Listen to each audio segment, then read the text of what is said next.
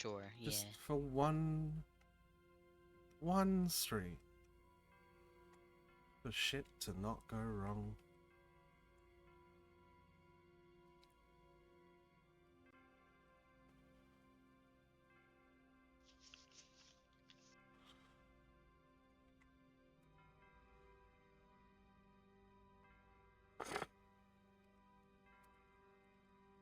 Alright. There.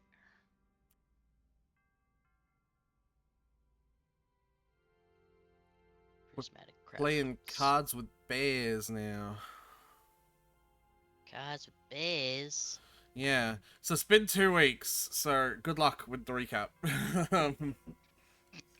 Because, fuck knows, I don't remember what the last shit that I happened mean, was. like, not a lot. Nothing ever happens, ever, you know.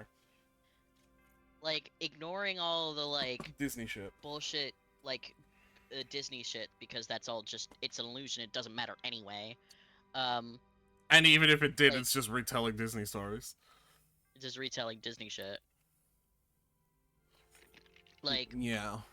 Sora, as we're going through this Castle Oblivion, Sora is gradually regaining memories about a friend that they're clearly retconning into the story.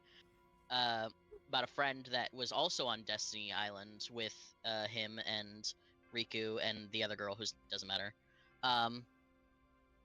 And her, we got her name last time, but I don't remember it. Nominee. Namine, right? And I guess we have to assume that Riku has just remembered her as well because he's suddenly very protective of her and like really mad at Sora for forgetting about her. And so like Riku tried to fight Sora at one point. Sora was like, "God damn it!" And we've also been fighting against these punks from the organization. It's not actually called the organization. It's called the organization. It literally is. Axel, don't forget it, and the other one who didn't tell me to remember her name, so I. That's the sole reason why you have forgotten her. Her name's Larsheen, and she's one of my favorites. Larsheen. Or, She looks like she has antenna. well, I think in this game they're pronouncing it Larkseen, but I think they retcon those pronunciation later to be Larsheen, or maybe that's the community preferred pronunciation. Or maybe no one played this game. Yeah, no, you're So- right. Everyone did not play this game because everyone thought that this is a shitty spin-off and not actually required for the main playing experience. And then when they played Kingdom Hearts 2, they were thoroughly confused because this game's finale directly ties into Kingdom Hearts 2 in an extremely integral way. So, Great. Wonderful. at least you'll be experiencing the Kingdom Hearts It's story. such a dog shit way of Yeah. telling the story. Oh yeah. Remember, that's what the joke is. This is Kingdom Hearts Chain of Memories, otherwise known as Kingdom Hearts... Oh no, Kingdom Hearts 2, otherwise known as Kingdom Hearts Chain of Memories. Yeah. And then Kingdom Hearts 2... Like... And then we'll be playing Kingdom Hearts 3, otherwise known as Kingdom Hearts 2. Like, at least Danganronpa, when it had the spin-off game with a wildly different playstyle than the other of the mainline series, it just added to the story, but it wasn't necessary for understanding the story as a whole. Yeah. It was just like, hey, if you want to see, like, we got another game. It's the you same... can see some other shit's going on. It's the same with Crisis Core. You don't need Crisis Core to know the story of Final Fantasy VII. It's just like, hey, here's an additional thing. Yeah, exactly. We just wanted to make it, so here you go. We should play Crisis Core at some point, actually. I'm surprised we stopped. I think I was so eager to stop playing Final Fantasy, Tyler. Which is I remember you asking me, like, I think in our Final Fantasy VII playthrough, you were like, would you be mad if we, like, went immediately into Crisis Core after this? And I was like, no. It's whatever. Yeah. Whatever you want to do. But then, I think in the week leading up to it, you got really into Kingdom Hearts. So you were just like, yeah, we're doing Kingdom Hearts. Yeah, we are now experiencing my yearly Kingdom Hearts phase. I have a yearly Final Fantasy phase, or like a bi-yearly Final Fantasy phase and a bi-yearly Kingdom Hearts phase. And like, we are now experiencing the bi-yearly Kingdom Hearts phase. So there is no Final Fantasy. It is only Kingdom Hearts. So yeah, Larkseen and Axel are like watching Sora for some reason. Mm-hmm. We haven't quite gathered. There was also another guy. There was Yep. another guy we learned about, and he tried to fight us, and he was all cocky about like, you guys are just toying with him, blah blah blah. And then he got his ass kicked. We kicked his ass real hard with our cards. So that was cool.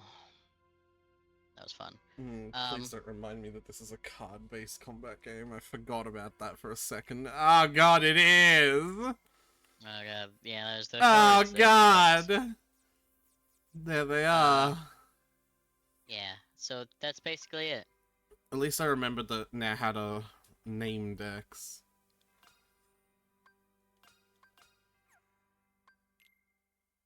So supposedly, according to Axel, or according to the mysterious guy, I don't think it was Axel, the other one, the mysterious hooded figure, just another organization member, maybe, or maybe it Yeah. was Axel and he was whatever. According to another hooded organization member in the beginning, there was something about losing memories to gain memories or something. Yep. So it's implying that we are forgetting shit as we're remembering Namine, and so Sora's becoming increasingly distressed about the possibility of forgetting about Donald, Goofy, or any of his friends who actually matter. So, Woof. and they keep reassuring each other, it's like, we'll never forget each other. As it's literally And happening. like, yeah. And it's like, yeah, sure. Like it is literally happening. Like I'm sure he didn't. I'm sure when he was like friends with Namine, he was like, I'll never forget Namine. Like it's not like he forgot about her because he just decided that he wasn't gonna intentionally remember her. Yeah. That shit just happens, man. Especially since you're in the memory forgetty palace. Like that's just kind of where we are right now. Forgetty. Oh. And if I know Final Fantasy tropes, amnesia is one of them. Yeah.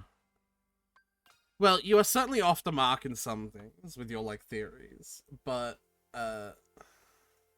why is... Oh, it's not full screen.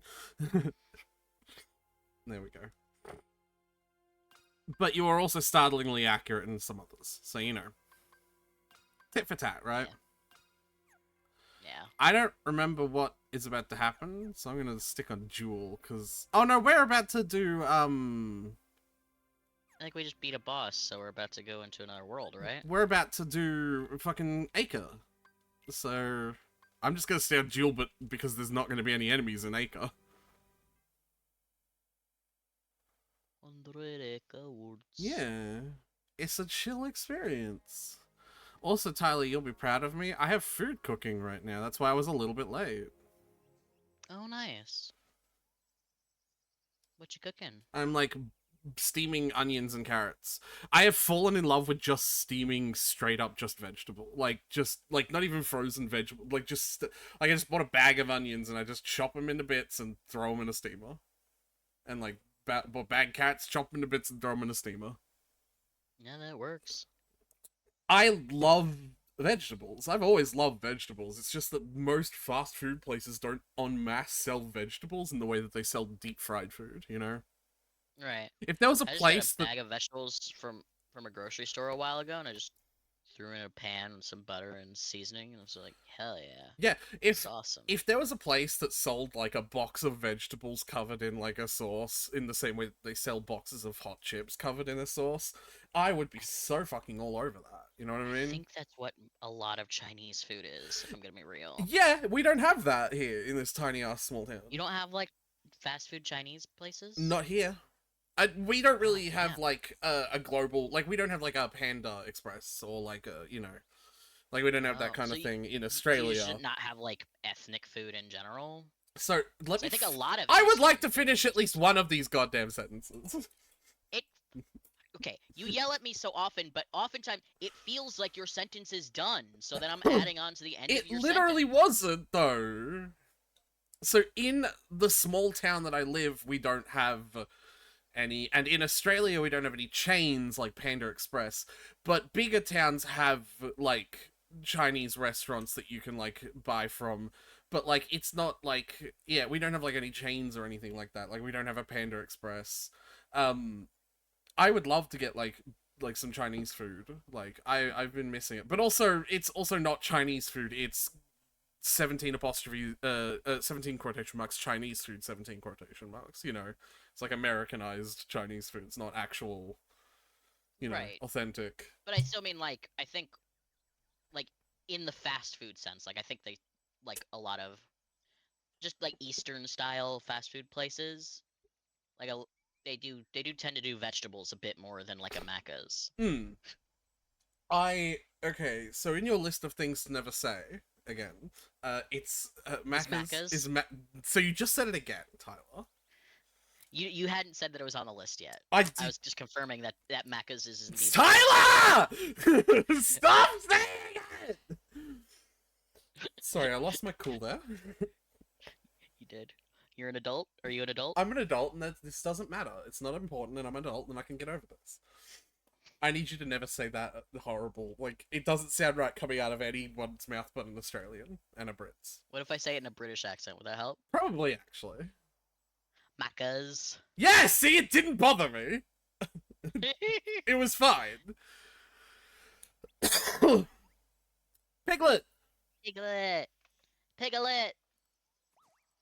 Hello, Hello. Piglet. Oh, you're so small. I forgot how small he is.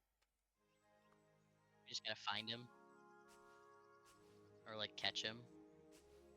Oh wow, he's fast.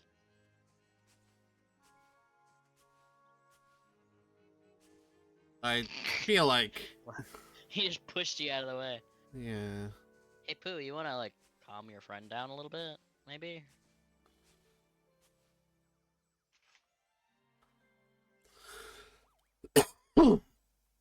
Oh! Oh dear oh me, don't mind me! You're so small. You're not Pooh's friend? Well, I'm not Pooh's friend. I'm... Blop, blop. You can do Pooh. Why, hello there, Piglet. Oh, it's you, Pooh! I'm so relieved I finally found someone. I got separated from the others and I was so worried I didn't know what to do. That explains why you were so fidgety. Hold on a moment, I'm checking No, the that's timer just on my me. phone.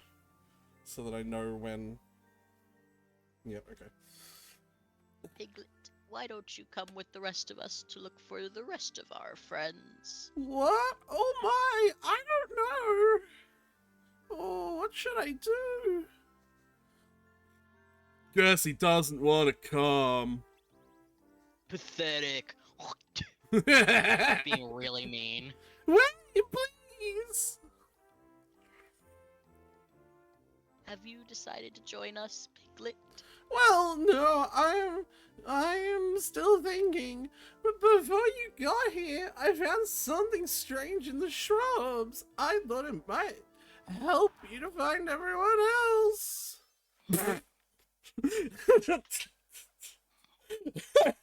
Yeah, the ability confuse. I was gonna say, this is the phone that's linked to the GPS tracking chips I put in their necks while they were asleep. Piglet? Oh yes, I do remember that.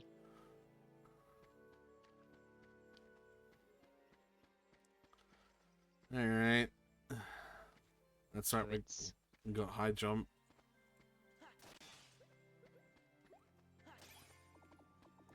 Whoa. Car. Man. Fuck Rabbit's house. Yeah, that's there's that. Was that just a tree or? Yeah, I thought so. Looks like it's just a... The yellow the flower text in the brown tree, I Moogle thought. P! The text is in the font. I need to get more Moogle P to show you this. No, come on. Something drops. No more Moogle Moogle P for you. piss. God damn it. No! Do.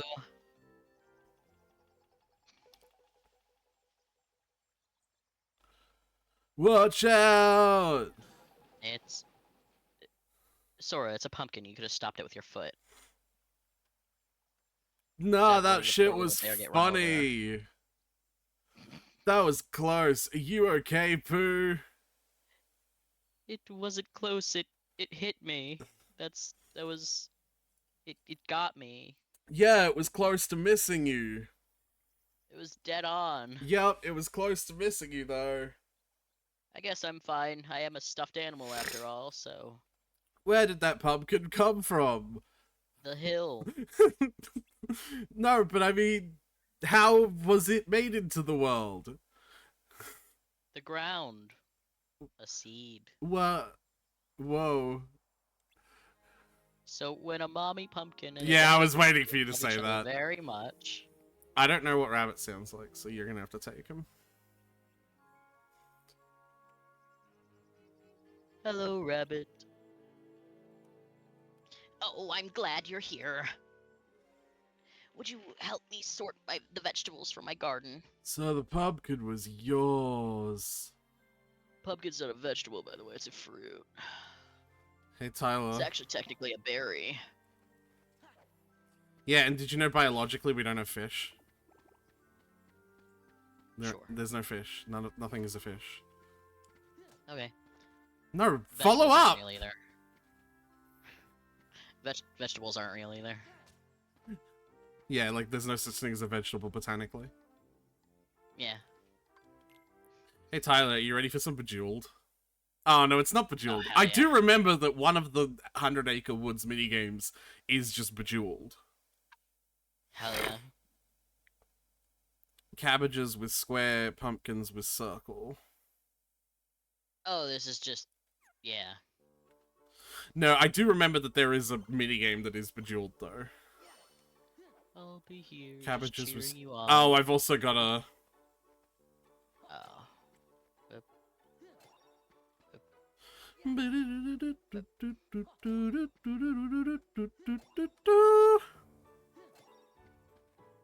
And the image had an image of a giant pumpkin and hitting triangle, so I'm going to keep that in mind as well.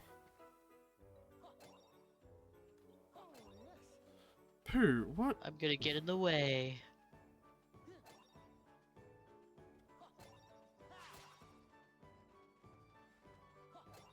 Oh, so stop it from hitting him.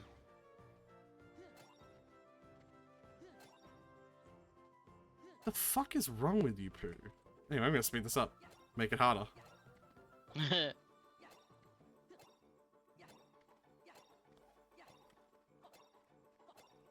Just a little absent-minded.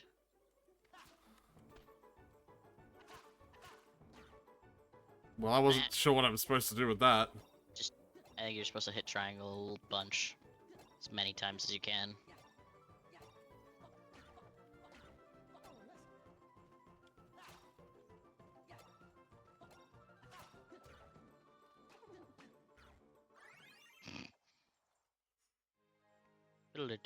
Yeah. Oh wow, he really let Pooh get bowled the fuck over, huh? Thank you for the help. Please take this, won't you? Yeah, it was funny. It was pretty funny.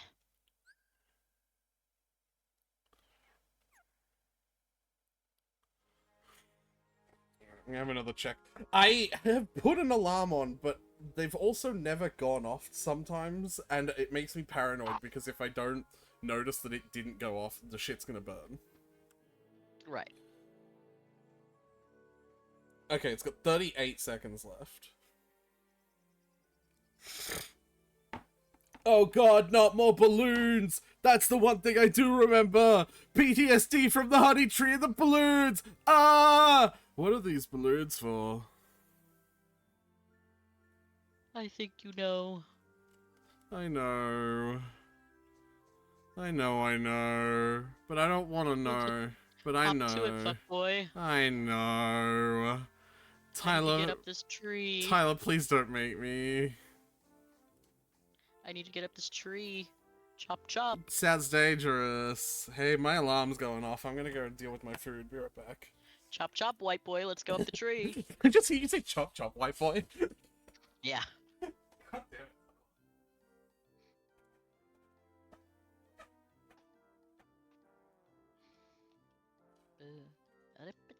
Dip-a-dip-a-doo.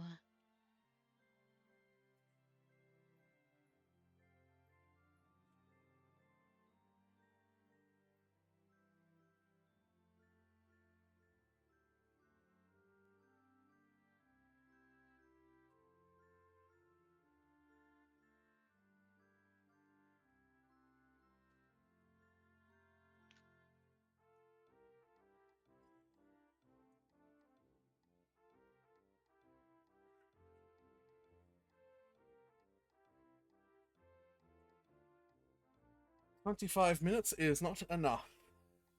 Okay, Google. Set a timer for 10 minutes. Got it. 10 minutes.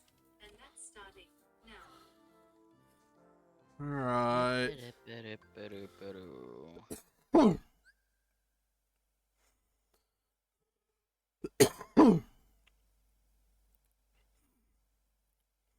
Okay, it's not like the weird platforming one that Sora had to do last time.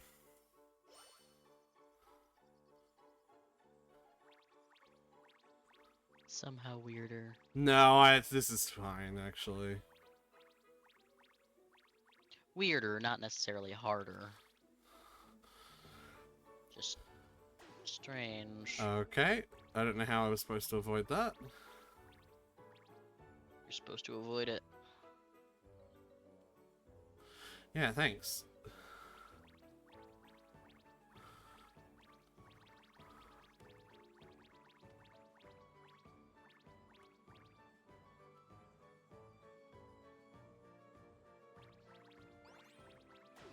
Cool. Cool. Cool.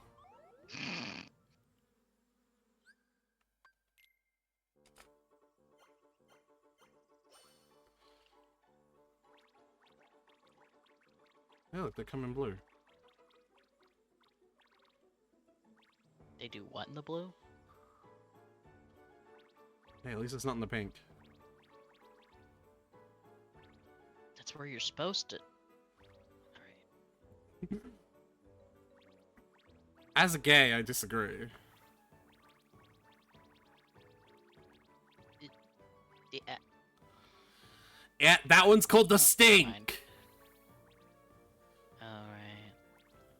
You know, two in the pink, one in the stink. That's terrible. Have you never heard that before? Ah, some No, I buttons have, and I just bees erased that I them in couldn't my- see! Oh, yeah.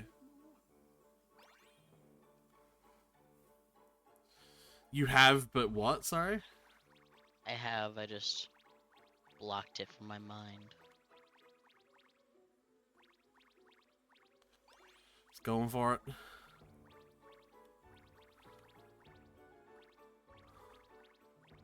The lines are fake, by the way. Like, the lines that they're drawing for you to go around are, like, bait. Because if you follow them exactly, the balloons will hit the logs all the time. You have to, like, watch where the balloon... You son of a bitch. I didn't know how I was supposed to deal with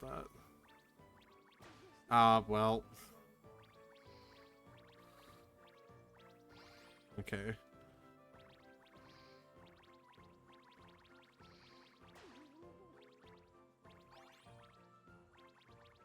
Alright, now we're getting the big boy numbers. They're all solid squares.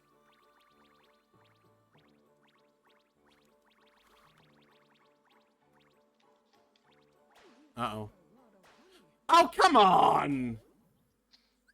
Oh boy, do you want to do this for even more time, Tyler? Yes. Congratulations on saying the incorrect answer. Well, pull up a Reddit story. Let's fucking go, Bromeo. Alright, I just finished my starter day, so it's saving and I'm gonna close it. Bitch, you still won? Alright. Well, I wasn't doing it while we were reading the dialogue from before, so... Odd Job says pet your animals. Alright. Hey, get back over here. Alright. My brother and sister-in-law have been married for 8 years now. both brought a daughter into the both brought a daughter each into the marriage. My Mhm. brother brought May, 16, into the marriage, and sister-in-law brought Ava, 15, into the marriage. That's my come alarm. It's time for Tyler to come. Beep, beep, beep, beep, beep. Yu-Gi-Oh voice. It's time to come. Let's get ready to come. There are so many good like media references of like Announcement voice. yeah. Announcement voices. Alright, the girls have never ever liked each other or gotten along. Everyone knows the two would rather do anything than spend time with each other. We've all been around when they fight. We've all heard them say mean and cruel things to each other. They're both as bad as each other. It stems from jealousy. I wouldn't make that fucking judgment call by yourself, bucko, but alright. May doesn't like sharing her dad when she already lost her mom. Ava is jealous that May has a dad when her bio dad walked out on her, and she's insecure about May being my brother's bio daughter, even though she calls him dad and he calls her his daughter too. That makes May more jealous of sharing her dad. We were always told not to get involved when the girls are being mean to each other. What? Don't get involved. Ow. That's not good Like the advice. extended family. Yeah, that's not. I don't think Like, that's... obviously the parents should get involved, but I kind of get being like, just, you guys don't, like, we'll handle it. You guys don't, like, involve yourself. For, like, aunts and uncles and shit. Just, like, let us deal with it. Oh, come on. kinda get I'm that. so If fucking they're close.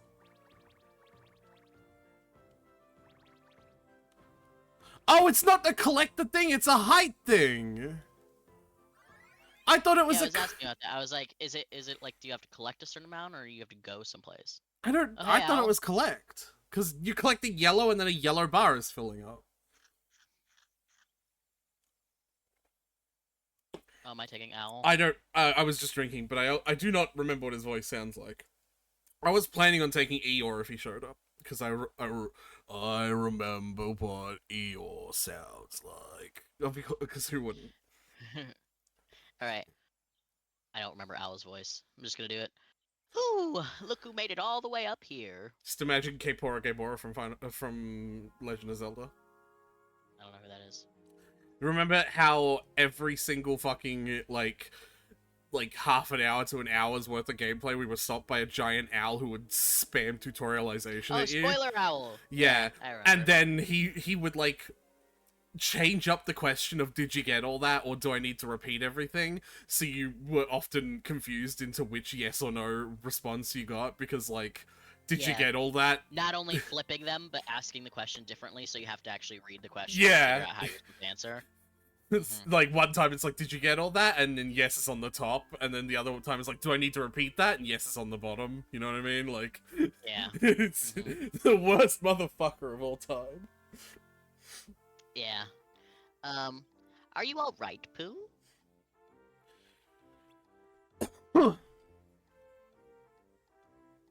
Oh yes, Owl.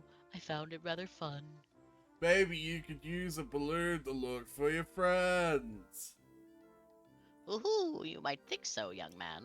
But I can fly. I'm just choosing not to help. But serious problems arise when you arrive at your destination. What the fuck does that mean? Once you find your friends, how do you get down to them? The balloons literally descended on their own unless we press the button to make them go up. Ah, but you see... No. You're right, Fuck why you. didn't I think of that? We have different minigames for you to play. You can't just do that one. Please, God, no You more see, minigames. A balloon only goes where the wind blows, which is usually up. That's literally No, it isn't. categorically not true. That's just 100% not true. Yeah, that is categorical. Like, the wind almost always blows sideways. Firstly, it's, you know... Parallel to the ground. Yeah. Yes, I'm familiar with this, being as I'm a bird. Yeah, I feel like you'd have to. But also, like, balloons that aren't filled with, like, helium, they sink. Because it's They'll just heavier. fall, yeah, Because yeah. it's heavier than air. Helium only goes up because it's lighter than air. Yeah, and that has nothing to do with wind either. That doesn't have. Yeah, right. You're right.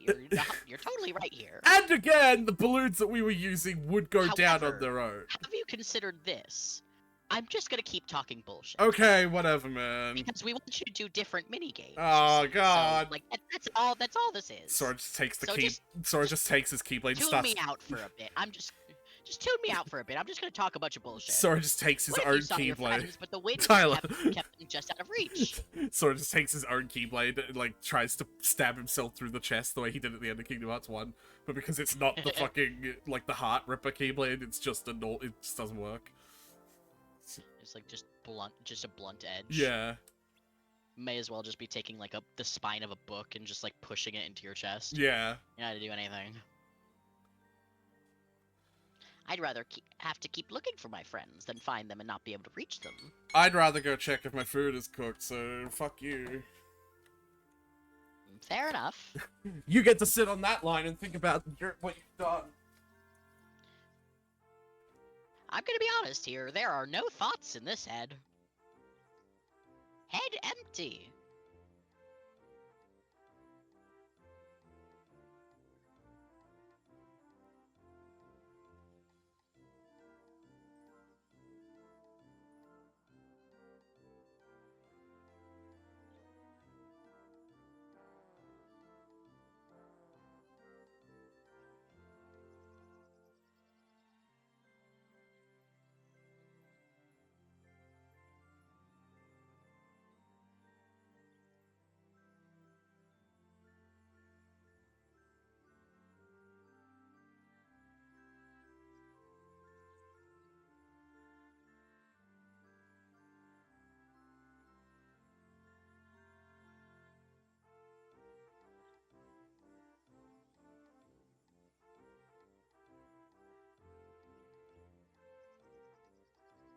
Play victory music, because we have a winner!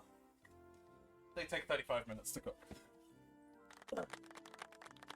Oh, you fuckwit. You told me to. I can edit the soundboard in my own server. I should add some of the victory musics from Final Fantasy, and you can just play them. I'm just gonna wait for the microwave to finish cooking my pies then. Because I'm having pies and veggies. Nice. You've got a point. I'm supposed to say as part I of my wasn't script. listening. I wasn't listening. I'm just gonna assume if I agree, you'll stop talking eventually. If you want to find someone, you'd best do it on foot. Not like you have a choice, am I right? It can be quite exciting to stumble across a friend where you least expect them, because you can't fly and survey the area and know where to expect to find them. Yeah, so here's what's gonna happen, Mr. Owl. I'm gonna take forever to find my next friend, and then I'm gonna tell them that it took me forever to find them because a bird refused to fly to find them. And then they're gonna ask what bird. And what am I gonna say to them, Mr. Owl? What am I gonna say to that friend? As soon as they know it's me, they'll just be like, "Oh, I trust Mr. Owl. He's my good friend after all. You wanna bet on that, I'm buddy? not gonna trust some twinky white boy You wanna bet on who that? I've never met before. You wanna bet on that one, buddy? I'll bet. How much money do you even have? I have 2,168 Moogle piss. But how many American dollars do you have? What the fuck is an Because American... I have fat stacks of that. What the fuck is an American dollar? Anyway, Pooh, say your line. Well, that's how I feel. When I stumble across some honey. Yeah, well, honey doesn't have feelings. That's the spirit, Pooh. Keep moving and keep looking. Do you know bird bones are hollow and they're really easy to break? No reason in particular I'm saying that. You'd have to fucking catch me. Thank you, Owl. That's what I'll do. My tummy is anxious for me to find that honey. Are you sure you're not anxious to find your friends? What the fuck am I doing here? You all suck. They're fine. This is like a really peaceful woods. Yeah. Like there's little consequence around here. Have you noticed? Yeah, I suppose you're right. Splendid. Here's something to speed you on your way. Oh, cool. It's not even a physical thing I'm giving you. I'm just giving you the idea of combining some cards together. What's a card? Wouldn't you like to know, white boy? Jesus Christ. Remember this area? Oh, hey, there's a friend. Looks like you had to walk all of 10 feet. Woo-hoo-hoo-hoo! Hey, how would you like to bounce with me? Cool. Like, You're hi? coming on real strong, buddy. Like, hi, hello, nice to fucking meet you or something? Yeah, greetings. Small talk. Oh, hey, look at that over We there. often use it to break the ice. Before you jump right into, would you want to bounce with me? I would buy me dinner first, maybe. Ask my age. Hello, white boy, you wanna fuck? There's a chest What a up. fucking bounce! There's a chest up here. There sure is. I'll Maybe you gotta learn to bounce first. Yeah. Definitely. Absolutely. I definitely have nothing better to do. Oh, okay. If you just one stump.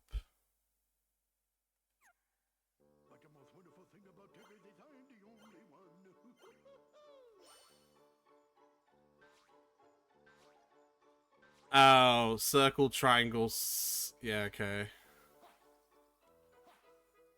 So it's a memory game. You gotta help me with it then. Hey. Circle, triangle. Oh, it's also gonna repeat the same thing. Okay, circle, triangle, circle, triangle. I'm not gonna speed it up during his phase, don't worry. Circle, triangle. It's Simon Says from Keep Talking and Nobody Explodes. Okay. Okay! X square. Triangle, Circle, triangle, circle, triangle, X square. Okay. Cool, triangle. Circle, triangle, circle, triangle, X square, triangle. Okay. Circle, triangle, Circle, circle, triangle, circle, triangle, X square, triangle. Alright. Cool, triangle, Circle, circle, triangle, X, Circle, square, triangle, X square, triangle, square, circle. circle. I don't think I need to remember all of them. I just need to get to 25, so... Cool, triangle, Circle, triangle, circle, triangle, X, square, triangle, square, circle. Yeah. Circle, X, square, triangle, triangle, square, X, circle, square. Okay. Square. Circle, triangle, X, square, triangle, Whoops. square. You fucker. I can't believe you done this. Not bad at all. Hello. We were just trying to bounce like you, Tigger. I'm surprised you can keep up with me. Except for that fucking mistake at the end. Well, I can bounce with the best of them now. Also, that's not a it's a memory minigame. There's nothing to do with actually bouncing. Is that so? Then let's see you do this. Whoa, it's the same thing he was doing. What do you think of that? Mostly couldn't see it from the angle down here. It's exactly the same. I could never. Mostly because I don't have a spring tail. Just biologically, I couldn't do You it. don't have to do it like me. Bouncing is best when you do it your own way. Cause I'm Tigger and you're Thora. Woo-hoo-hoo-hoo! You didn't ask my name. You just. Oh, I forgot what these are all illusions. Tigger, I think you dropped the concept of a card combo. Oh, you can have it. I found it on top of a tree when I was bouncing. You can have it, Thora. Kind of weighs me down when I'm bouncing. It's. I like to have no thoughts, head empty. When Yeah, I'm I was bouncing. gonna say it's I literally can't just. carry around conceptual ideas. Is that supposed to say idle romp? Like, is that supposed to be like a weird pronunciation for the word idle? Is this something to do with Bambi that I don't? I think it's Because I could also see it being like a proper. idyllic. Because I could also see it It's being like, idle, but like idyllic, not like idle, like. because I could also like see it not being a doing proper name, like idyll, you know. No, I think it's idle, like idyllic. Okay, how do I get the chest though? You go fuck yourself is how. But Tigger, Maybe come back here when you can glide. shit, you're right.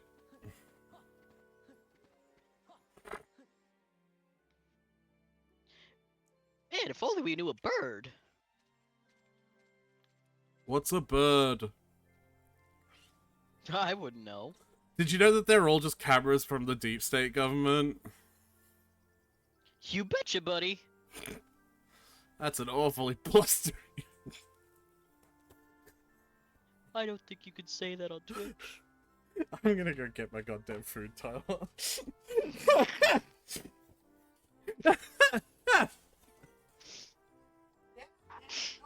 Is this how far we've fallen?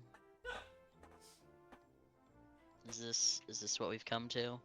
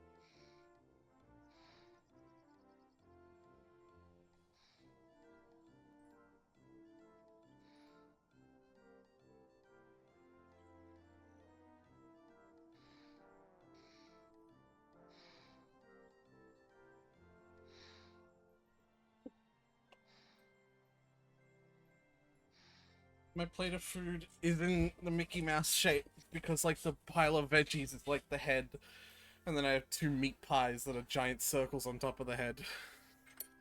Nice.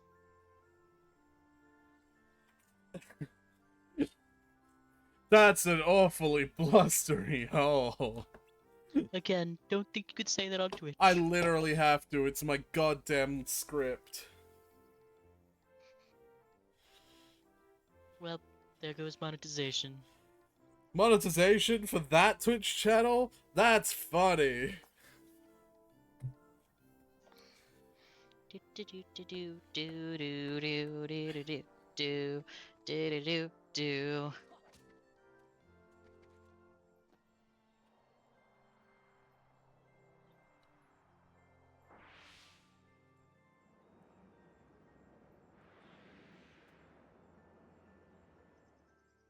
Oh man, we could fly, so we can see people better.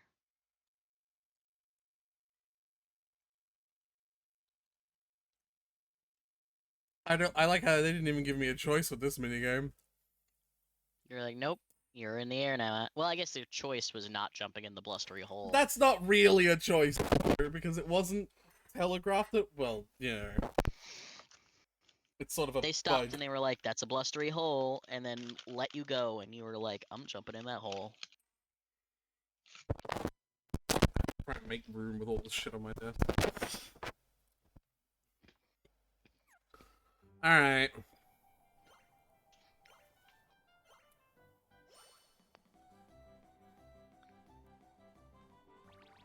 Hey, remember this, by the way. This style of game mode. When we eventually play Dream Drop Distance, this is the entire premise of the Between Worlds gameplay. Nice. I'm not even kidding. Nope, I believe you.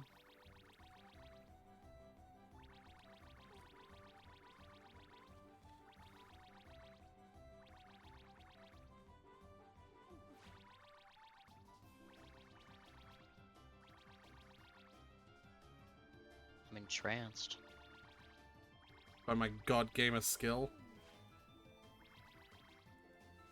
God damn it.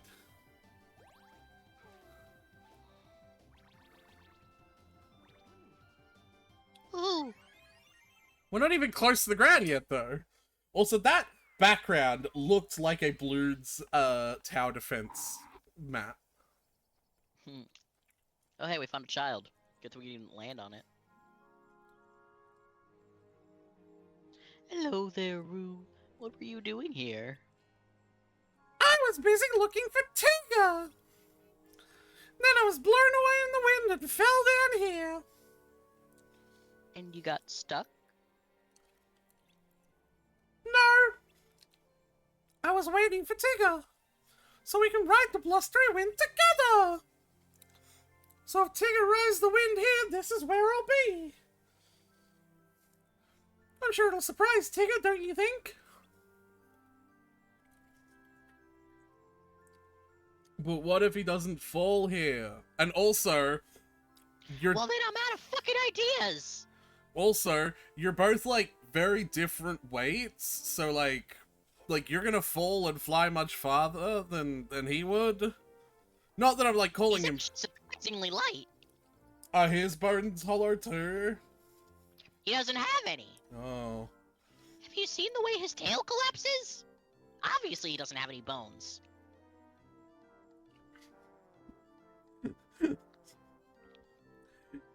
I had $1 for every time Tyler made a furry sex joke without realizing that they made a furry sex joke.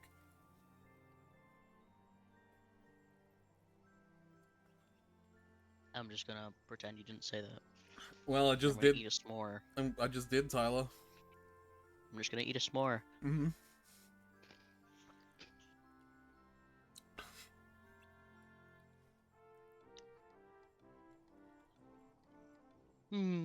Yes, if Tigger rides the wind, his bounces might bounce him even further away. Well, I was getting a little lonely and tired of waiting for him. He's also not coming here. He's bouncing on the logs over there. He's not looking for you. Whoa, pig. No. Who? Why did that take me that long? Yeah, like...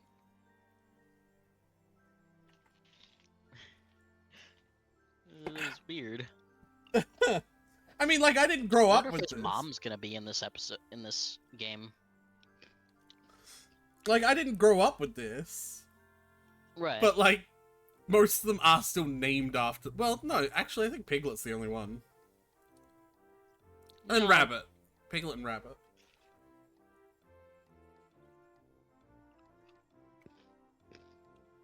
Tigger just has one extra G. Yeah, I still really think they should have thought of that. I Thought think that it's through. just... I think it's just Pooh. That isn't named after what the animal he is. Eeyore isn't. Oh, yeah, Eeyore. I still really think they should have thought through the idea of naming him Tigger.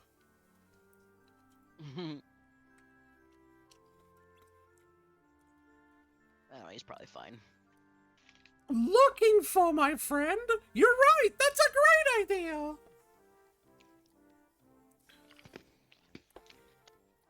Here, I have another ephemeral concept of card combinations. Why do you take it?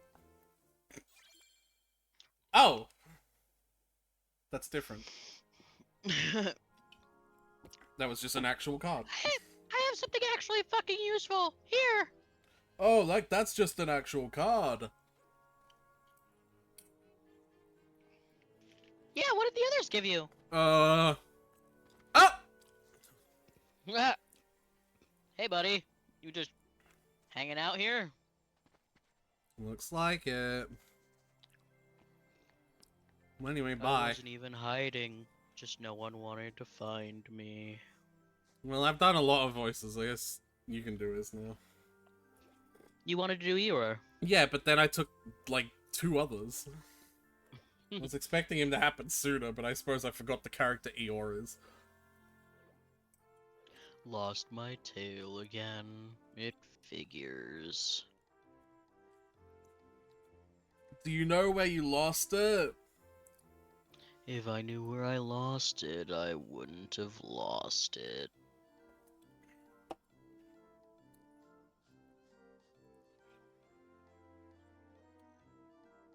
Please don't eat my tail, Pooh. We didn't actually read Pooh's line. Oh right, I forgot Pooh's me. I was just waiting. Like, oh yum, I found it. I knew if I just listened to my tummy, it'd find me some honey. Probably upset the bees, though. Taking their honey, that is. Oh boy, do I get 2 minigames in this map? The bees frighten me. Sorry, just the way that was phrased Yeah. was strange. The bees frighten me. Yeah, I would love to take some honey, or... The bees, they frighten me. Okay. What the fuck? Oh, it's just combat. It's just combat. Fight the bees.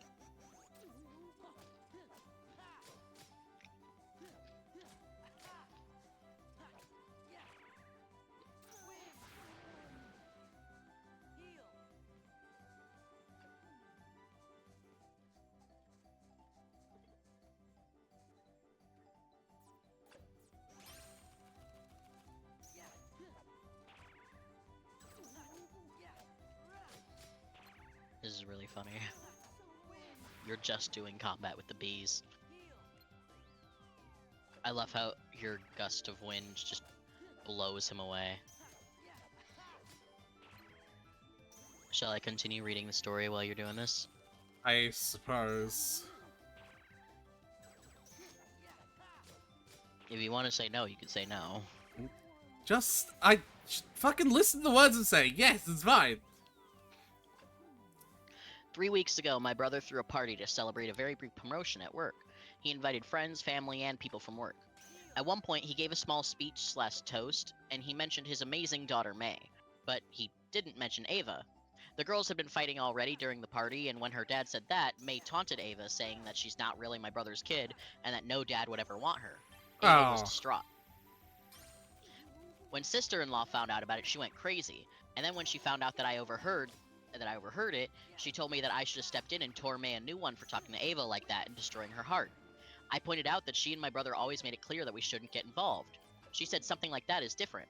I asked her if the time Ava told May her mom didn't love her enough to fight cancer to be with her, if that was different, or if I Oh. should have torn Ava a new one for that.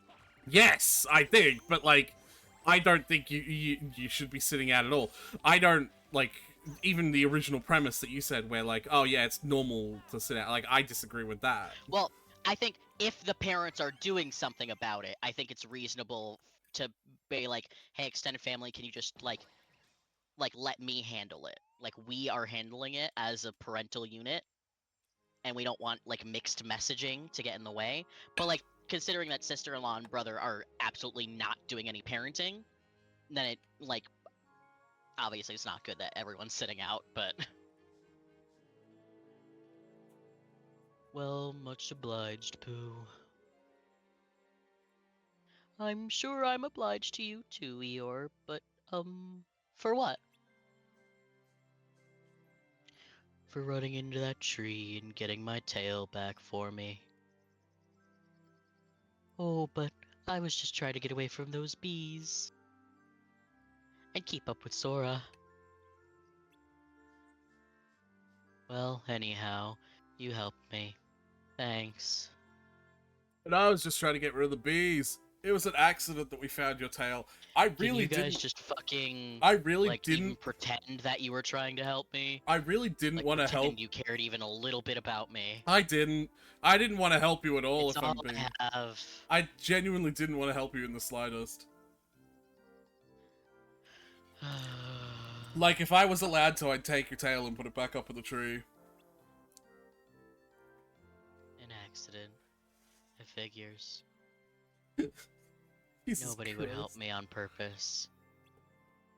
Nope, you're a loser. But I'm still obliged. Thank you, Pooh and Sora. Go fuck yourselves. You're welcome, Eeyore. Here's something for you. Hey, it's okay, Eeyore. It was just an accident. I can promise it'll never happen again. And this is just a concept of something that I just thought of, so it's not really worth anything either. It's the accidental part of my thank you. Nope, he gave an actual The item whole out. thing. Those I are just thought it into existence. yeah. Elixirs are very, very special. You know how we have premium cards that can't be, like, reloaded? Yeah. Elixirs can reload Let's them. just reload them anyway. Yeah, but I do remember Elixirs you. don't get reloaded when you do the manual refresh on your deck. So you still So only have elixirs as are many... premium in their way. Yeah, so you still... and they can't be reloaded with reload cards, either. Mm-hmm. Isn't this the start? Yep, sure is.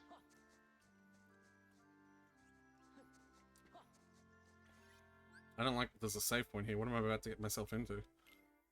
The 100 Acre Rose boss. Is there gonna be a boss here? About to fight Christopher Robin. That'd be terrifying. Gonna fight Kanga! I just can't... What? Yeah, I'm confused.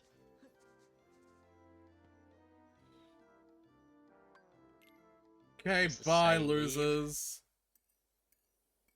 Just picked up by a UFO. I guess we can't go any further. There's like a mid-sized log in the way. Pokemon be like. Truly. So, Pooh, wasn't it more fun looking for friends together? Well, also because we actually found them, because I wasn't really looking that hard.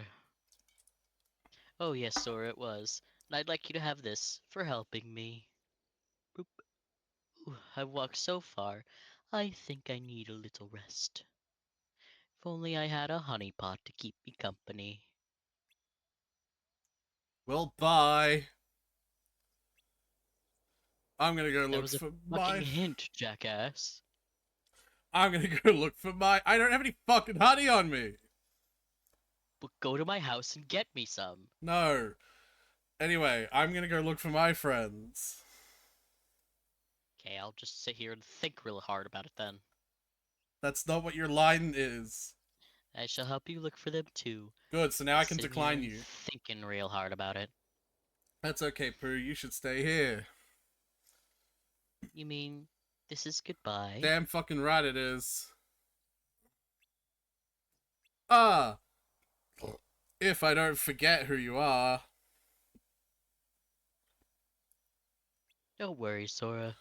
You can count on me.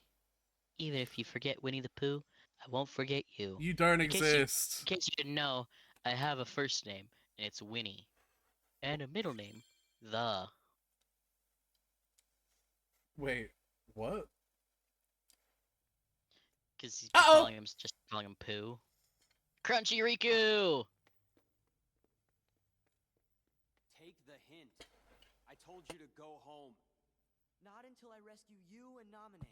And I don't remember ever asking you to rescue me.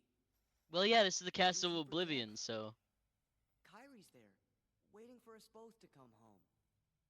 You're the one who forgot.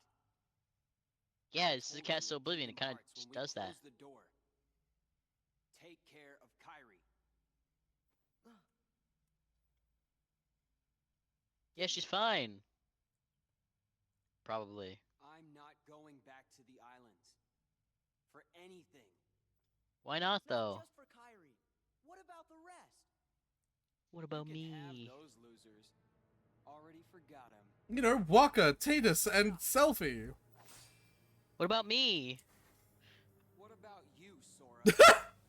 Yes! Actually What about remember me? what they all look like? Of course I remember. Who gives a shit? What about me?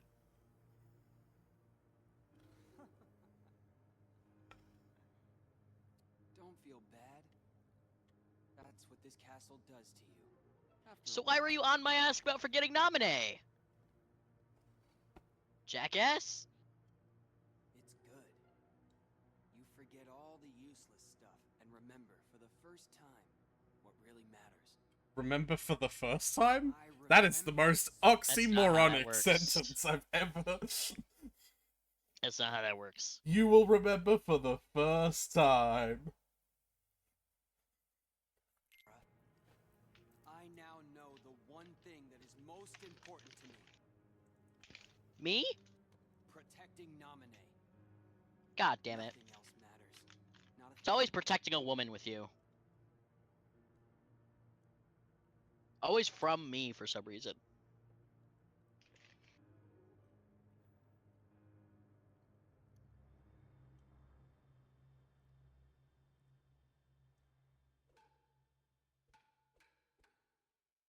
Hey, are you seeing the hallucination of us as kids too? Hey, Yeah, but I'm choosing to ignore it. I think I'll jog your memory. Go ahead and try.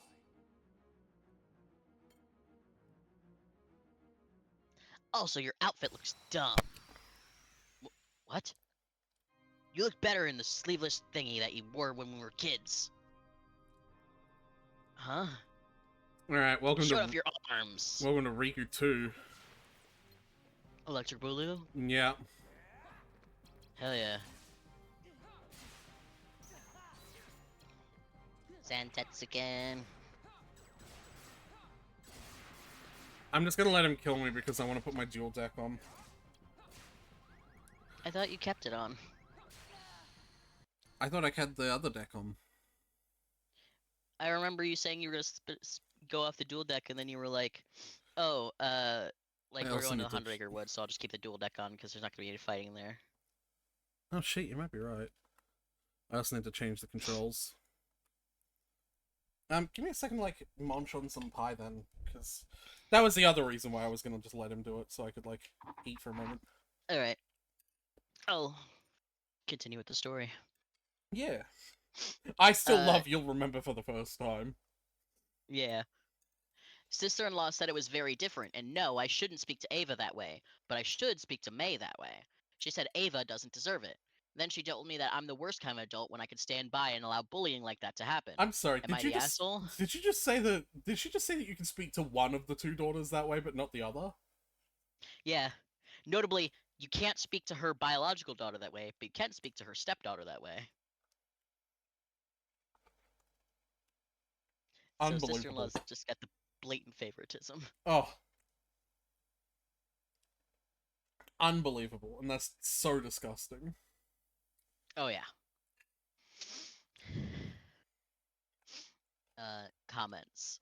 Whoa, these two girls have been in each other's lives since they were young, 7 or 8, and this animosity has been unchecked? Was there any counseling to blend? Yeah. Because this consistent level of anger has been well cultivated. Yeah, I'm like... Also, I feel like what they need Yeah. is therapy. I think they've needed therapy for A very long time. They needed therapy 9 when... years, maybe? They needed therapy when the split initially happened. Because you always need therapy to deal with that. Yeah. Like when the split happened, as the unification was happening, Yeah, just throughout the process. absolutely. Also, I'd like to add OP's brother leaving out a child he's raised since 7 years old, and his little speech wasn't very nice. In my opinion, your brother and his wife are huge assholes here. Follow our commands, but also read our minds and adjust accordingly. And wow, your sister-in-law is such a hypocrite. I can't believe she actually said that it was fine for her little darling to taunt your niece about her mom's cancer. I'm curious though, what does your brother think about this? What Ava said was way crueler and more fucked up. Clearly a sister-in-law just wants you to stand up for her daughter and not for May. Yeah. And she also implied that May deserved those comments about her mother.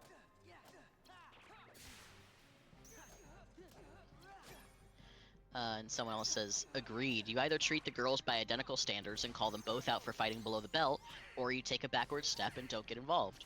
But damn, that family is dead in the water once those two girls are adults. I'd never forgive my father for keeping me in a home with someone who said that my mom died of cancer didn't love me.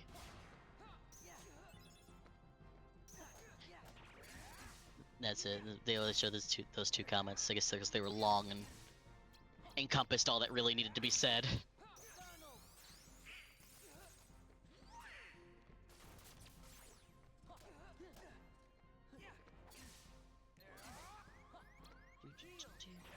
Oh, come on.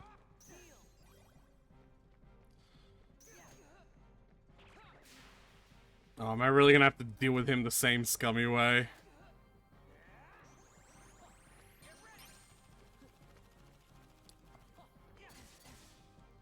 What's the scummy way? Can I fucking dodge in between your goddamn moves, please? That was the thing that pissed me off last time. Yeah, okay, cool. Don't you remember the last time I fought him? No. The fucking, like, just using one card every single time he did a card. Oh.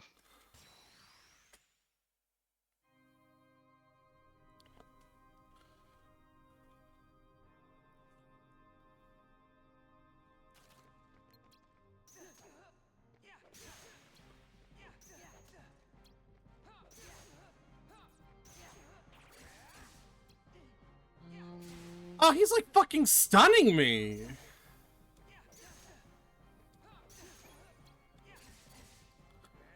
I think he does tend to do that, yeah. No, he does not tend to do that. What the fuck? I was making a joke about how Sora has a crush on him. Yeah, I don't... Riku fucking 2 is gonna be so... This is the two of the 4 times I'm gonna have to fight this motherfucker. I don't think this is the time for fucking... I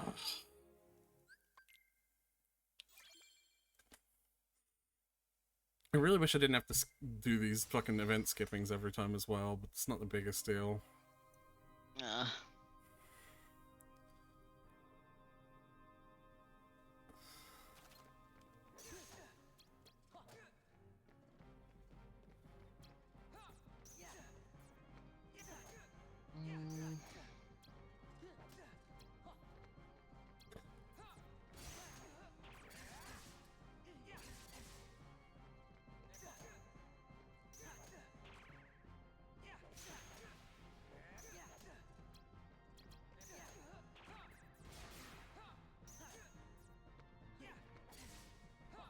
Oh, fuck off.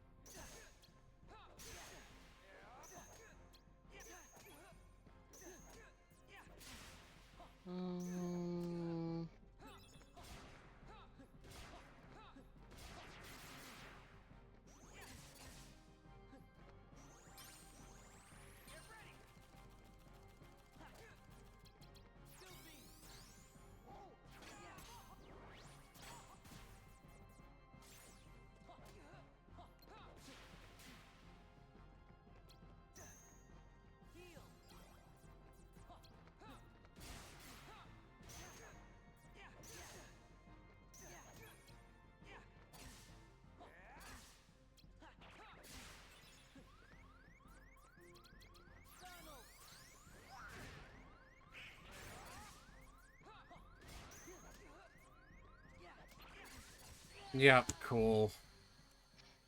I believe in you.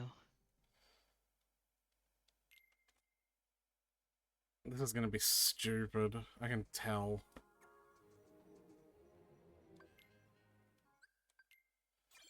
I wonder if it's too late to change my difficulty.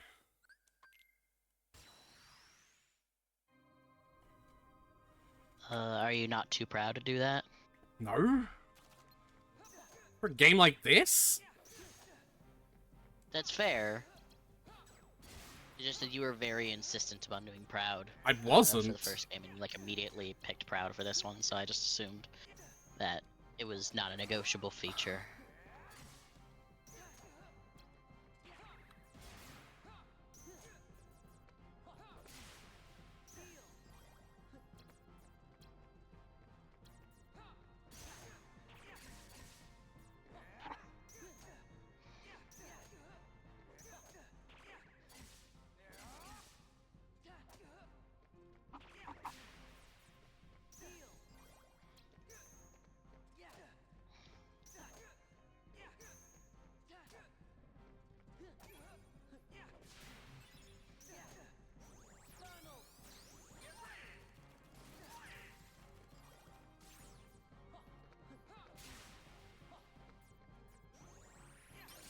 I'd really fucking love it if it stopped unlocking me from the goddamn enemy.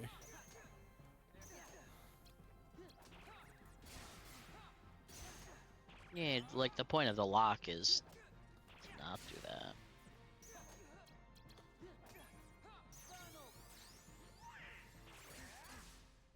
Fuck off!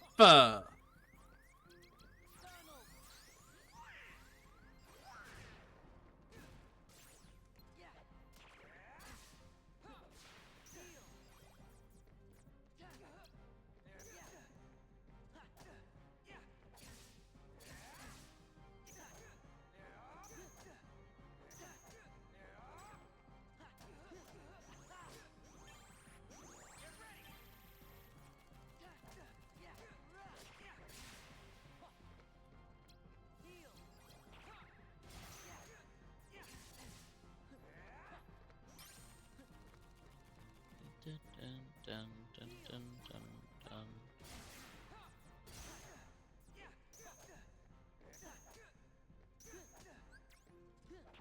Oh, now he's made all his cards stronger because that's a thing that he just does. Ah, wonderful. I was hoping you'd do that. Gah.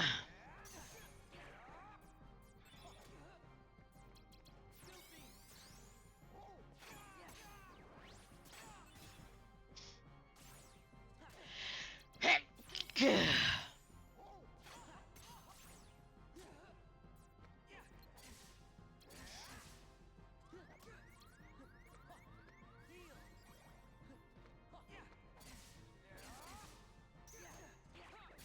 Can I please fucking move?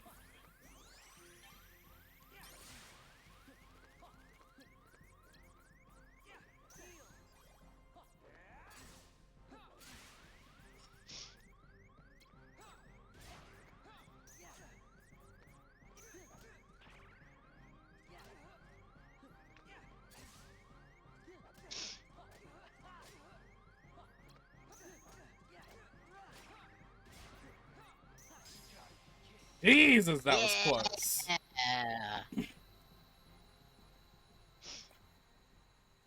Jesus Christ. Alright. Yay.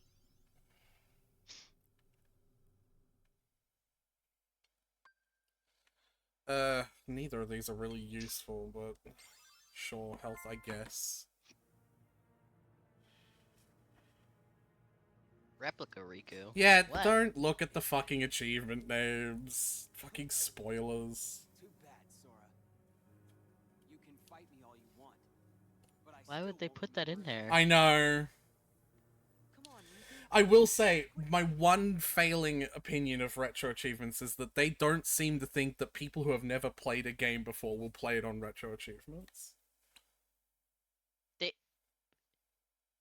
The only way I'd have access to this game, I think, would be through retro achievements. That's objectively not true. We literally just tried to play it through Steam. It's also on every single console. That's true. I would. Like, I don't. It's just a really easy way to access games. So it's like I feel like you should assume that like, especially like Easy? older games that might not getting them on retro achievements. Yeah, it's super easy. No, it's the hardest of all of them. The others are legally purchasing them. Well, I mean, like ones you can't legally purchase, because there are some on there that you can't anymore. You just can't access them. So I think like that.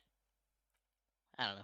No, I just like, feel like you are achievements just shouldn't have effectively spoilers. you are effectively right. It's just that arguments are not working for this game because, like, Right. the argument of they shouldn't have spoilers in the achievements, though. Yeah, 100%.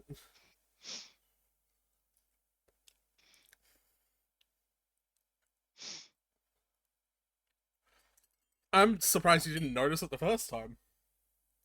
I think I was probably looking away. I don't know why Probably you at a do Reddit that. story. You would not be reading a Reddit story while I was fighting Rico. I can guarantee you that much. I might have still been looking at a Reddit story though. Let's go help nominate. Together. Right. So like you. Sora, you're always trying to worm your way into my heart. Hold on. Yeah, well, that's... When did I ever do that? Right now, you're doing it right now by being so fucking adorable. You never cared. Stop being I cute. never mattered to you. You're making me question things. You won't push me away. I'm not questioning anything. I already know I'm gay for you.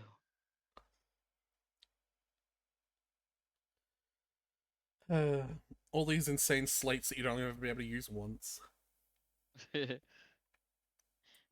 Me and girl crush from work are having fun watching Naruto from the beginning, and every time Sasuke's on screen, I just go in like a poor imitation of Sasuke's voice. I'm just like, God, Naruto's so fucking cool. I'm just playing Sasuke, who has like an insane crush on Naruto at every given moment. So like anytime Naruto does like so much as fucking breathes in his direction, he's like, fuck, he's so cool. It's really funny. Does Girl Crush appreciate it? Yeah, she thinks it's hilarious. It does seem like the kind of person that you'd make friends with.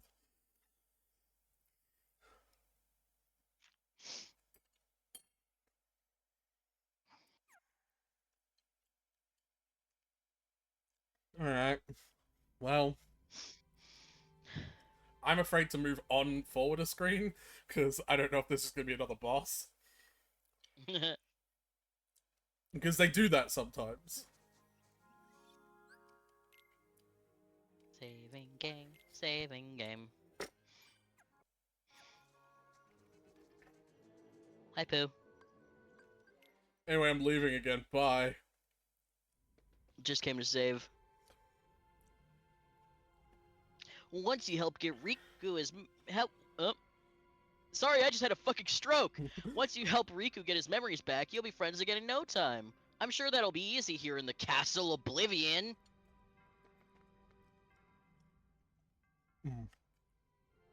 Riku is so stubborn. Has he always been like that?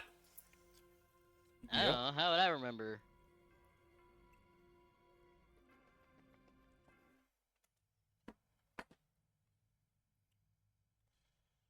Hi, I'm Namine. I haven't existed. Until, like, right now.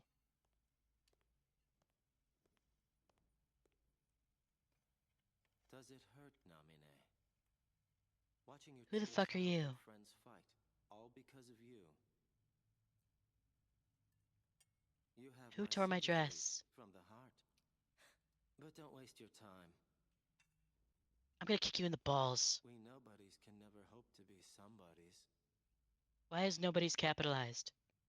Cause it's a proper noun. Bub bub bub bub bub bub. A proper noun. Ba-da-da-bub bub Is that bub a bub. band? Are we in a band? I've always wanted to be in a band. I don't get it. Riku and I, we both want the same thing. Clearly Both not. of us want to help Namine out. How come We're fighting each other. Because every time he shows up, you pull out your Keyblade and start hitting him. Argued about stuff in the past, but Could be because you care what happens to each other. I really thought so too. But maybe Riku doesn't. You can't give up your friends. Time together. Sora, Riku, and what is her name? Which one? There's 2 girls now. It seems our memories are fading mighty fast. Sora, we gotta hurry. I bet Riku. Did you will write it in your come journal? down If you just talk to him. What's Oh yeah, a because that worked so well the first time. what's a journal? We're never apart. Me and Riku and Namine. Damn, just straight up erased Kyrie from existence, huh?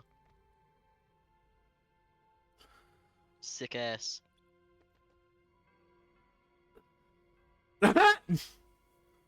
There you go. There's your answer. Can't think of her name. Yeah.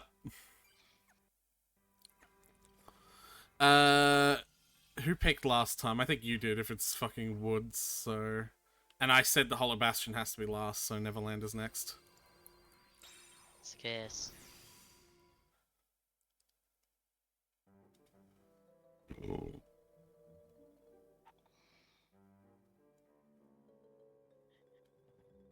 I'm back at the fucking ship again! Oh my god. Where are we now? Back at the fucking ship again. The floor is kinda unsteady. I can hear the ocean, too. I know. We must be inside of a ship. Mike is doing its thingy-majiggy.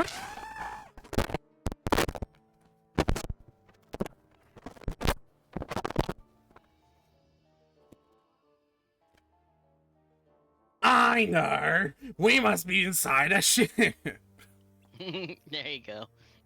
Well, we better find a way out. But which way do we go? What? Who are you?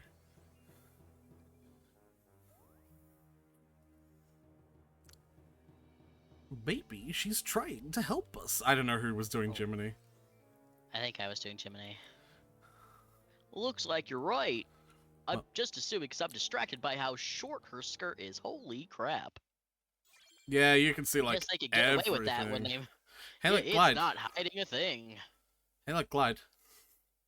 Nice. Guess they could get away with that when they made her just a ball of light, huh? Guess where we're going. Backwards! Back to the 100-acre woods so you could glide.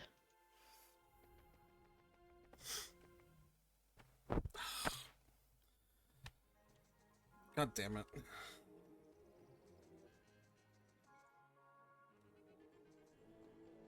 No, I didn't want to do this! Nope, you're blustering now. Nope. Damn it. You were really hoping I wouldn't be able to quit that, weren't you? Yeah. That'd be funny. Why? Why would my pain be funny to you? It's so funny. Alright, I have another story. I decided to restructure my playlist. So videos that are most recent will be first in the list. Why? So, cause the video that was like at the top of the list that I was looking at before, is the one that's been in the list the longest time. Like that was that put in, that was Yeah. like the oldest basically. And I was like, I'm pretty sure I added another video with this story to it recently that probably had an update or something. Let me find that. And then I was scrolling through 500 videos trying to find it. And I was like, this would be easier if I just went from like most recent backwards, because that way if I hit a video with a story that we've already read, then I know that I've hit a more recent video that probably had an update or something. It's like I know I'll hit the videos that have updates on them first, rather than like reading like a version of a story that has like 2 updates on it, and then like a year later when we get to a later part of the video, it'll be like, oh yeah, here's that same story, but it's got 4 updates on it now. You know what I mean? Not really, but alright. Makes sense to me. So.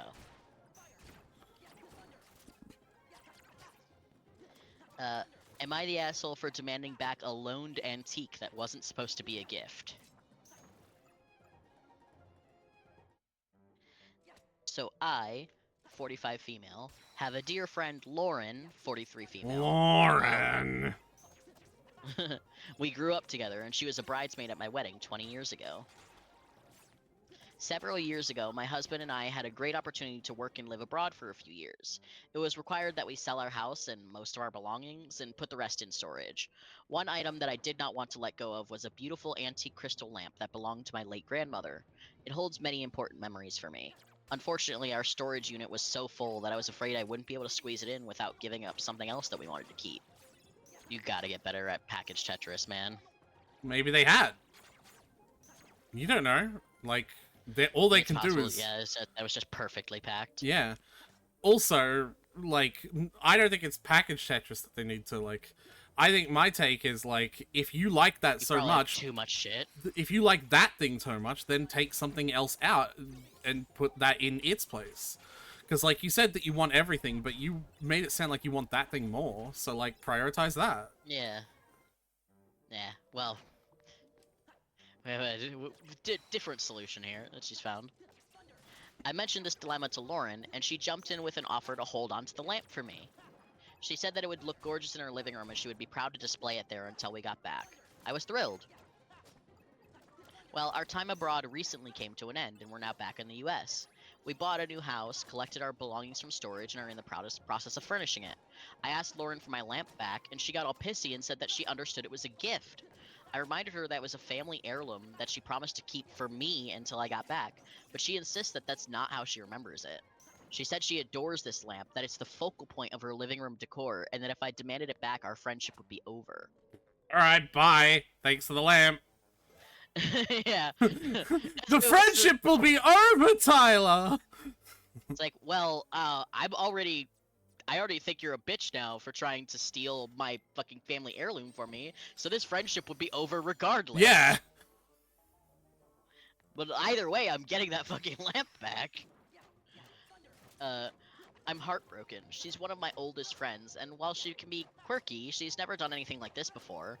I don't want to lose her friendship, but I also don't want to lose a treasured family heirloom. It's also worth quite a bit of money. It's appraised at over $2,000. To be clear, I'm 100% confident that I did not tell her it was hers to keep. Given our lifelong friendship, I thought it was safe to leave it with her. I can't even fathom why she thinks I gave it to her. We're not rich. I would never give a gift that expensive to anyone. Not rich, you could just buy 2 houses. Well, they were selling the houses probably to fund the new house, and they were getting a new job, so... I don't care. Say not rich, but you can buy a house, it's not.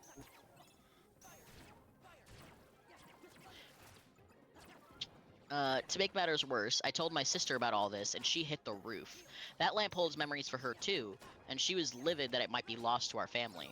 I had always intended to pass it down to my own daughter. So last week I told Lauren that I want the lamp. She burst into tears and accused me of, quote, putting material things over our friendship, but she said she'd give it back, although she keeps coming up with excuses as to why she's too busy to either bring it over or let me come by and get it. Now I'm wondering if she's right. Is a lifelong friendship more important than the lamp? No. Am I the asshole for demanding it back, hurting Lauren's feelings, and making her think I don't care about our friendship? Sorry, I misunderstood the question. Like, yeah, like, it's your lamp. It's...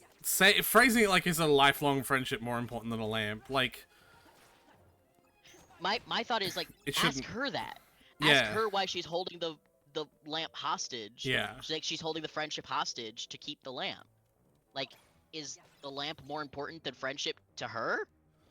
Because it sounds like it. Yeah. It sounds like she's valuing her keeping that lamp over being friends with you.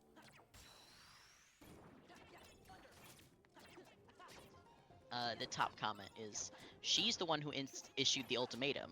She's the one who would rather keep her aesthetic house with the lamp than you as a friend. She's the one who convinced herself that you'd let her keep a beloved antique, despite the fact that she literally only has possession of it because you wanted to keep it. Her own logic and story is full of holes, and she knows it. That's why she's going nuclear. When was the last time you were at her house? Have you seen the lamp recently? Are you sure it hasn't broken Yeah, or that's sold? a really good point. I was thinking that as well. Like, what if Yeah, like she sold it and she's just trying to cover her ass now. El Lamp Ripperino, you know? Yeah. Or is she just really so deluded that she built her room around an item she doesn't own and has been showing off her antique for years? OP replied, "Yeah, I have to agree with you. Thank you for your comment. Oh, and yes, I did swing by her house to say hello a few weeks ago when we first got back, and the lamp was there. I didn't ask for it back at that time because we were still in the process of buying a house, so I had no place to put it. But I do now, and damn it, I want it back." A reply to a now deleted comment. I'm hoping she's just behaving like this because she really did remember it wrong. It has been a few years after all, and just hasn't come to terms yet with losing something she's clearly fallen in love with. I will try to reason with her and see what happens, but of all of the responses in here are solidifying my initial belief that I'm not wrong in demanding it back. Another commenter says, having read most of the responses so far, I think if it was me, I'd send a letter, email, whatever that puts this good advice together and points out the flawed logic she's using, and then give her a few days to think and reconsider. It seems like this behavior is really out of the blue from what you described, OP, so maybe something's gone wrong. I mean, who knows? It could be that she was always like this and you didn't see it. Friendship sometimes can be like that, but there might be something else going on. If a little time and a clear-headed look at the whole situation doesn't elicit a reversal on her part, then I agree with all the posts suggesting pursuing the lamp through whatever means you need to. Because in the end, that is the final part of your boundary, and she has made the decision to sacrifice a friendship. What a shame. And I hope she sees the light. I'm sorry, I'll end it right there and I'll see myself out. Get it? Because it's a lamp. See the light. I'm not responding. I'm not giving that any validation, Tyler. Okay. I refuse. OP replied, "I wish I had the time to respond to all these comments, but right now I'm just responding to a few that really strike home. So yeah, you've touched on multiple important points.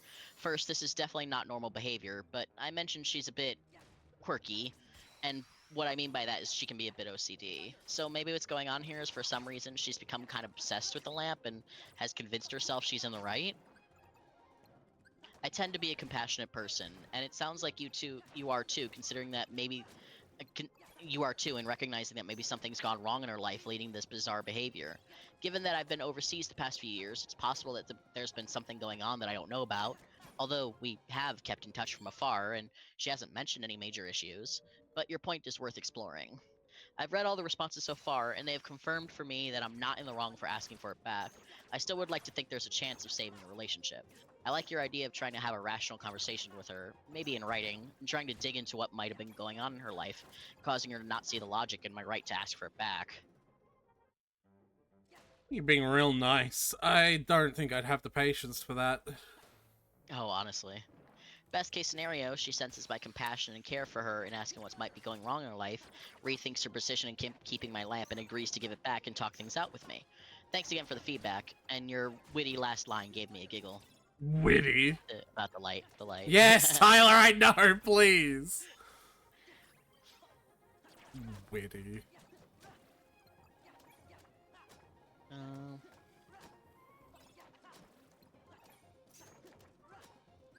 I'm forgetting I have this. Replying to someone who is like asking about why she would trust Lauren in the first place, she says, as you pointed out, I didn't just give it to someone to use and potentially destroy. I trusted it with someone that I've known my whole life, who's never done anything to harm me, and as I felt better about it being with her than collecting dust in storage.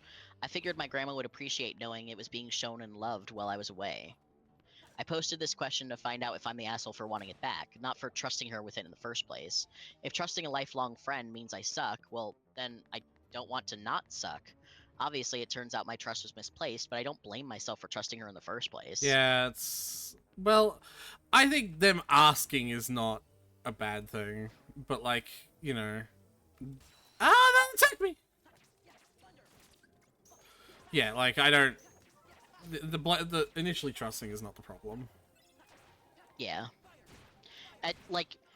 you just gotta trust sometimes, and like sometimes that trust is misplaced, and that's just how fucking life is. Sometimes And it it's just sucks, like but oh well. that's just it.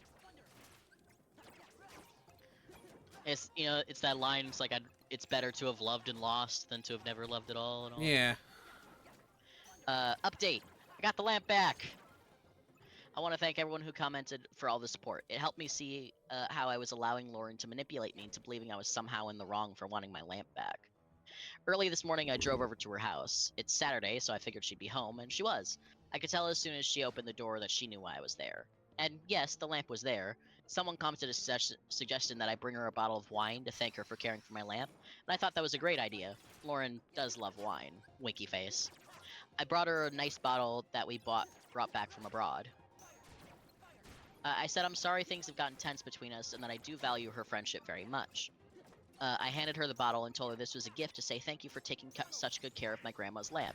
I said, I'm sorry if there was any confusion about my intention in letting you hold on to it, but I think you know now how important that heirloom is to me and my family, and I needed to take it back. She kept saying that she believed it was a gift, but I stood my ground and said that she is remembering it wrong. I reminded her that it was a family heirloom. I said, think about this. To you, it's a pretty lamp. To me, it's a reminder of my departed grandma, and all the wonderful times spent in her house with this lamp lighting up her living room. How could she argue with that? I didn't get angry. I remained calm but firm. In the end, she just threw up her hands and said, fine. And I unplugged the lamp, gave her a hug, and left. She was clearly upset, but I didn't stick around to see how she reacted. I don't know what's going to happen to our friendship. I will say that I feel differently about her now, but if she's willing to move past this, then so am I. Lifelong friends are hard to come by, and one dispute shouldn't really end it. If we do move forward, I will know not to trust her with something like this again, but it's entirely possible that I'll never hear from her again. I don't plan on reaching out anytime soon. I wonder There were too why. many comments for me to address them all, but I do want to answer a few questions. First, I wasn't going to get the police involved. This is a civil matter, not criminal. I know I had the option of small claims court, and I guess I would if necessary. I have plenty of photos of that lamp in my other house, and even in my grandma's living room. Yes, I should have gotten something in writing before we left, but it was a very chaotic time, and I just didn't think about anything but being grateful that I didn't have to figure out how to squeeze the lamp into storage. Lesson learned.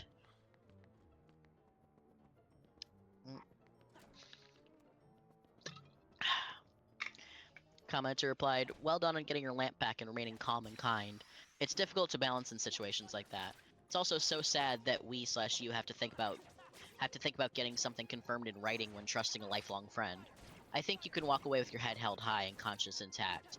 It's now down to Lauren to decide what sort of person she is. Opie replied, thank you, and you bring up an important point. I did take some heat in the comments for not getting anything in writing.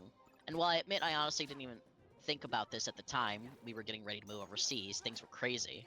I think even if I had, I might not have done it. It would have made for an awkward conversation, implying that I don't trust someone whom I've known for my entire life. She's always been a bit sensitive, and I'm sure that discussion would have been uncomfortable at best. Kind of like asking a fiance for a prenup. It shows that there's a chance that something will go wrong to an emotionally sensitive person that might not go over well. Yeah, but Like a diverse... I don't think you should be catering to an emotionally sensitive person like that. Right. But like the divorced person who learns a harsh lesson about not getting a prenup, I know better now.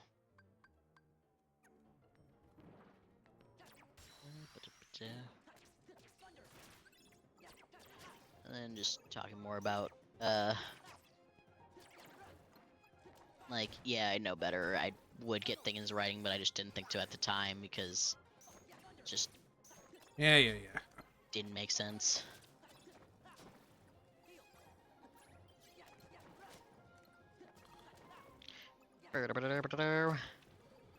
Yeah, just mindlessly hammering away at these enemies. It's pretty good experience, so like I'm using this moment to like do a bit of grinding essentially. Awesome. 3 or greater. I, 27 female, made a I'm an stupid joke to asshole. my husband. No, I'm kidding. I, 27 female, made a stupid joke to my husband, 30 male, and he stormed off. How do I fix this? That I'm gonna call it right now. You know, the stories whenever it sounds like the reaction is really huge for something small, is because the OP is trying to downplay what is actually something much greater than that. So I'm gonna call it. That is not why he stormed off. That is just gonna be the tippy tip of the iceberg, and it's actually going to be something like, you know, like you've been making fun of his dick size the whole time, and like he's asked you to stop, and then you do it this one time, and then this time he storms off or something like that. You know what I mean? Like, Yeah. like yeah, I that's get my you. that's my guess.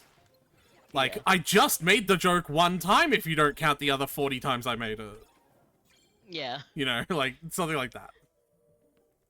It's like we were just hanging out, like it was completely chill, and then I made a joke about his dick size for the 47th time. Hey Reddit, I'm an Instagram snooper, so this is my first time here. I honestly never expected to post here because my husband, 30 male, and I, 27 female, have a great relationship. Oh yeah. Of course, I can't say we haven't had our occasional bumps, but it's honestly been a dream come true all the way through. Our wedding was in April 2021, and we both cried like babies that day, and since then the sailing has been smoother than soap. This afternoon, me and him come home after a little lunch outing with our newly engaged friends, Kai and Marie. Hold on. It went great. The sailing has been what? Smoother than soap? Smoother than soap. I don't understand this. Have the soap bars that I'm used to. Hello, Malachi. You're like, you know, an hour and a half late. How are you? And also, I'm not handsome. Shut up. Yeah, have you ever had those soap bars that Are like? you calling Malachi a liar? What? Are you calling Malachi a liar? Yeah. How dare you? I'll fucking double down on that. Lying piece of How dare shit. you. I'm not fucking handsome. Didn't realize this was a cult. Is that how people think when I say that they're late to my streams? I don't know. Oh, we have a story cutscene. So have you ever had those soaps that also have like the little hard beads in them? I've seen them, but I don't use them because I have to use special soap for my skin. Right. What's the punishment? Oh, take this fucker to horny jail. God damn. Horny jail, that's the punishment. Yeah. And I'll join you in there shortly. Anyway. Is it just me, or are all the rooms starting to look the same? Have you not noticed that, like, in all these maps, they just kind of all look the same? Maybe we're just going in circles. Sorry, I'm eating. Yeah, can we fucking...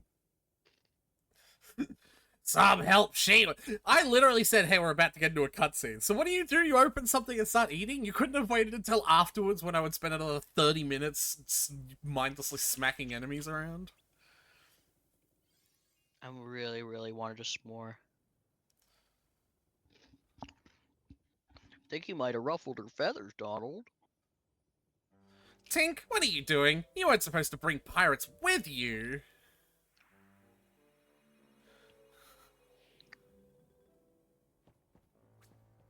Stay back, pirates! Or this'll be the last fight you pick. What's the big idea? We're not So pirates. why'd you run up? Like, are you desperate to be in front of the crowd at all times? We're only here because... Why are we here, Sora? Oh, am I supposed to... Jesus fucking Christ, it's getting bad, Tyler. Yeah. Goofy, what do you think? I miss my wife. Alright then. Okay, I understand. Sora, Donald, and Goofy, right? There's one for the marker! It's been forever! We have a marker that shows how many times the Kingdom Hearts games have, like, said all of their names. It's been a really long time. This must be a trope that only evolved in the later games. I guess if you were real pirates, you wouldn't get lost on your own ship. Plus, you're Father, dressed I funny. demand the flesh of the innocent. My hunger grows and the nuggies are not cutting it. Have some apples that Yeah, have those. seasoned with violence. They are. And my nose. The seasoned with my face. There you go again! Wait, so if you thought we were pirates, this must be a pirate ship! I heard the front door. So I need to No make sure fucking that shit. I need to make sure that the cat's not getting out. Give me a sec. Needles!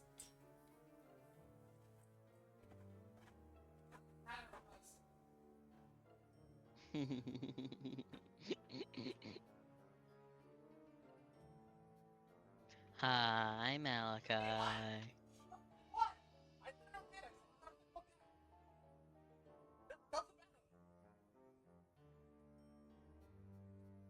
Left the door unlocked. Yes, I just locked it.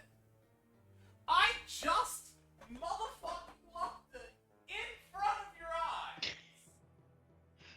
Oh, this is funny.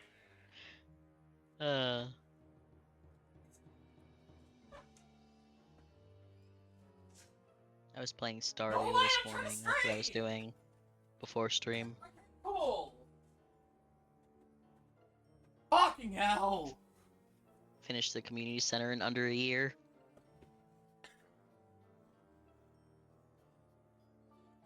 So, I don't know how much of that you heard, Tyler. I heard a lot of it, yeah. That's right. You're trapped inside the Jolly Roger ship of the old... Why was it hyphenate? What? The Jolly Roger, and then, like, continuing the sentence. Why? I don't know. Why? What is Well, if we're trapped, that means you are too. Me? Don't be silly. No one can capture Peter Pan. I'm just laying low until it's time to spring my plan. Because I've been captured, you see. What plan is that? The pirates kidnapped my friend Wendy. She's got to be somewhere on this ship. I didn't expect there to be so many pirates on watch, though. I sent Tick to look for a way around, but all she found was you. I bet I know what Tink had in mind. If we all make a big enough racket, we could distract the pirates.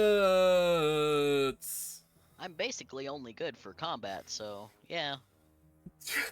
Brayden just come into my Better fucking... mind. Brayden just fucking come into my chat just to type meaty because I threw a can at him.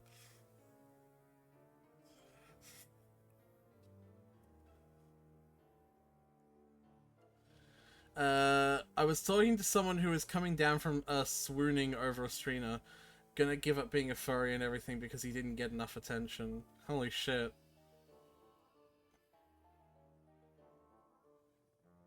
That's so fucking What? cringe. That is so cringe. They're gonna give up being a furry because they didn't get enough attention from a streamer?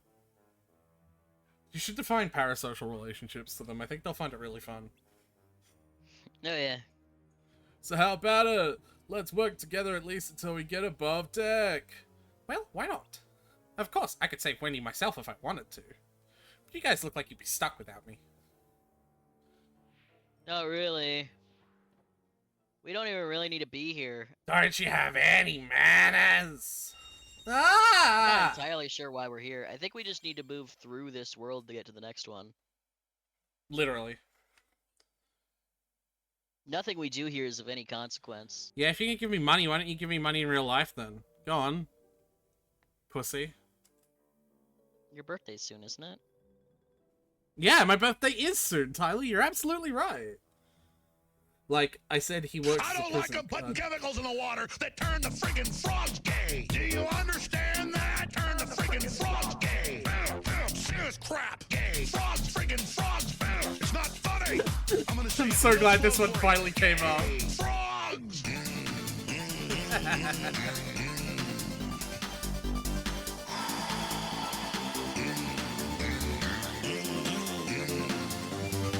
Won't you fight for your life? Have you heard that one before, Tyler? Yes, yes, I have. I did? Okay. I thought you'd like that one as well because you have a deep fascination for the shit Alex Jones does.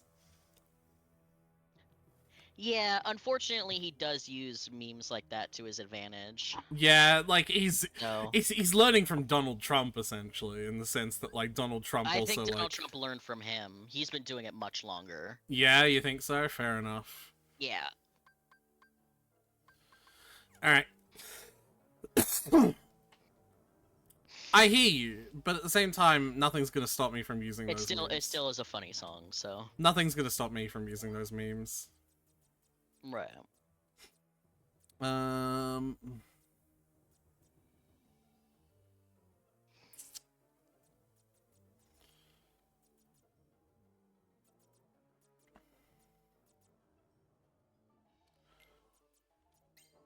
Like I said, he works as a prison guard, cooks his own meals, does his own thing. What? Lost the plot of whatever you were talking about then. Talking about the streamer who the furry is like going to leave the fandom over because he didn't, you know. Oh, Yeah, he's like his own fucking dude. Like, me and you joke around about it, Malachi, but like, I think we both know that like, neither of us actually know each other, so like, it's not actually like, really anything at all. And like, we would have to like meet in real life and like, become actual friends before anything actually like that were to even happen. Because at the moment, it's just you'd a have to, parallel. at the very least, buy him dinner first before he'll suck your dick. Yeah, because at the moment, it's just a parasocial relationship.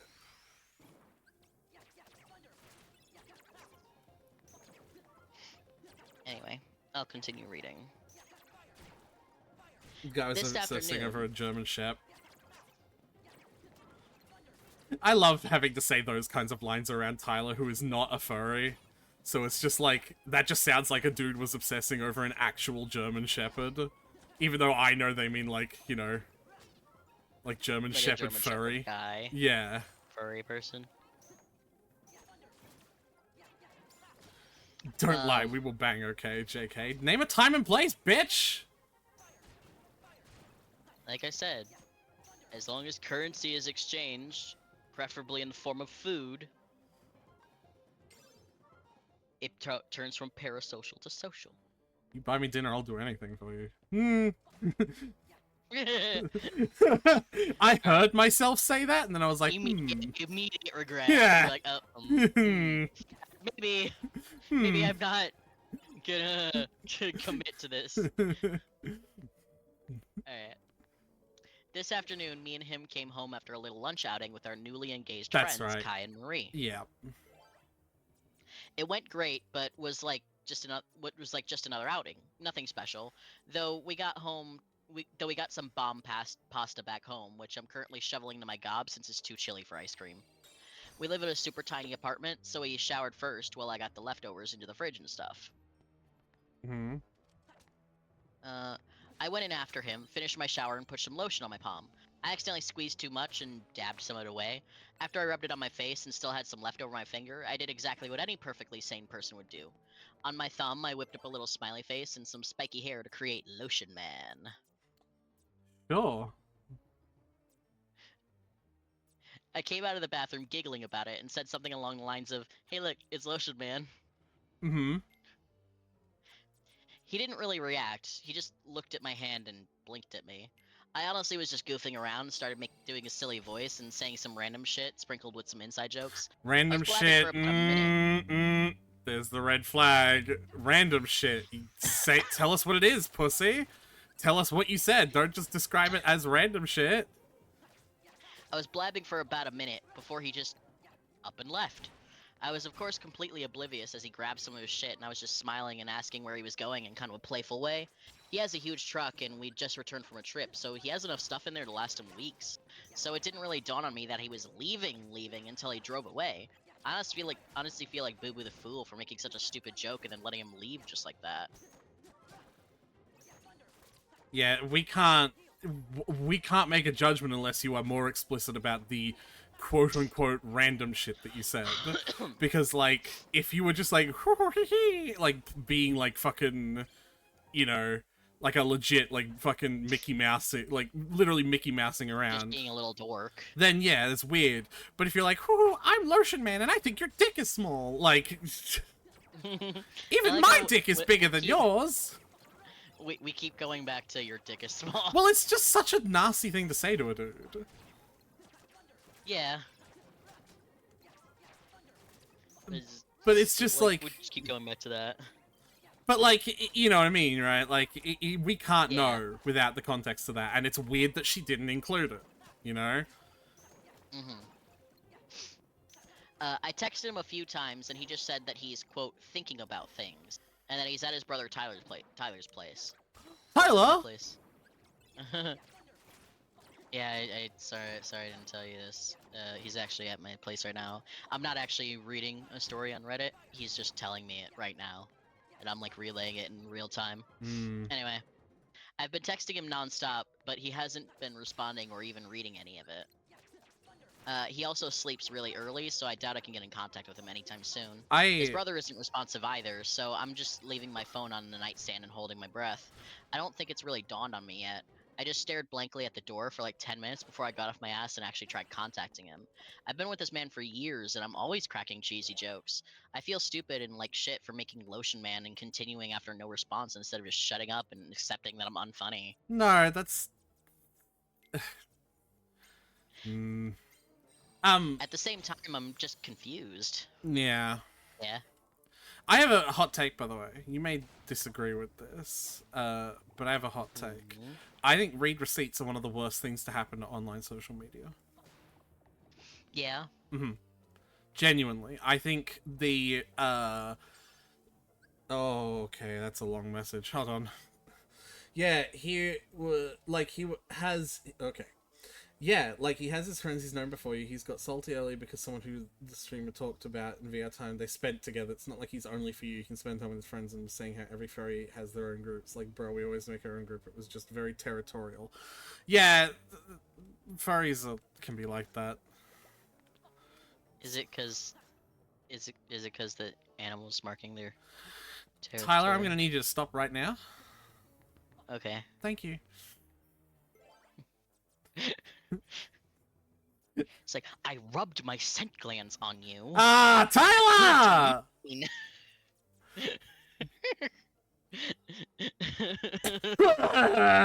Never I'm not a again. furry, I just know cats. I just know what cats do. I'm just a cat person.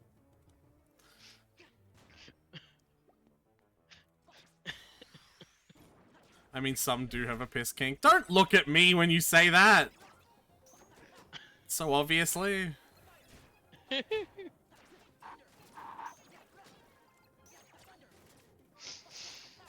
Anyway. Anyway, continue reading this. Oh, hold on. Better response. Do you speak from experience, Malachi, about piss kink, huh? Do you speak from experience? You little piss boy? I'm not a piss boy, I'm not! Oh, that's right. The Japanese flag, but it's a water stain on a towel. I pissed myself, better use it for clout. It's not piss! Yeah, I remember that. It was a water stain! I like how clearly we watched the same, like someone voicing over the Tumblr post, because we're doing the voice. Yeah, from of course. It was like, it's not just we've seen the same Tumblr post. We've seen the same voiceover of the Tumblr. Yeah.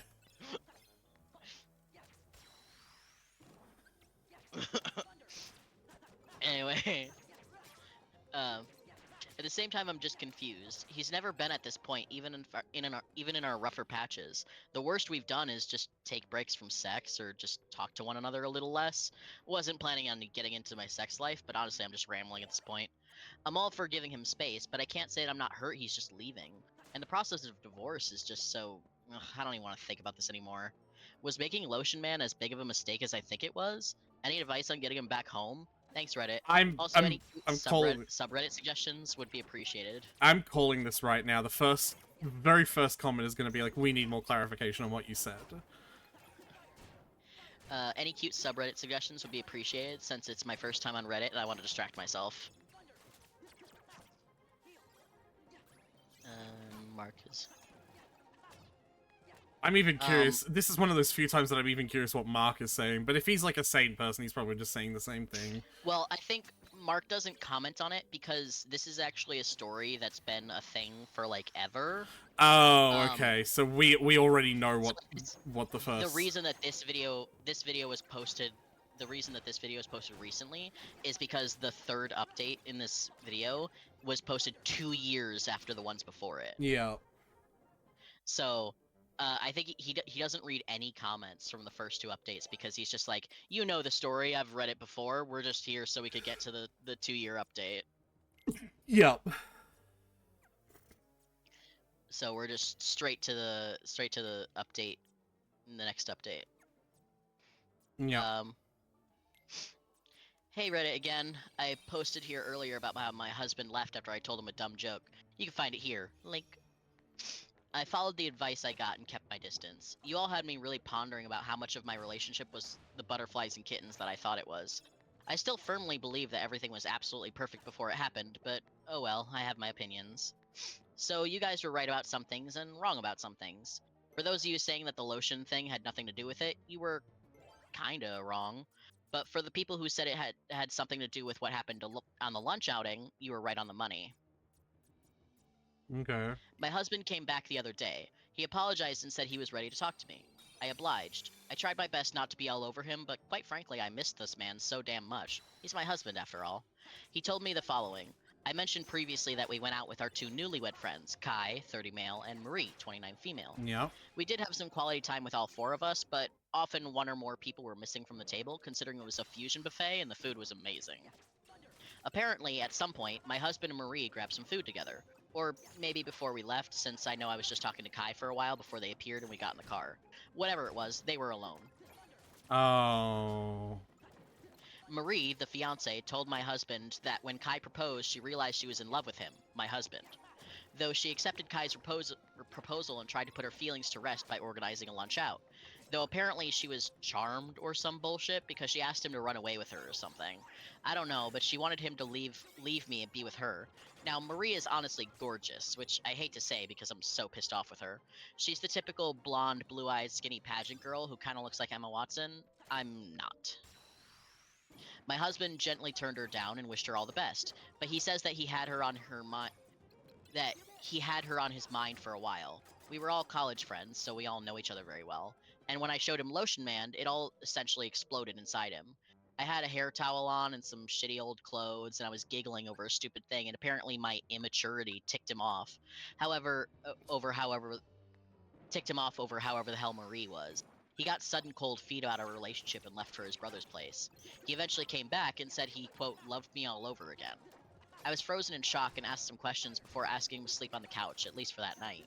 He did, and it didn't really help me sleep.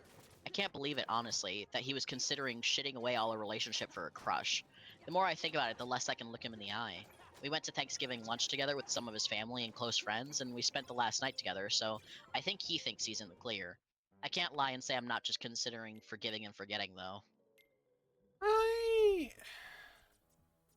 I don't. Is there anything inherently wrong with having feelings for someone and then not following up with that?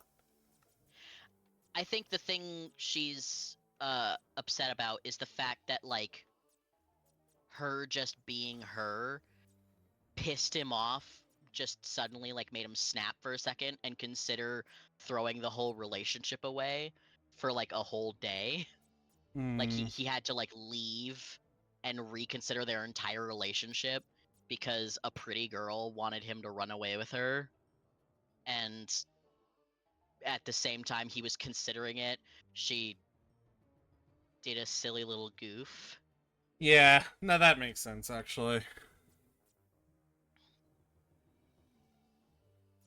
Because I would also honestly be thinking man, if our relationship was apparently so fragile in your head that set you up, that what am I gonna do the next time a pretty girl asks you out?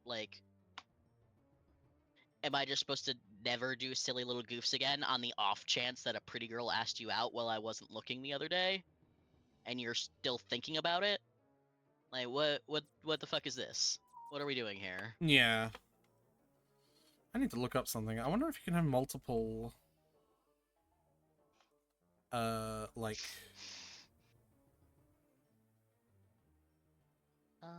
the pretty girls walk like this. This.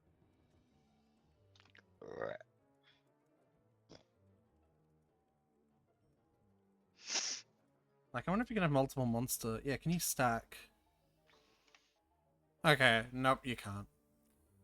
Okay. I have a question. If you, Malachi, if you were to do, like, because your persona is a shark, would you do like still do like a fursuit, but would it be like a smooth fabric rather than like a furry one? Because I don't think I've ever seen a fursuit that wasn't fur. You know what I mean? So I'm just like I can't like picture like I've seen it's loads. based on I've preference. seen loads of them. Like, I'm sure you have because you like Yeah. roll in that circle. But I'm just like thinking about it. It's like I've only ever seen like the the stereotypical like neon pink wolf or whatever the fuck. You know what I mean? So I'm just like I'm like thinking about it, like I've never seen a like something that doesn't have fur on it. So like a lizard or the fucking I don't know. Yeah, no, there's loads of different ways to make fursuits. So like there's like smooth fur ones as well. And like there's also people who will make like skin tight fursuits. So they like instead of having like huge amounts of like thick padding, it's like a thin layer of fur that like goes straight over their skin as opposed to like getting into like a Right, mascot but like costume. would you make? I guess I'm asking Malachi specifically. Like, would you make it without? Like, would it just be like a smooth, trying to think of Well, he also said BRB, so I don't even know if nylon? you're. Yeah, no, I don't know. Like, can you answer the question when he gets back? If he even hears Anyway. it. Anyway, I'll keep reading this one here. Jesus, I forgot to fucking switch off of the drill deck. He comes home from work about 6 hours from now, and I don't know what to do next. I have off today, I'm a teacher, so I'm considering either A, contacting Kai and telling him about what his fiancé is up to. My husband begged me not to, as Marie was apparently making a spontaneous mistake. B, contacting Marie and chewing her out for trying to fuck up my relationship or having a civil conversation. Less tempting, but it's whatever. C, contacting Tyler, his brother, and asking if he left the house at some point. Tyler's house is very close to Marie's place, and I'm very worried about that, though I doubt I'll get anything out of him. Or D, all of the above. Any advice or well wishes, because I'm not in a great place right now, would be appreciated. If I do end up updating it, it'll probably be on my profile, since I understand that this subreddit has a one update policy. Plus, I don't want to update without a definite outlook on the future. I think I've Would it mentioned have before. a one update policy? I don't know, I hate man. Reddits that have these stupid fucking arbitrary rules. Subreddits that have like weird rules. Yeah, just fucking let people tell their stories. Yeah. I think I've mentioned before that legal stuff scares the shit out of me, so divorce will be tough, but it seems likely. I wish I could just forget it all. Thanks, Reddit. And Mark eating his little waffles. Talking about shit. Hey, we have some comments. I lied, there's some comments. Comment says, I would do D, all of the above. But first contact Kai and let him know, and that way she can't lie beforehand or make another story. Do you have a good relationship with your brother-in-law? If so, I would ask, but he might cover.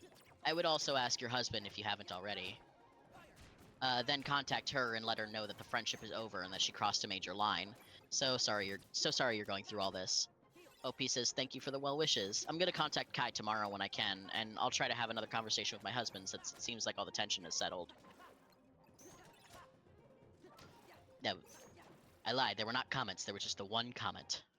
And now we're back to an update. Lying! Number 2. I'm sorry. I'm a dirty, dirty liar. I can't help it. I just like lying so much. That's what my sweater says. My sweater says, warning, liar ahead. But if it's telling the truth, then it's not. Don't think about it too hard. No, Your head would explode. But if it's telling the truth, then you're not a lie. But then if it's a lie, then it's not a liar. But if it. Yeah, buddy. Yes, I understand. Alright. Hey, Reddit. First of all, I'd like to thank you so much for the overwhelming support and sweet messages. I honestly was not expecting this, and a lot of you guys also took the time to message me, and I had a lot of great conversations with fellow Redditors. I'm honestly so flattered by how freaking sweet so many of you guys are. I wish I could have replied to every single one of your comments. I upvoted every one of them, though. I think my post got deleted. Some of you asked for pictures of Lotion Man, yet I can't quite find the feature to upload photos on here, but I will as soon as I can. A lot of you had some really interesting theories, lol, and surprisingly, most of them were somewhat right. Majority ruled that I should do all three, confront Kai, Marie, husband, and Tyler, not necessarily in that order. And so I had to get smart with it, since a lot of you told me that any one of them could twist the story had they known that there was an outside influence. Before I began, yes, the full story is wacky and honestly doesn't make that much sense. I'm honestly just piecing it together via context clues, and I do have some questions left unanswered. Plus, nobody who is relaying the story is in a good headspace, and to you, it might just seem like a ton of garbled nonsense. I'm hoping it gets across, since I know a lot of people wanted closure on this.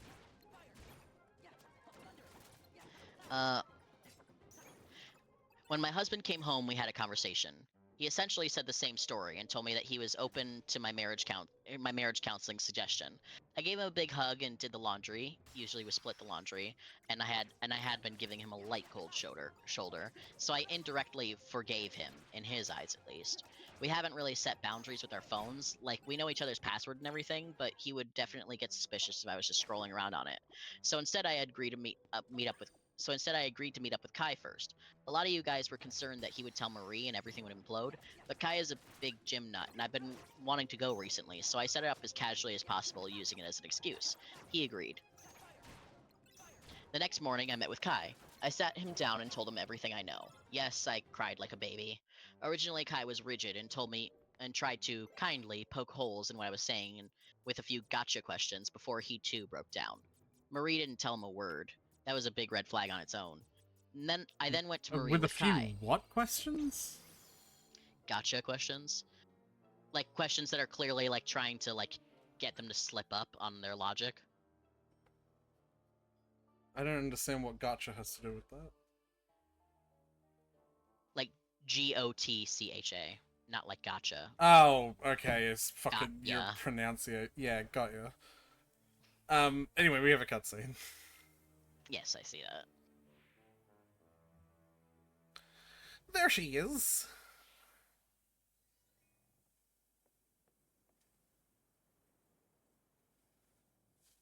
Oh, Peter Pan. Sorry, I forgot that she's British. So I'm gonna do a really exaggerated British accent for her. That's good. Wendy, are you alright? I've come to rescue you with my 3 new lost boys. Come on, let's get off this leaky old tub and do some exploring.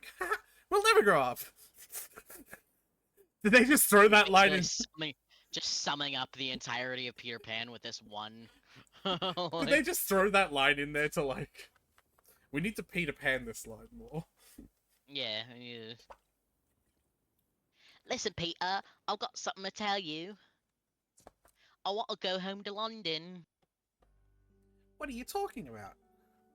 Why would My you want eyebrows to? are angry. Why would you want to do that? You'd have to turn into a grown-up. Besides, going on adventures is a lot more fun. If you go back to London, you'll have to leave the nursery. You'll grow up and never see each other again. I want to have an orgasm. I heard they're good. What? Cat as a kid. You've never come in your life. I know, Peter, but I still want to go home. I'm not gonna let you just glide past that. I'm gonna glide past that. No. Could glide past it like I'm Tinkerbell. Oh my god. I came to rescue you. You don't care if you ever see me again. That's manipulative. Donna's like, sorry, I think you're remembering this wrong. Are you perhaps letting current events influence the things we're seeing right now? No. Oh, I don't know what you mean. Now you don't understand.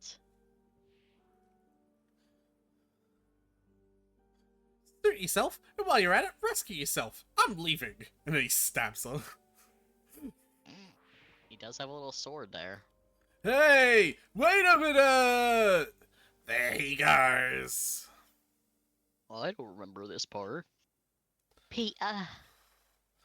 I'm pretty sure there's a T in that name. I said the T, did not? Say it again. Peter. No, okay. Peter. There's no T in that. Peter. It's right in the middle. The middle? There's D's in that It's right letters. in the, it's right in the middle, isn't it?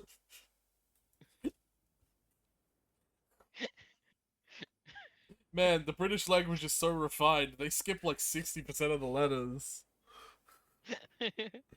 Not very Throwing all thoughtful. these extra letters into their words and can't even bother to pronounce them. Not very thoughtful, is he? What do we do now? Hi, Dagger. Hey, I've got an idea. Why don't we think of something once we get up on the deck? That It's not doesn't like we make haven't been any trying sense. to get up on the deck this whole time. That doesn't make any sense, I think. Well, there's still trouble waiting outside. Wendy, you stay here. We'll try to create a distraction.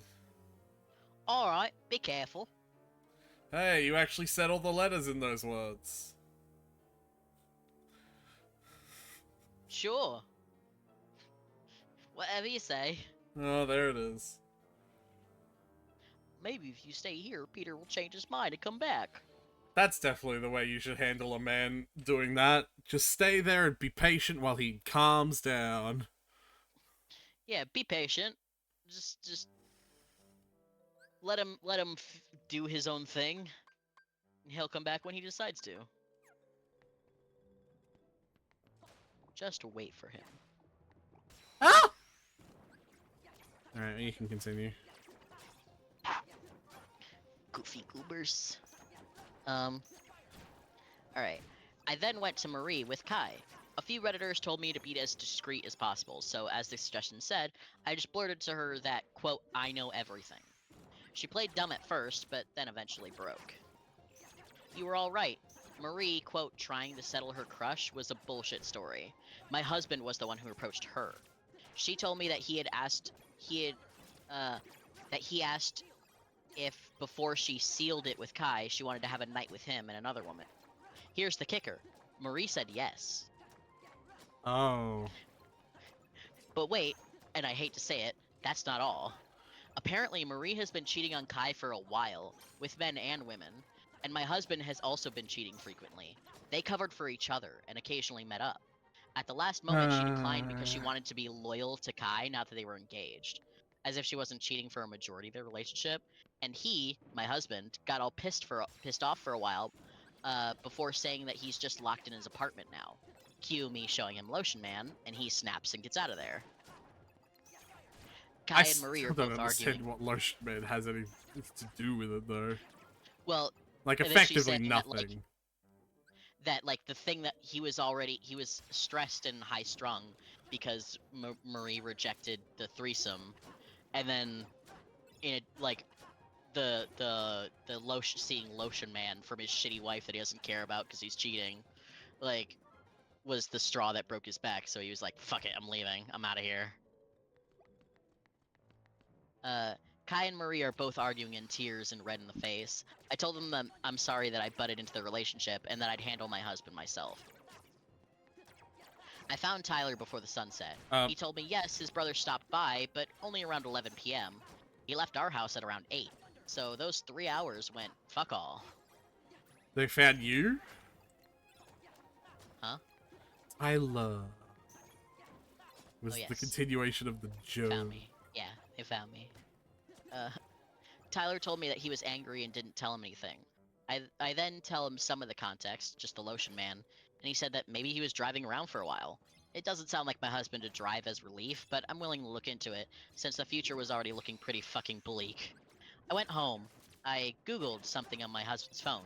Instead, I was just checking if any of them had contacted him. Nothing, thankfully. I would have gone into more depth, but that would have to wait. Instead, I tried to keep him busy for the duration of the day. Remember how I said he sleeps really early? Well, that worked in my favor. I took his phone that night while he was snoring his ass off. Ran into a million dead ends. I knew I was missing something, but I couldn't find it. Finally, I opened his hidden photos. Kaboom! His story explodes to pieces. What did I find? Nudes, nudes, and more nudes. Even more nudes. All of one girl. Not me, shocker, but not Marie either. I didn't recognize her. Let's call her Allison. She's absolutely gorgeous. We're calling her Allison. Let's not say we did. She's absolutely gorgeous. Red hair, hourglass figure, you name it. I'm obviously broken. I traced her back to a contact.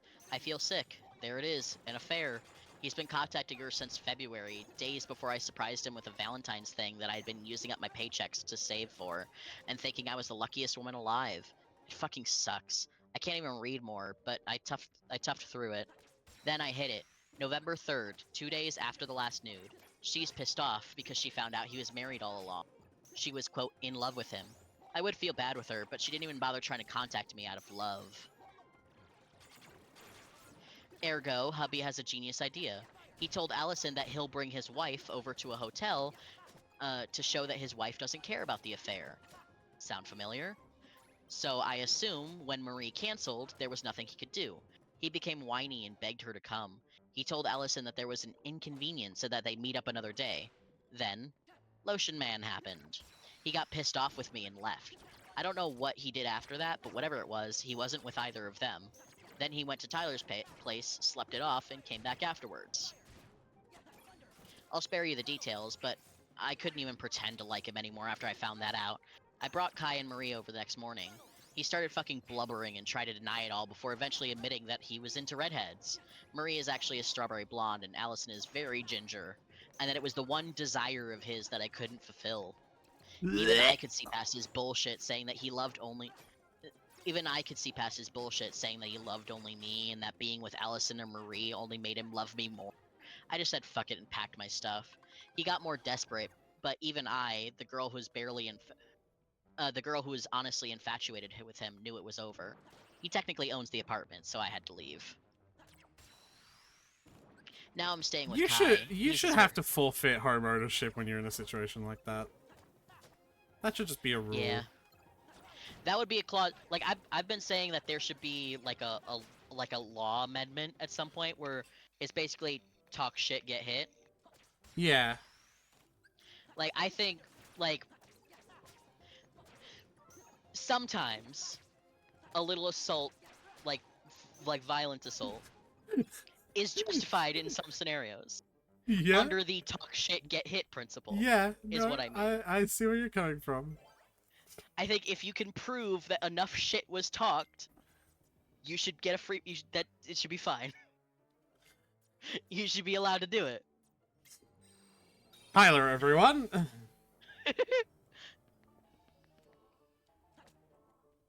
Anyway, but I think that'd also be like if you fucking cheat horrifically on your wife for multiple months, but you own the apartment. Fuck it, no you don't. Yeah. You don't own it anymore. Get lost. Go to your affair partner's house, dipshit. Get out of here. Anyway, now I'm staying with Kai. He's as hurt as I am. I feel for him too. His wife was his world. We were hugging and crying for a while, ranting about God knows what, just trying to get ourselves together, to be honest. He tried to lighten the mood by making lunch, and it was really nice. He's a wonderful cook. I showed him the 2 other posts, and he got a kick out of seeing some of your comments, haha.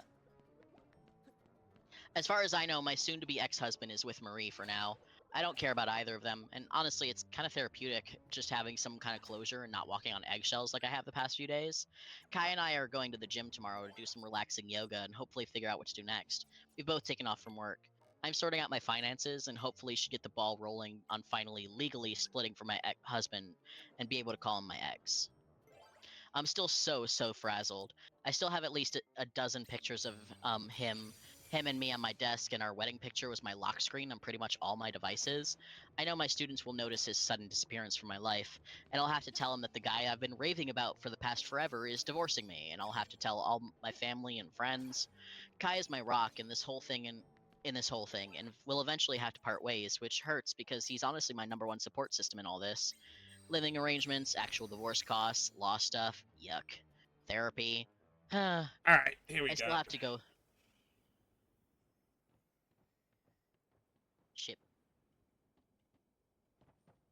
Wow, we finally made it out. You want to do Captain Hook's voice, or is that Peter Pan? There you are, you rascals. Yep. He had a voice like that, right? Basically. I think it was like more piratey, but like... I'll teach you to play stowaway on my ship. Friends of Peter Pan, I'll wager. Are we his friends? He sure didn't seem to think so. Yeah, the way he took off like that, he even dished Wendy. I'm not finished talking yet. How dare you ignore me and plot behind my back, uncivilized brats! We're in front of your back. Yeah, we're like in front of you. You're in cahoots with Peter Pan, no mistake. If you say so. Either way, you're gonna let us off the ship. To where, genius? We're in the middle of the goddamn ocean. Yeah, but I have this card. Alright, we'll see how good your card does at the bottom of the ocean. And Wendy's coming with us. No, we already She'll drown. we already did bottom of the ocean. That's Atlantica. That's what? You heard me. Think again, you scallywags. Hook's one step ahead of you. Oh fuck, I can't swim. Wendy! Any trouble, and Wendy takes a long walk off the plank. You wouldn't. I'm a fucking pirate. What makes you think I wouldn't? Believe me, I'd rather not. After all, I need Wendy to bait that blasted Peter Pan. Then I'll just have to take the bait, you old codfish. Exclamation mark. You didn't have to say that part loud. Peter! There's a T in my name, darling. Here I am, Hook. Peter! That's still not it. Here I am, Hook. Miss me. I'm doing my best. Peter! There's a T. Peter. I'm not asking Peter? you to say the R. Insolent brat! Today is the day you pay for taking my hand! Whoa. Wow, you're really maintaining that balance. Whoa!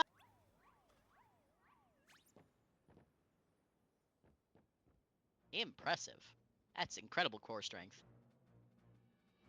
You've made a fool of me for the last time, Pan. I'll cleave you to the brisket. I don't know what that means. The brisket's like... Cleave you to the brisket. Isn't it like the chest? Is that what that is? I don't know.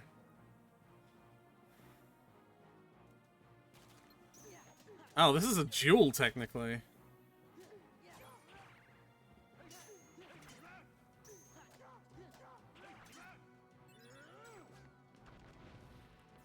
Oh, presents.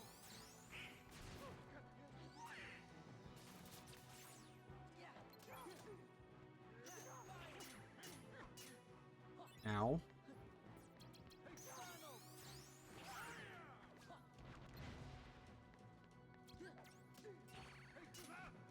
Do you need to focus, or should I keep reading?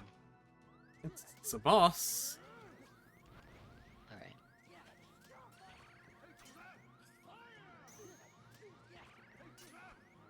This fucking guy is zeros galore! What the fuck? Yeah. There was a lot of zeros. I did see a lot of them. They were all zeros. He did something to make his deck nothing but zeros. That's a thing that you can do. That is a lot of zeros. All is a lot. Yeah. It's too many, I would argue.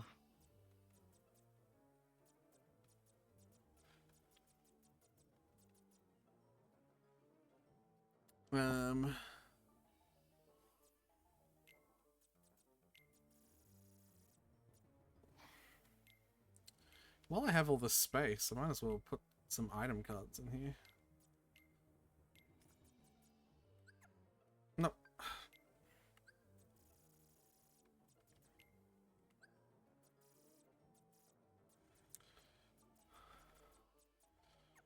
Alright. I don't know if I have to, you know, reset the room.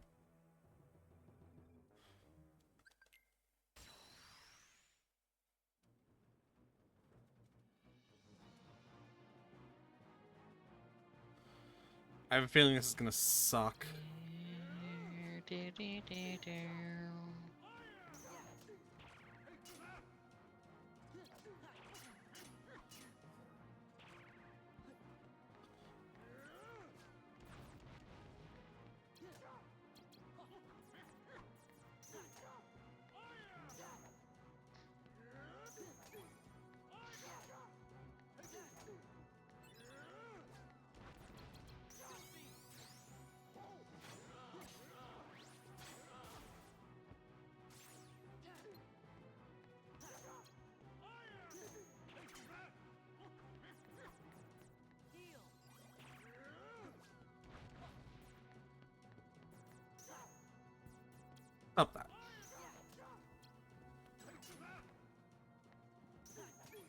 Goofy Goopers. Pop, pop, pop, pop, pop, pop, pop, pop. Stop that.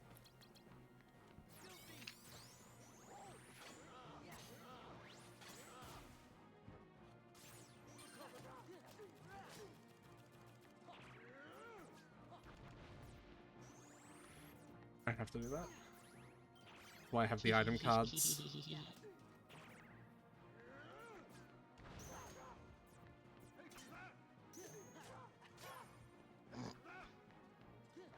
Take that.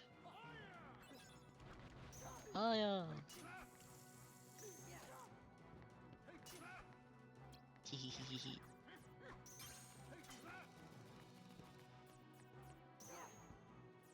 Stop that.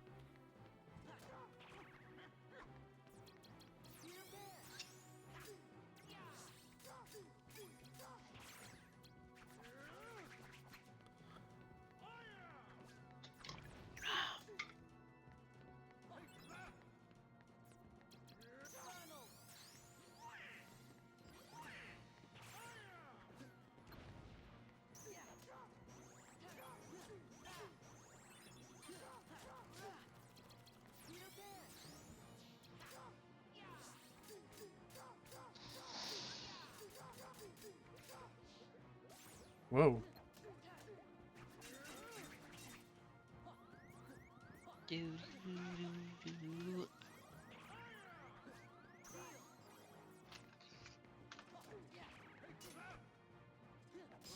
There we go. Blast. Blasted Peter Pan! Hey, I leveled up. Nice. And now I have the hook card. Ah, I turned you into a hook!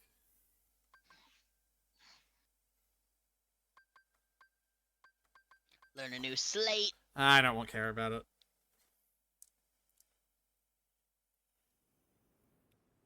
Thanks, Peter. We owe you one. Well, at first I thought I'd play it. No, I don't care about that line anymore. But hey, you three did pretty great, though. Well, you sure do have a habit of abandoning things as soon as you don't care about them, huh? What the fuck, Sora? Wendy, I about mean, London. I feel like that's fair. Are you sure you won't change your mind? Hey, I'm so sorry. I really won't go home. Well, that's alright. With the amount of letters you've lost, I don't think I want you anymore. I was afraid of that. Everyone grows up, and grown-ups always forget. First, you'll forget what it feels like to be young, and then you'll forget about me. How can you say such a thing, Peter? I'll never ever forget you. I might forget the T in your name, but I won't forget you. So you do know what's there. Sure, Well, yeah, that's I what... keep saying it. Peter. Oh my god. It's right there. Oh my god. Sure, that's what you think now, but when you try to remember me, the memories will be gone, because we don't exist. You'll forget little by little, one memory at a time. Actually, it won't be little by little. The moment Sora walks out that glowing door, we literally cease to exist. Like that one girl. What was her name? Nope. Lost it. Once you've grown up, there won't be a single memory left.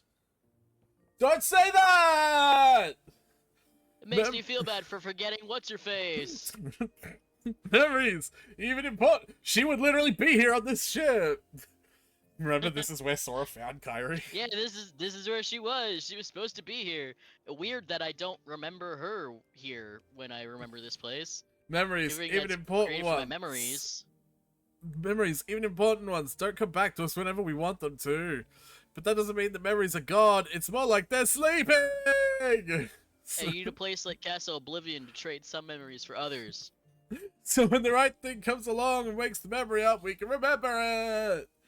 The memories engraved in our hearts never go away. I'm sure of it. Right, nominee? Right, Kevin?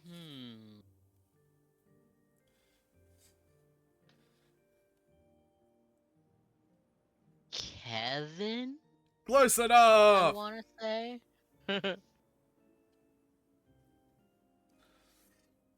Tyler? He's right, Peter. There's still a T in my name. Never, huh?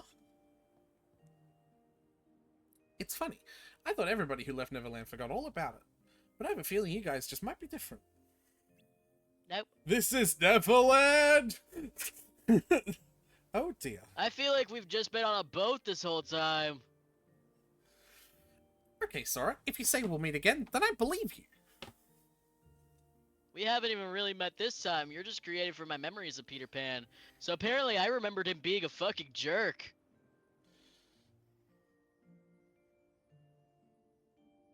Oh, Peter.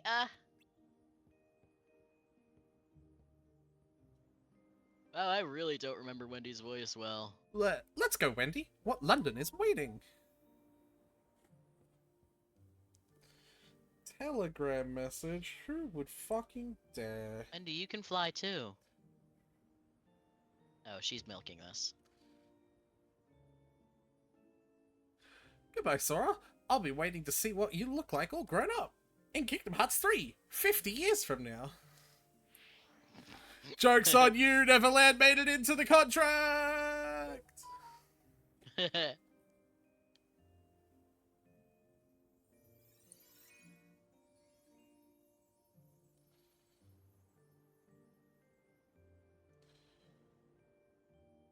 What's the matter, Tick?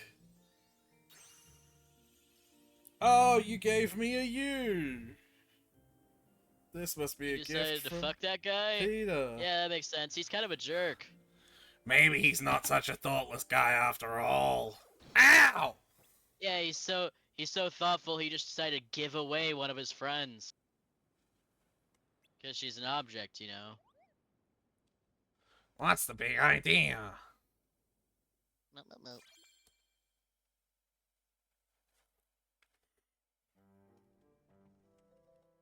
Okay. Do. So... Oh, yeah, I guess just up here.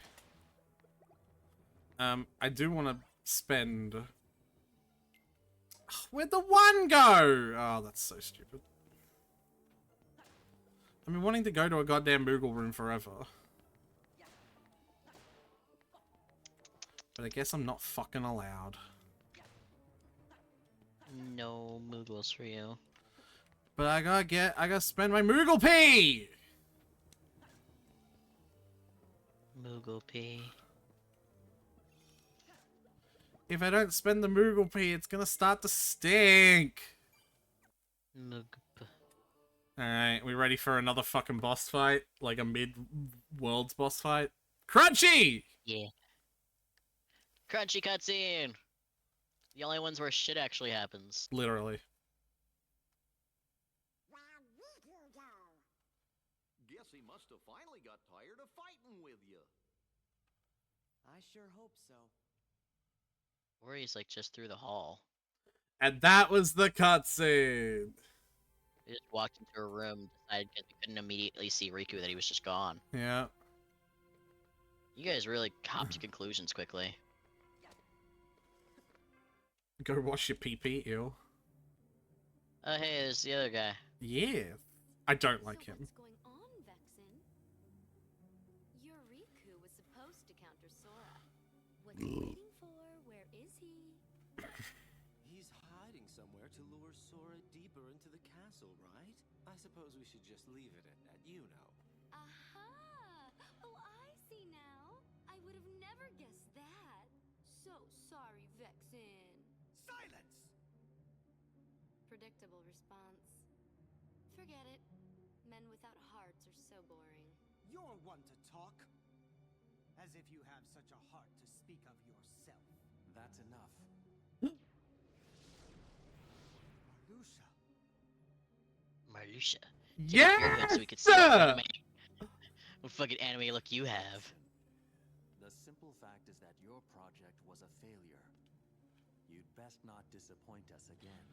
I'm sorry, were you just storing rose petals in your hood? Yes. I'm number 4 and I will not have you. I've been entrusted this castle in Namine by our leader. Defying me will be seen as treason against the organization. Traitors are eliminated. You really need to get a I haircut. believe that's what the rule. No, You he got a does lot of not. split ends. Who needs a half-baked good... You love the pink-haired boy. I love Malusha, I love Lasheen, and there's one other that I love, but he has not been introduced yet. I thought you liked Axel too. I do like Axel, but everyone likes Axel. Vexen, you cannot win against Sora. Only me and my shaggy ass do can. As you're only able to see the surface of things, I should not expect you to appreciate my true might. Oh? Then let us watch as you prove it. What? None of us wish to be suspicious of a comrade. Your insincerity is comforting. You give a challenge like that to Vexen and he'll seriously want to eliminate Sora. That would be That's the unfortunate, idea. Dino. I'm gonna speak French. Anyway, hi Namine, have you been here the whole time? Don't be suspicious. Don't be suspicious. What to do? Man, your shoulder's Universe small. is soon to be wiped from existence. But I believe there is a certain promise that he made you. Isn't that right? Oh shit, I forgot. Yes. I totally forgot. Thanks for reminding me. I'm sure to be mad at him when he gets here and he forgot too. Don't be suspicious. Don't be suspicious. Don't be suspicious. Don't be suspicious. That must mean we've lost 10 whole floors worth of our memories. Sora, it's still not too late. Don't you think we should turn back? I'm getting super EP. Then go to bed. Because that would break an old promise that I made. An old I think, promise? anyway. What would that be?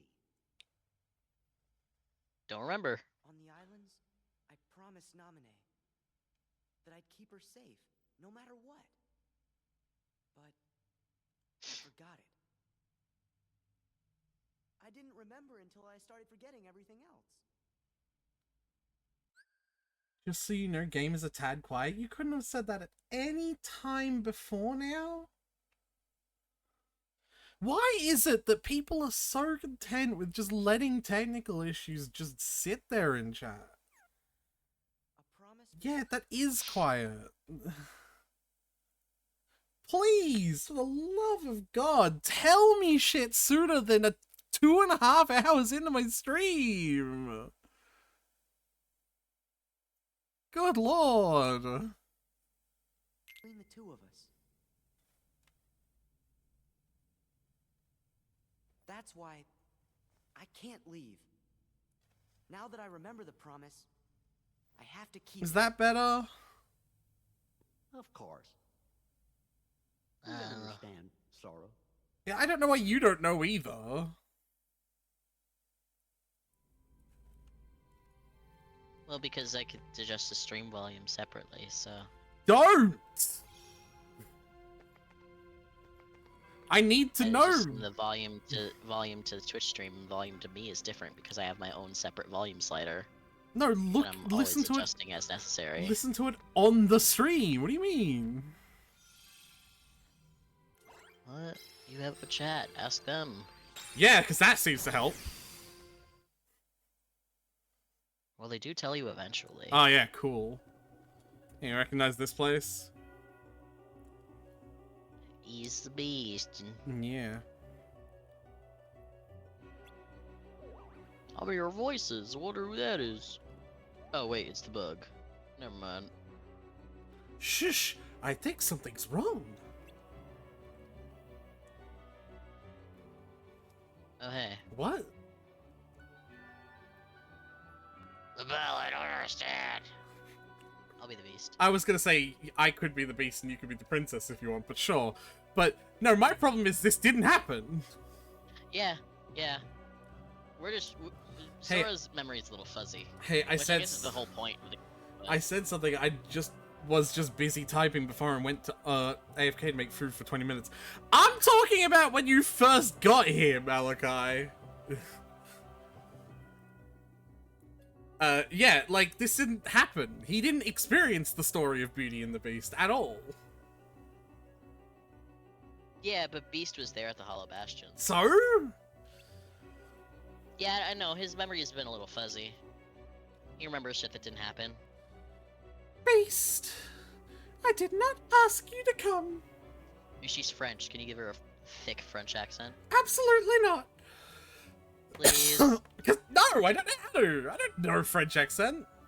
Hon, baguette, and it doesn't matter anyway. I'm not going back with you, so you're wasting your time. Just anytime there's an S, do it with a Z instead.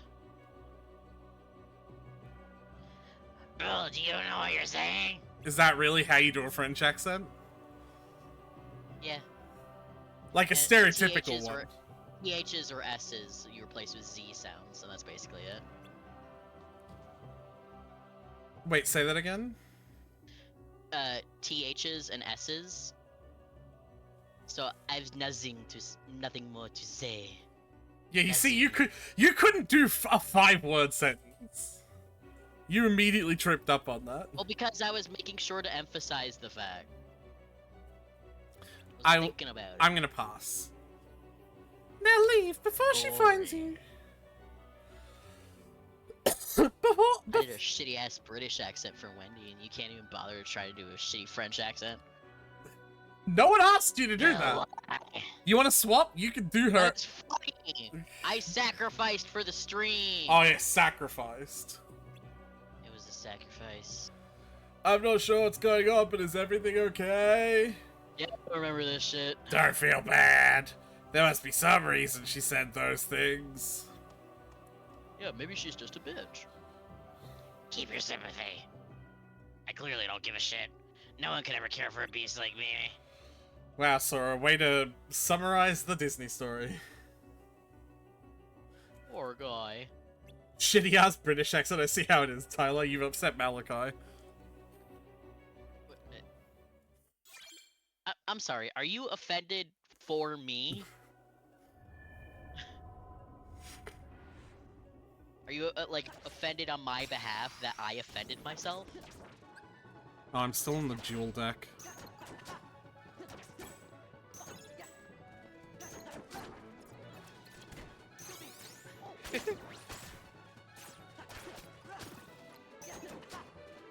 Wait, so you're offended that I called it a shitty-ass British accent, but not offended by the actual attempt, the accent itself? This is tea and mumbles and colonies.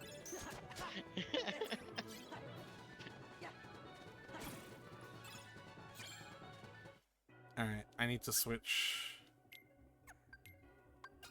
See, this feels too loud to me now. Well, then turn it down on your end. I can't turn it down on my end, Tyler. That's not a thing that I can do. Turn the video game volume up on OBS. That is something I can do. You're right.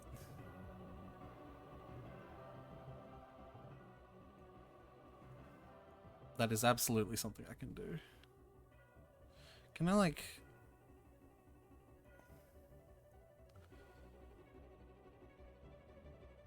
Okay.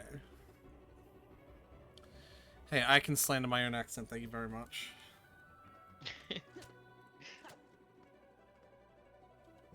Alright. Fair enough, I suppose. Anyway, back to Lotion Man. Lotion Man. I still have a lot to go through. I can't believe I thought the relationship was perfect. It's really therapeutic just to write all this down. But Reddit, thank you so much. I've already talked about how much support I received, but honestly, some of your guys... Ooh! Some of your guys' honesty and compliments here have, for lack of a better emphasis, honestly saved my life.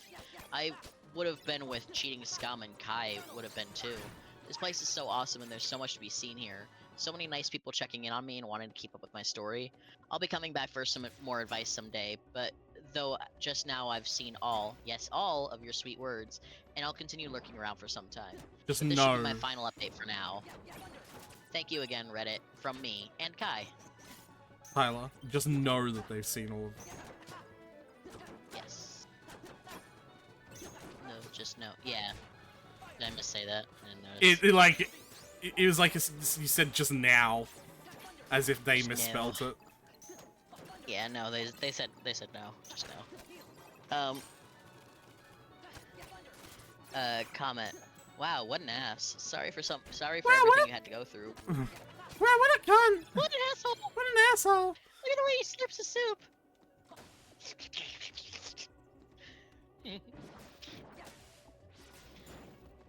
If it makes you feel any better, telling more people about it might actually help you move past this. Dude was a serial cheater and deserved to be put on full blast. I know it's also uncomfortable, but you should probably get tested if you haven't already. Best of luck. Ugh, yeah. Yeah. OP replied, thank you so much. It's bittersweet, but I'm warming up to it, I guess. I told my family and friends that we're divorcing due to his infidelity, and a lot of them have told me they stopped contacting him. They were very vocal about their opinions. LOL. But me and Kai got tested for STDs yesterday, after I first saw this comment, actually, and we're still waiting on our results. As far as I know, Marie had more partners than my soon-to-be ex, so I'm really worried for Kai, but he assures me that he's physically feeling fine, so whatever happens, happens. Isla sounds like a soup slurper? That might be the most offensive thing anyone has ever said in my chat. I actually don't like soup. Like just like texturally. I just don't like liquid food. Just not a big fan. So like soups, puddings, that sort of thing. Just not a fan. I like my food to be solid. Thank you. Solid snake. The only exception being ice cream, but even then I don't like eating ice cream once it's too melted. Miggle room! Pudding? Blasphemy. Yeah, I don't like pudding either.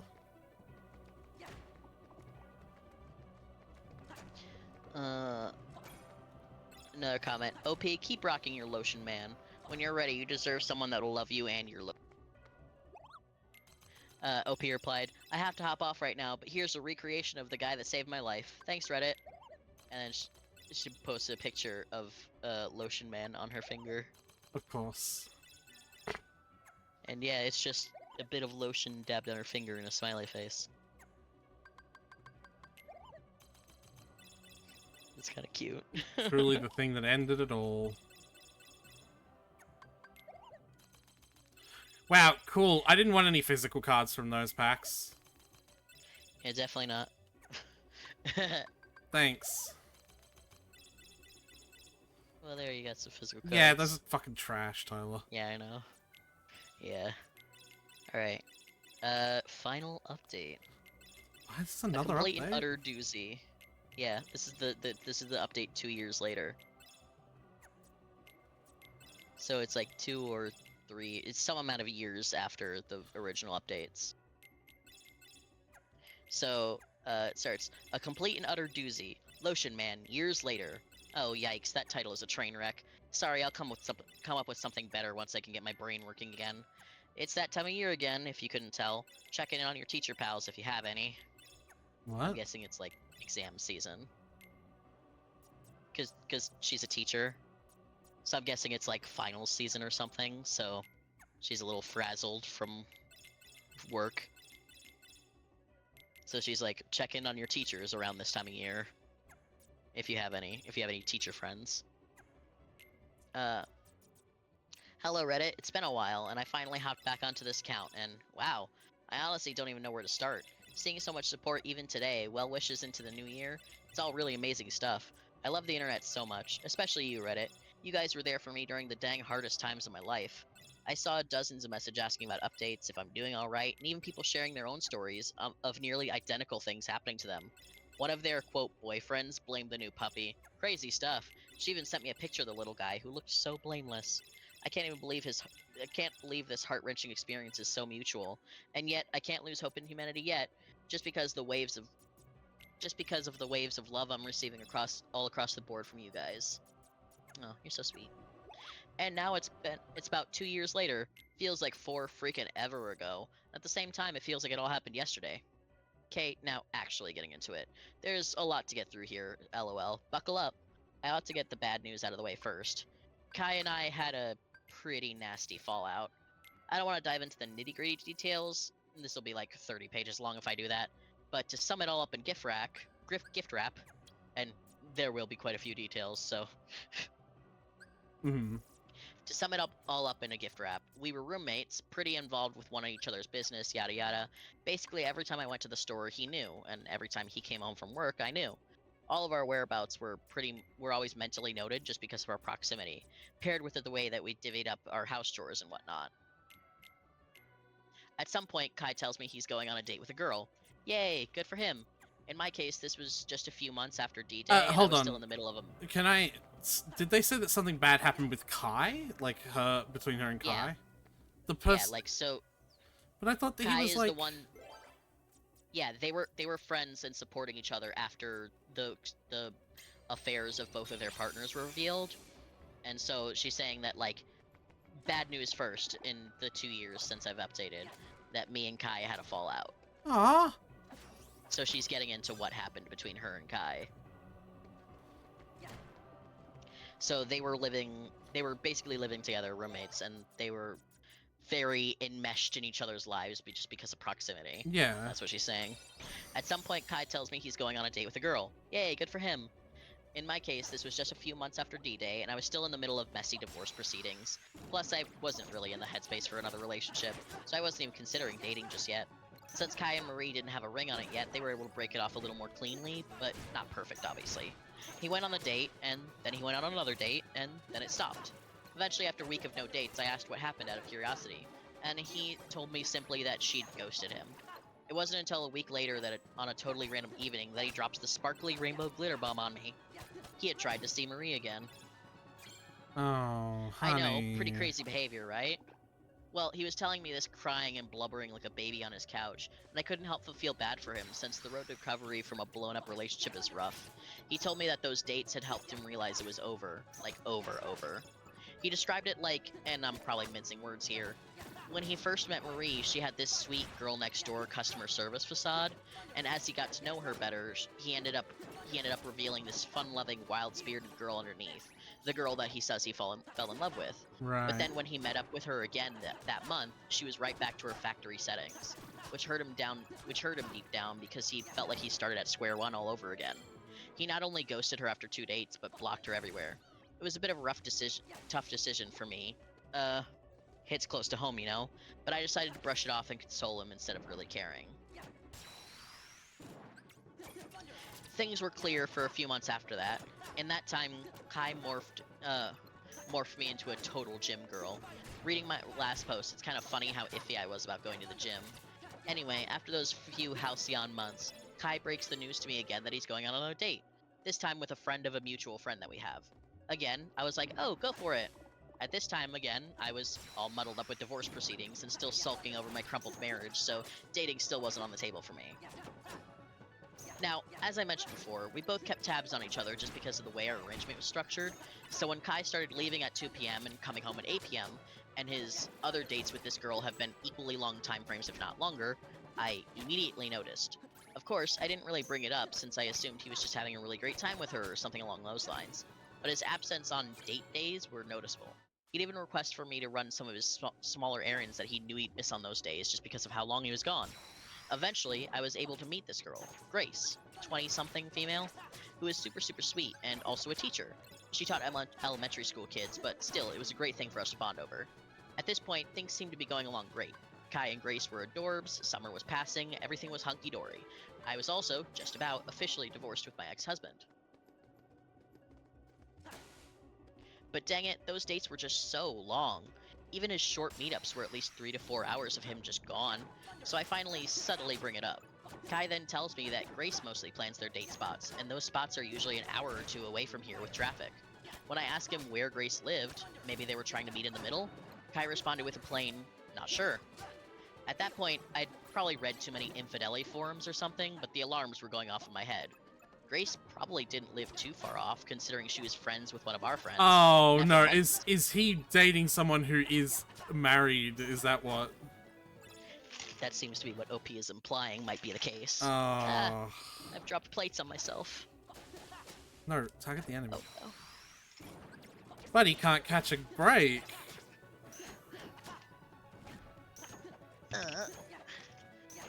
Okay, my mouse. I can't catch a break either.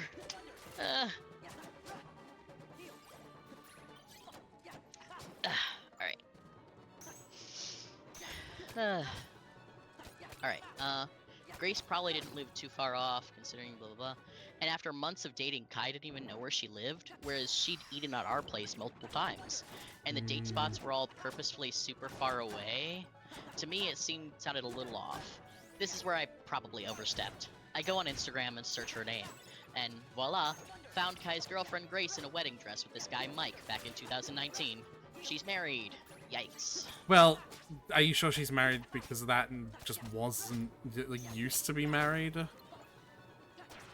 Would be my first thought. 2019, I mean, assuming that this is a current year post, like, surely you need something a little bit sooner. She doesn't elaborate. I'm assuming that there was also, like, other stuff that indicated that this was not, like, a post on Instagram for, like, man, I can't believe that I'm divorcing my husband when we got married this day, or whatever, you know what I mean? I don't know. I don't know. Like, you get where I'm coming from, right? Yeah, I get you, but since this is just kind of a summary of the important stuff, I just figured there was probably more. I wake up Kai immediately. Yes, cringe at my idiocy, I'm sorry. What? And spill it all with the receipts. Why is... It's 12 a.m. There's no cringe about it. What? Well, because she just woke him up at, like, midnight with Instagram. Like she didn't decide to, like, wait till they were, like, awake and not busy. She just woke him up immediately. Yeah, what? I don't understand the problem. That's not a polite thing to do. Yeah. Also, people just generally. Tyler, waking someone up is not a polite thing to do, but also you just discovered that his, like, partner is a cheater. What do you mean? I feel like that takes precedence. You should still wait for them to be awake. What? Because, like, if you wake someone up in the middle of the night with any information, they're not going to respond well. Because they're, like, fucking exhausted and, like, just got woken up and you're shoving a phone in their face. I don't understand this. Like, You have a sleep disorder. So... That is not why I don't understand this, Tyler. This is... Like, I assure you it makes sense to not wake someone in the middle of the night. Fundamentally... For something like that, I disagree. There's a reason that when people are revealing important news, they're like, you might want to sit down for this, and, like, are you in the right headspace to receive information that could hurt you? You know? But not, like, wake you up in the middle of the night. For information about, like, their love life, I wouldn't ask that, because they need to know regardless of whether it hurts them or not. It could still wait until morning. It's not like he was going out on a date with her at midnight. No, I don't understand that. I would not. Alright, well. Anyway, I wake up Kai immediately and spill it all with receipt. It's 12 a.m., he's bleary-eyed with work at 7 tomorrow, and I've barged into his room wide-eyed and gesturing at the phone screen like a crazy person. It's all a mess. Finally, after I shut up, Kai gets mad, like fuming. He interrogates me as to why I was getting all up in Grace's business, and then I told him about all the red flags, and he just got even more mad. The entire argument spiraled out of control, and he told me I was way overstepping my boundaries, which I honestly was, but again, our proximity had us constantly keeping tabs on each other. I asked him why the hell he was mad at me for trying to look out for him, and it turned into a giant screaming match. Eventually, he went to the next level and rambled on about how this was probably because I was secretly into him, and that he always thought our relationship had gotten closer than it needed to be, which is why I was stalking him. That's when I got really mad and said some awful things I wish I could take back. I dug at him for his situation with Marie, that I'd never date him for $1 million, and then it devolved into him calling me some nasty names, and I just had to walk out. It was nasty, we were both exhausted and aggravated, and it just all blew into 1,000 pieces in the span of one night. He woke me up early the next morning before he left. I thought that the night had been time for our heads to cool and he'd come to me to apologize. But instead he decided to drop the news on me plainly, which he admitted that he was bearing on his shoulders for a while. Kai knew. He knew Grace was married since close to day one, but he'd shrugged it off. Her husband was a nice man, but Grace told Kai that she just couldn't feel for him anymore, and that he explained why and that explained why the gas bill for all those far-off dates didn't faze him, I guess. I'll admit, I wasn't too happy to hear this. I asked him how he would feel if Marie's hookups had known she was married and still went with her, to which Kai got mad all over again and told me not to bring Marie into this. We argued again, definitely not as explosive as the night before, but still pretty flaming, where Kai told me that he'd avoid telling me all this time because he knew I'd make a big deal out of it. Yeah, I feel like you have the right to make a big deal out of it, though. Yeah. I told him that infidelity was obviously personal to me, and I honestly expected that it was for him too, to which he just straight up said it wasn't, and that being roommates with me was as exhausting as a full-time relationship, and that I had no control over who he dated. So I was like, yeah, fine, date whoever you want, I just thought you needed to know that you were helping her cheat. I didn't mean for this to blow out of proportion. He just said that that was fine by him and just left for work.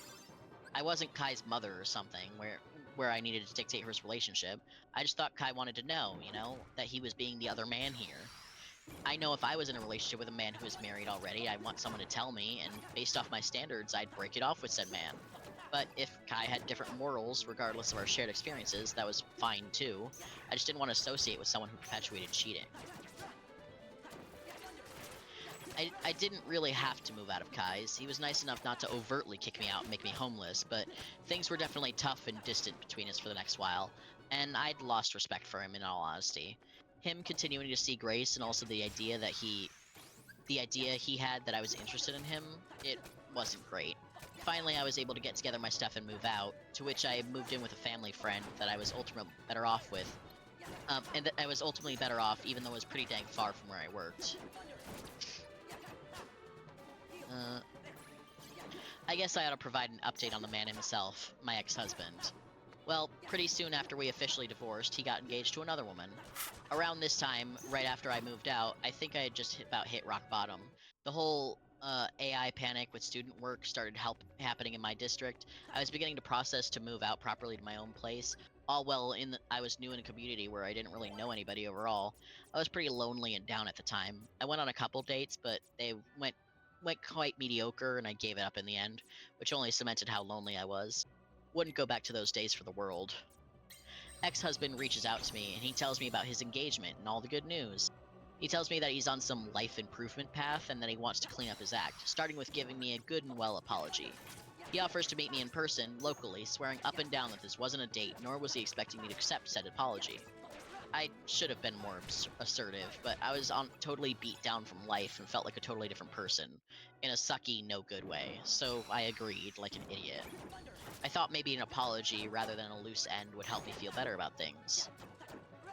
It went just as well as you'd expect it to. It started out okay, where we shared pleasantries, and he actually did apologize about everything, but then he started pressing me about how life was going. I tried not to tell him too many details, saying kids are fine, I'm doing fine, whatever else was going on. But I guess I might have said one too many things, because he quickly picked up on how miserable my life was. He then had this Cheshire Cat grin as he began to boast about how great his new life, his hot girlfriend, his shiny engagement ring, and basically how great everything was going for him. He casually drops that his life has been leagues better than it's ever been, and that our separation was a blessing dressed as a curse. Can't lie and say it didn't hurt to hear the years I'd put in with him felt like burdens. At this point, he was most definitely rubbing it in, and eventually I got fed up with hearing him talk and weaseled my way out of there. In the end, I never got invited to the wedding, so did we really make amends? Either way, I totally regretted doing all that. Total waste of my time and only dug me deeper into that depression pit. Sad face. But alas, things eventually started looking up, when you least expect it. After a long, long while of dragging myself through each day by the hair, I finally went on one more date. I'd lost a lot of weight and looked pretty sunken and pale, so I didn't think I'd make a great first impression, but what do you know, fate can make things happen like magic. That's when I met my current partner, Chase, 29 male, who is the greatest thing that's ever happened to me. He's so patient, undeniably sweet, so chatty and lively. Seriously, I'm used to being the loud and silly one in the relationship, and I used to think that I'd like a guy who'd offset my energy. Smirk and roll his eyes at my jokes or whatever. A lot of people seem to throw themselves into that cliche, but let me give you some sage advice. If you're a ray of sunshine, don't search for the aloof, tall, dark, and handsome Mr. Right. Please search for someone who matches your bright energy. It's so refreshing. I've been missing this all my life, thinking I wanted a straight-laced sucker. I've never been more loved and so complete than I have with this big goofball. No more biscuits and butters and biscuit. No more biscuits and butters being biscuits and butters. No more. I don't know what that means. I have no idea what that means. I just read it exactly like what it says, but I don't know what that means. No more one-sided conversations. No more of those half-hearted scoff laughs dudes do to seem cool. We make the silliest jokes, most legendary memories, and it feels so indescribably alive. Our conversations are strangely deep about the most oddball of topics, and I've never felt bored around him. Sorry, keep going. Mushu.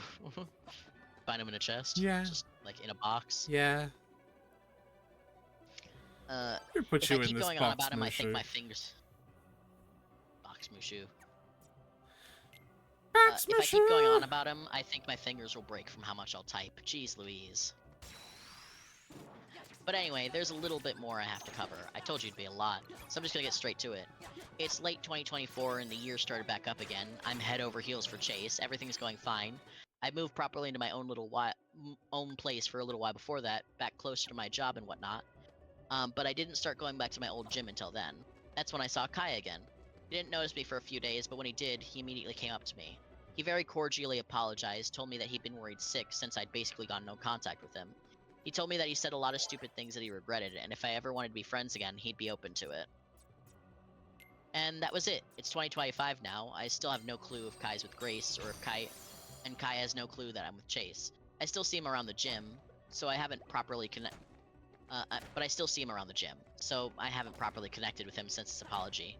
Maybe I should, but honestly, this likely isn't the best way to describe it, but to me, Kai feels like a recurring character from the first movie that's making an abrupt appearance in the second or third movie. It's a weird feeling I'm probably making up, but it feels like I'm in a totally different chapter of my life now. I get that. Yeah, I get what she means. Yeah. Yeah, I feel like I'm in a totally different chapter of my life now with Chase and my life happenings, so far beyond the events of my ex-husbands and Marie and every part of that time period. Not Lotion Man, though. Lotion Man is simply timeless. Speaking of the legend himself, I actually did get around to showing Chase a rendition of Lotion Man. I won't lie, I was shaking a little bit, but to top this all off with a nice little cherry for all of you happy ending lovers, not only did he find Lotion Man absolutely hilarious with a full-on belly laugh, it's a bit of a running joke between us now. You've got Soap Man, Ketchup Man, Shaving Cream Man, Floor Dust Man. Basically anything you can create a little smiley guy with, we've made them real. And they all have silly little accents too. Lotion Man, the world is your oyster. That's precious. And with that, yeah, that's basically it. So much more has happened in my life that I've excluded here just because it's not really relevant to what I've typed here before. Seriously, a lot happens in a few years. But my god, vomiting all that info onto these verbose paragraphs has felt like therapy. Even if nobody reads this, I'll still feel the weight of the past lifted off my shoulders, even if it's just a little bit. I guess the one lesson I've learned from coming out of all this and coming out of my 20s is that being unapologetically you will always do wonders no matter what. Things change, life moves, it'll always get better. If you shine too bright for the small box that is your life, then it's not your fault for being too radiant, you just need to get out of that damn box. I'll never apologize for being myself again, so you guys can take my wordy, nerdy, nonsensical paragraphs in their full, unedited glory. LOL, love you, Reddit.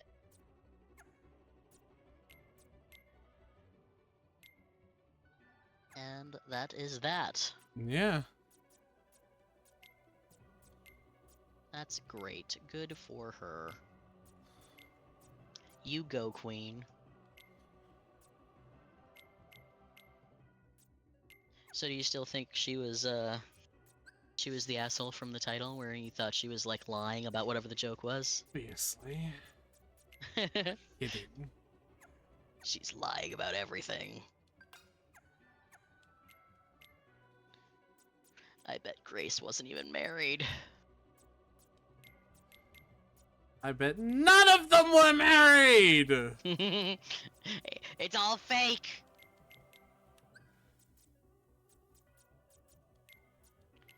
Alright.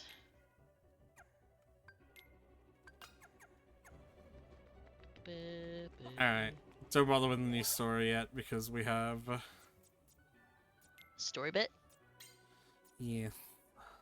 Is it a crunchy story bit or a non-crunchy story bit? What do you think? It's in the middle of a map. Oh, non-crunchy. Oh hey, it's Belle again. Who are you? Hi, I'm effervescent and mysterious because you don't actually know my personality because you've never actually met me. Were you kidnapped too? Not exactly. It's a long story. That doesn't really matter 'cause you're Way! not real. So you've been kidnapped? You don't want to be here? Yes. No, I don't really want to be here. That witch forced me to come here. There, You she can say hasn't. bitch, it's okay. You haven't said a single sentence with an S in it for me to turn into a Z. I have no one to talk to. Looks. I don't think you do it at the end of a word. Or all I have to ease my that already is a word you say with a Z noise. Loneliness. That doesn't work. Can't you tell I'm French by my thick French accent? And then there's him. Oh, I've missed him so much. You mean the beast? Then why were you being so mean to him before? Yeah, you really hurt his feelings. You don't understand. I can't let him see how I Z. Tyler, this advice is horrible advice. It's great advice. I can't let him see how I really feel. What was that? That wasn't a word. It's just that. No THs too. It's just Zet. Oh no, she's coming. Z's coming. Hide quickly. Oh, there's no time to. See, there we go. It's the first. There's no time to explain. There's no time to explain. Hide quick. There, you got it. Good job.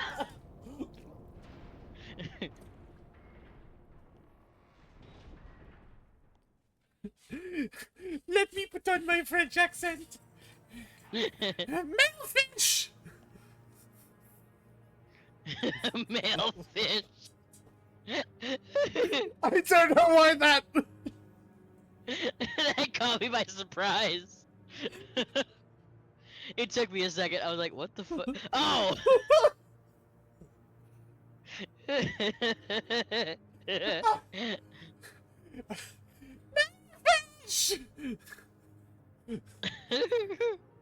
Would you like to do her voice?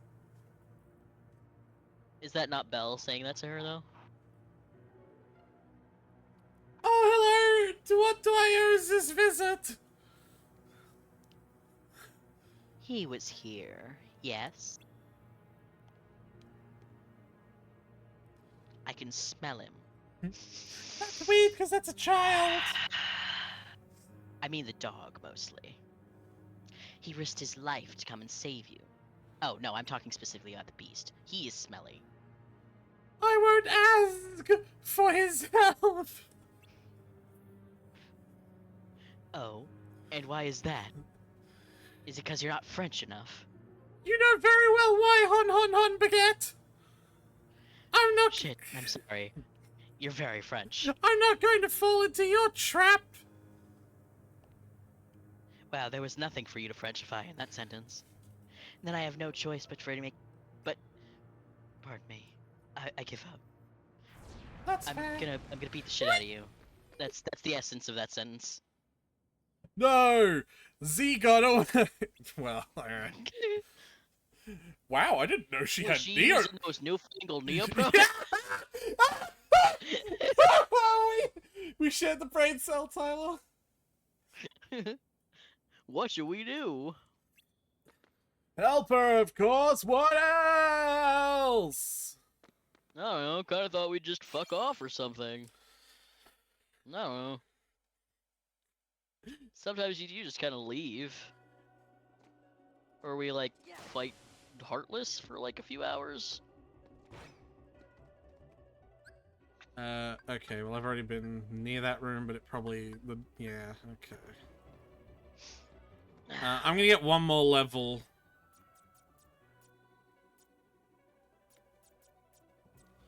Oh no! The table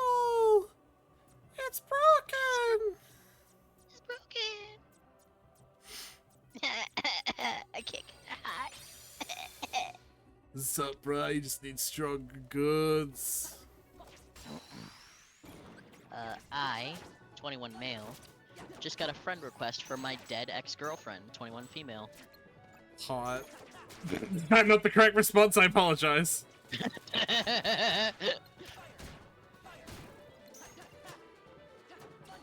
So, in 8th grade, I met this girl, North. She was in my band class. And the two of us hit it off. I asked her out on a movie date, and from there we became boyfriend and girlfriend. She was my first girlfriend, and things were going alright. That was until her dad got a new job across the country in California. North moved away, but we decided to try out the long-distance dating through our freshman year. Yeah, I'm gonna fucking... Let me fucking guess how well that worked out. We were not built for long-distance dating. I couldn't protect her from Most bullies. people aren't. Yeah, also, I think most 14-year-olds aren't. Like, it's just... You're so young. Just... It's fine. I couldn't protect her from bullies, hug her when she was crying, or tell her that it was gonna be alright when she told me about her depression. I still tell her it was gonna be alright, but... Whatever. Oh no, hold on. Is this... These stories, if they have, like, bad shit, they've gotta have, like, warnings, right?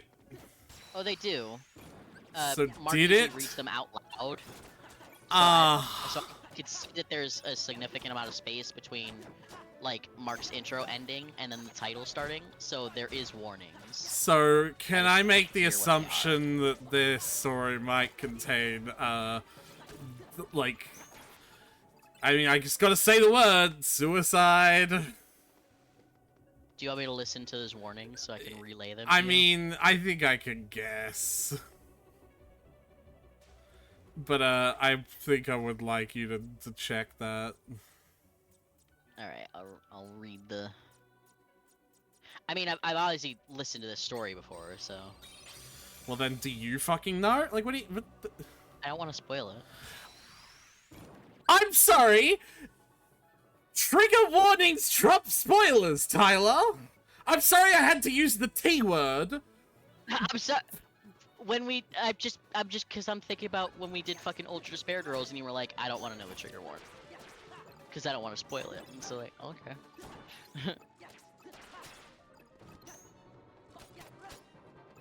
So, from that, I just kept it in my head that you'd rather not be spoiled than be... Tyler. Trigger warned. Tyler, I will say that I wasn't expecting that game to go as hard as it did.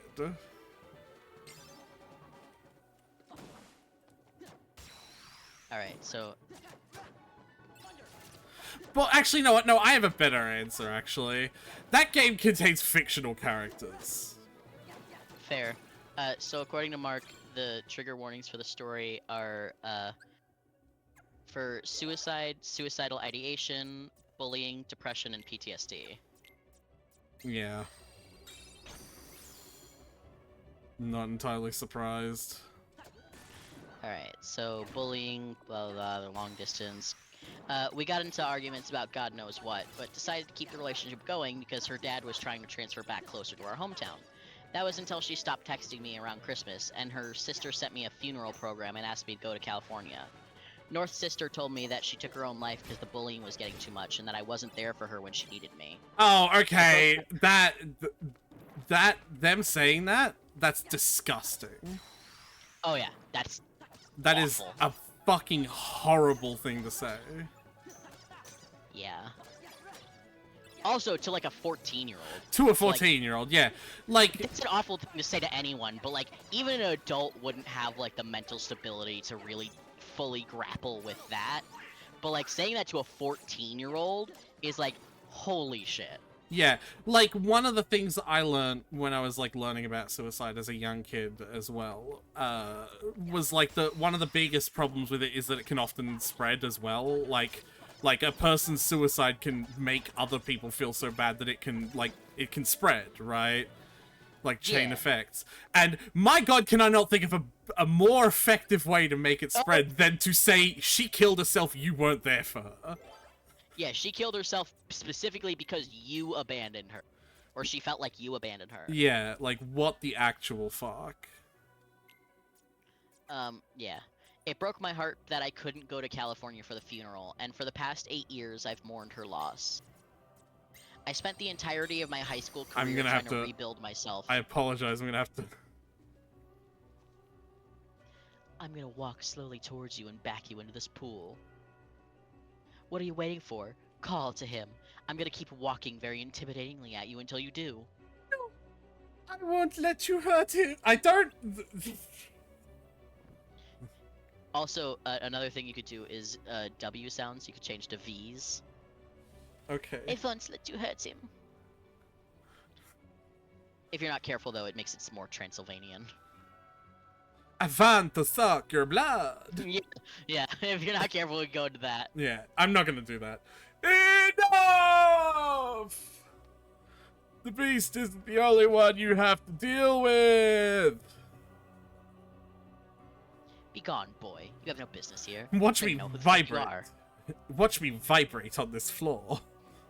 Do you see that? I'm like 3,000 years old, so I'm a little shaky when I try to stand up straight. That's why I have a cane.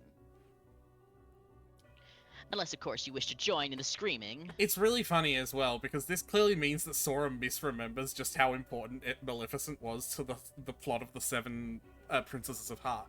Because in Kingdom Hearts 1, she was integral. She was the one pulling all of the strings. Yeah, but, she was like the one. But in here, Sora just sees a woman in a black cape, beats the shit out of her dragon form, and then she dies, and he's like, well, that's that, I guess, and doesn't realize that she was the one being integral to her. Yeah, doesn't realize that she was the like, head honcho of the group of villains. Yeah. She was, like, in charge. Yeah, so it's very funny that she's like, he's remembering of her. This is an accurate... She's just another head hunt. She's just another bad guy. Yeah, this is, like, weirdly accurate in the sense that she's like, I don't know who you are, so you're just in my way.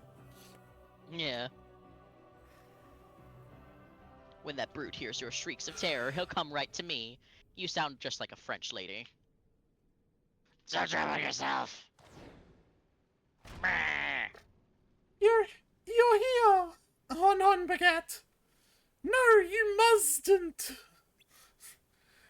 I told you to leave this place. Leave me alone. I never want to see your face again. You never want to watch my face. But I loved it when you Z'd my face.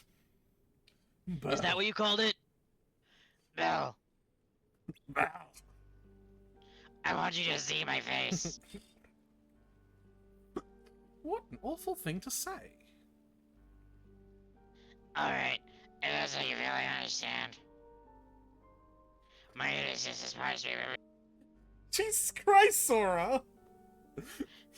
It's actually just my punishment for being 8 years old and not letting a stranger in the house, but like, whatever. Let's not talk about that. Why is this entire game refusing to acknowledge the fact that all of this is Sora's projection of how these worlds went?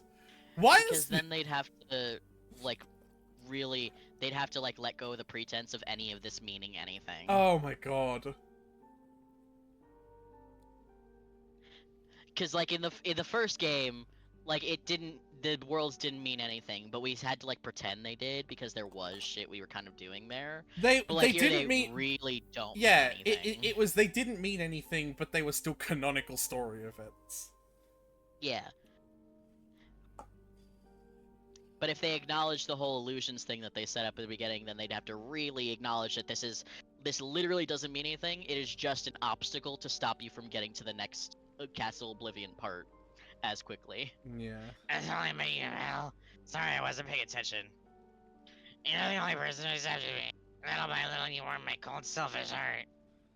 The memories of our days together are my most precious. Because I'm sorry. So I'm sorry, but anyway, what was that? Alright. Consider it my final selfish act. Whoa, I think I'm so glad you finally got that out of your throat. It's been there for a while. I've needed a lozenge for a long time. Herbeast. Well, I'm just following the rules you gave me, Tyler.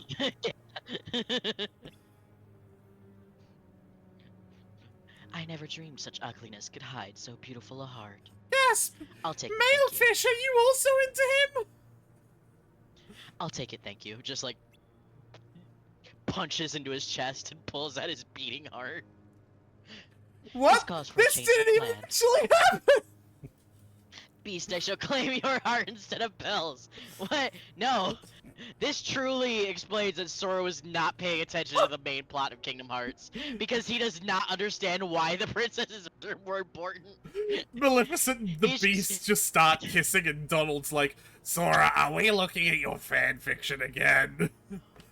He's like actively writing it in what used to be Jiminy Cricket's journal, and he's like, no! Snaps it shut.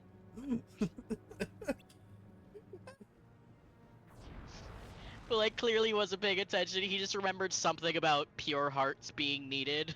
No! So he's just like, yeah, that probably makes sense. No! Please!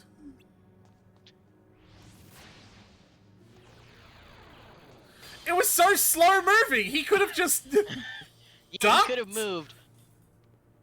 Also, he didn't want her heart to be.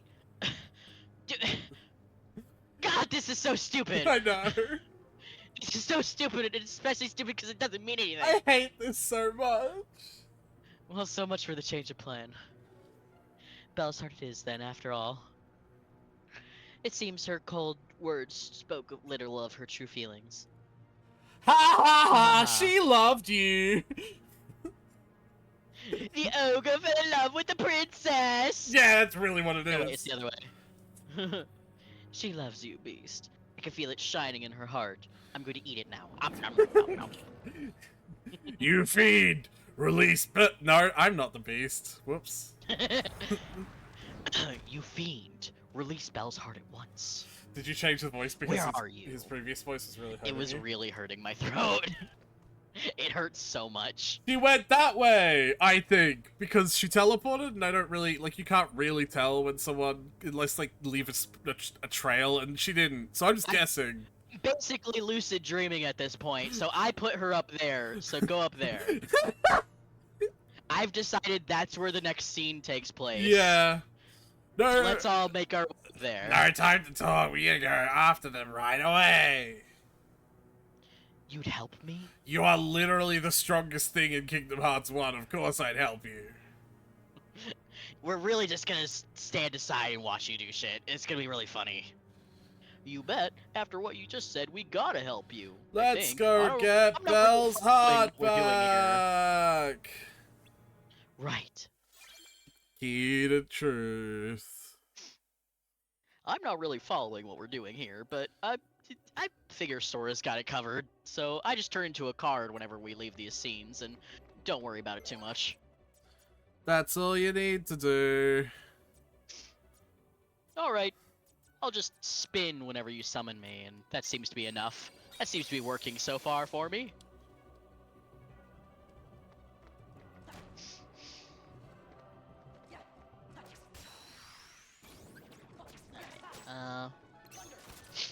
Shall I continue? Yeah. Hey, look, I can do Beast now. Nice. Yeah, I he spent just... the entirety of my high school career trying to rebuild myself from the damages. I went to meetings for people who have lost family members and loved ones. I went to therapy for 4 years to try and help process the lost. I had to learn how to become dependable because I didn't want it to happen again.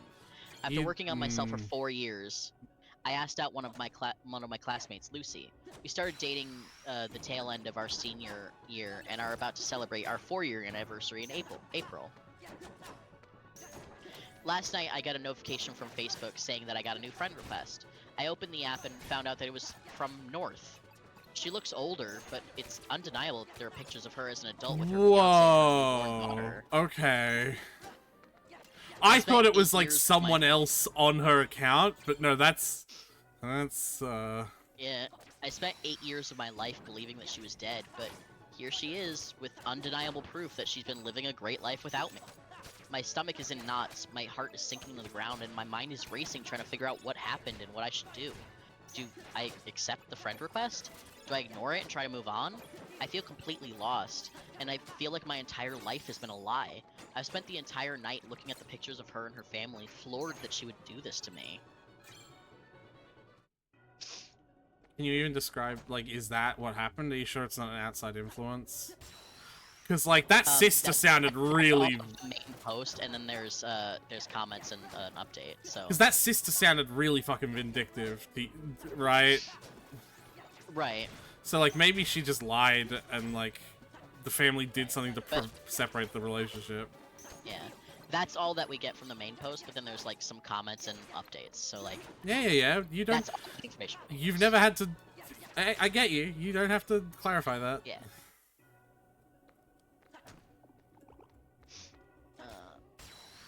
What notification am I getting from Discord? Who is I'm live on Twitch.tv. No. Twitch.tv/RubberRoss. No, don't promote other Twitches. Twitch.tv/TylerRaven333. You don't even fucking stream. I did once upon a time. No, you didn't. I streamed Undertale, remember? Oh, yeah.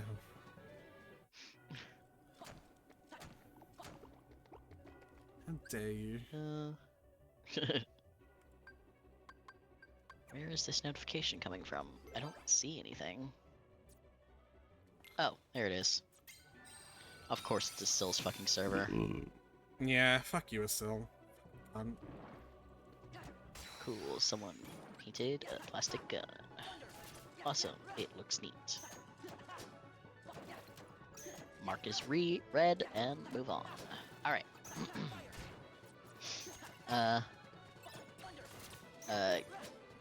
Comment. Whatever you do, please discuss this with your current girlfriend as well. She'll likely feel betrayed if you take up contact with an ex from which you never got closure without telling her. That being said, I would accept the request and ask her about the fake funeral and everything. You have a right to know. OP replied, Jesus, I didn't even think about how to talk to Lucy about this. I know I need to tell her, but I don't even know how to bring it up. Great faced. And the comment says, this is your present. This is your present, like, time. Don't ruin it or hurt someone chasing a relationship with a scammer or AI. OP replies, it's not AI. The account is friends with all the members of our family. Her dad, stepmom, sisters, etc. This is actually her. Comment says, might the sister have done it without North's knowledge? And OP says, North was the one to stop texting me first. I don't see a world where she ghosts me and her sister just so happens to send her regards. Another comment. So, I don't know if this is the healthiest option, but I would 100% want closure. Accept the friend request and send her a message saying how happy you are to see that she's alive since you were under the impression that she committed suicide. How thankful you are that it was a lie and that you're happy to see she's clearly in a better place. Excuse me, Sylvie? Do not accuse her of anything. If you feel inclined, let her know that her death led you to dedicating a part of your life to being the person you felt she needed at the time. Let her apologize, and if she does, don't feel inclined to accept it, and feel free to know that she caused a lot of hurt. And feel free to let her know that she caused a lot of hurt. I wouldn't engage beyond finding closure and would 100% block her after getting it. I don't know about blocking her.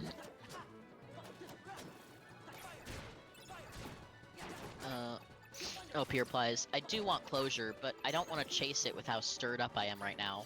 I don't know if I'm happy that North's alive. Don't get me wrong, I don't wish death upon her, but I feel upset that she would do that. I dedicated a third of my life to her, and now that dedication feels like it's being ripped from underneath me. A part of me is happy she's alive, but I'm also angry, devastated, and heartbroken that I wasn't the person she could simply talk to. That I was such a little shit that it was easier to fake her death than it was to break up with me. But also, so much has changed for me coming from this. I'm happy with how my life is turning out, but so much of that came from wanting to do right by her memory, and now it's just, I don't know what it is, but it sucks. Yeah. I do get it. It must be like the emotions going through must be fucking bonkers, just all over the place. Because I get that's like, well, I don't know if I'm happy she's alive. I obviously don't want her to be dead, but like, yeah, you know? Yeah, no, I totally get it.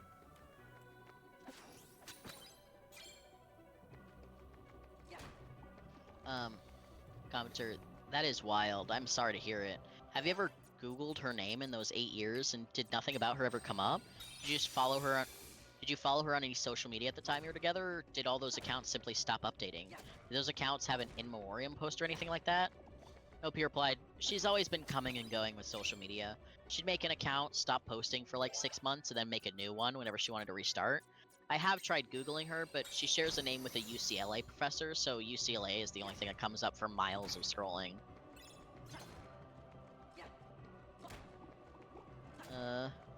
Updated content warning for suicidal ideation. Ooh. Thank you to all those who have responded. I wanted to get to each and every one of you, but for now I hope this update will do. For now I've decided to wait until Lucy gets home from work before I make any decision on whether or not to accept the friend request. I want to know what she thinks, and I can always depend on her to keep me level-headed. But until then I just kind of want to sort out my feelings. I remember the day that I found out about North's supposed death. It was a few days before Christmas, and the snow had just started to hit the ground. I remember walking to the edge of the neighborhood along Main Street. I sat on the sidewalk watching the cars, and thinking about how if I walked onto the road, they wouldn't be able to stop. I was sitting on there on the sidewalk, contemplating for what felt like hours. Yeah? I'm not sure what that has to do with anything. Well, he's saying he was thinking about ending himself at that time. That's what that thought train is. Is this supposed to be like after he got the news? Yeah, after he found out that, like after he was told that. Yeah. Okay. That I was confused because I didn't. That, like, I didn't realize that was like. Yeah. Okay. Yeah, he was saying that like the day that he found out, he walked out to town and he was just like thinking. Well, if there's anything ever that proves the point I was trying to make, that suicide can spread. Yeah. Right. Yeah. Thinking about how I was sitting there on the sidewalk contemplating for what felt like hours. It was there that I decided that I wanted to keep living. It was the most important choice of my life.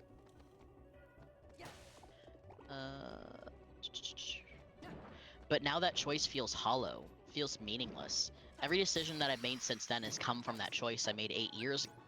It feels empty and without promise. I'll keep you guys updated on what Lucy and I decide. Please don't think for a second that I plan to do anything drastic. I really don't, and I want to keep making that choice to live, but for now I just need to figure out my meaning. Huh. He's supposed to be guarding the treasure, like, and it's supposed to be impossible. Because, like, all the others, it was a ladder, and they were standing in front of it, so you couldn't get on the ladder without, like, fighting them. But, just get around him? Yeah. I'm gonna go down and fight him, because experience. But, like... Obviously, but very silly man. Yeah. Well, he's standing behind me now, I guess I just have to let him go. He, like, juked me. Yep, my contract says I only attack people who attack me or who are in front. Now that he's behind me, he falls out of my jurisdiction. I still love that fucking short that we have, or not short, like the fucking fucking what is it? The observation duty of, like, you know, seeing the fucking, like, ghost on the screen right as, like, the time as the shift ends. It's just like, that's not our jurisdiction anymore.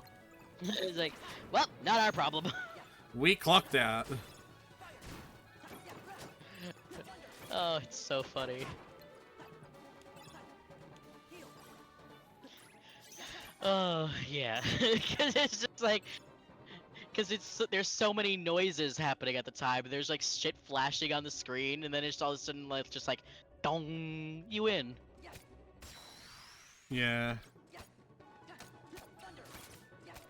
Anyway, update 2. I accepted the friend request.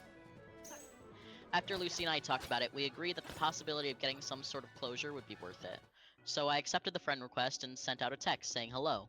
About a half an hour later, I received a notification that North responded. We started talking for a bit, talking about how our lives have been.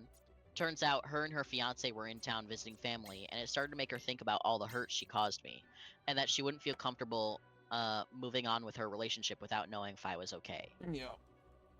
Do we wanna... She tried to apologize. Huh? I'm here. Do you wanna... Door. Yeah. Door. This is a door.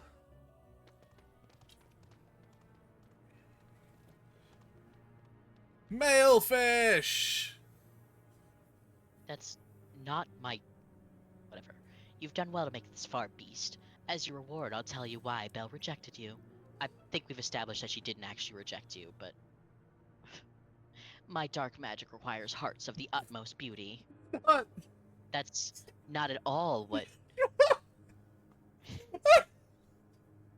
Wow. This doesn't mean anything and is being told incorrectly. This is like an insult to people who paid attention There's to like Kingdom Hearts. multiple layers of it being meaningless. Yeah. It's meaningless because it's clearly being misremembered by a child who was not paying attention to the last story, but also it's meaningless because even if it was being remembered correctly, it's still a fucking illusion Yeah. that affects nothing. Belle's perfect, even a heart. I just don't care anymore. I just want to get to the in-between cutscenes. Tonight, her love, her heart beyond my reach. She saved me. She protected me. Ugh, fuck, I got something in my throat again. She couldn't hide it, she really felt. I've heard enough. Release her now. If you don't... do not try my patience. Wow, Beast, you should really go and see a doctor about that. Is this America? Is that a feasible option for you? I think it's France. What's France's healthcare like? Universal. Okay, then I think... European Union. Okay, you're good then. You should go see a doctor. But I'm also a beast, so they kind of start screaming and torches, pitchforks, the whole thing when I walk in. So, Alright, well... you know. Find a doctor like Belle. Anyway, I'm male trying to fish... support her through med school, but currently Maleficent has her heart, so, Yeah, you know. You mean male fish? Yes, sure. Don't you realize why I'm telling you all this? I don't know either. I'm just kind of stalling. Did it to erase your doubts. Now your heart is beginning to shine with love for Belle. I shall have your heart too, monster. That's not what she wasn't just collecting random. Alright, I'm gonna go to the bathroom real quick. No, wait. Uh, We've got a boss fight. no, my grandma's calling me as well, so... Boss fight! Multiple reasons. You'll be fine. You got this. I believe in you. I'll be right back. Go on. We're against the dragon? Fuck me. Alright.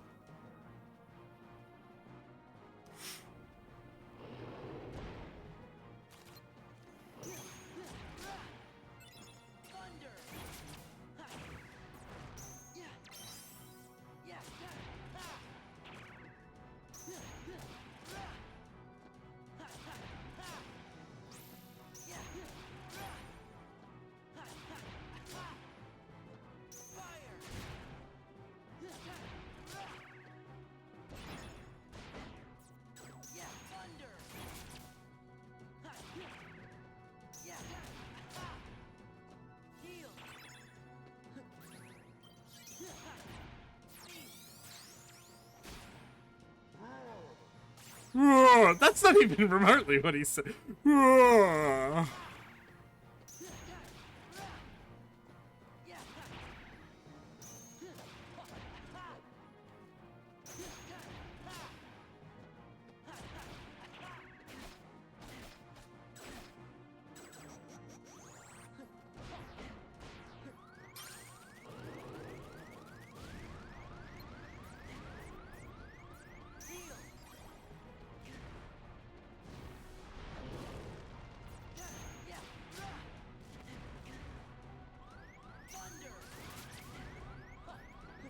Really not sure what to do about this.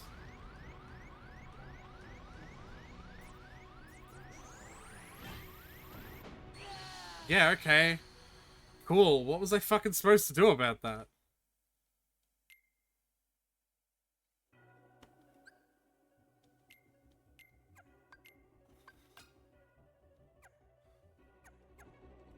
Like, the fire was just there. Oh, you know, I can glide, I suppose.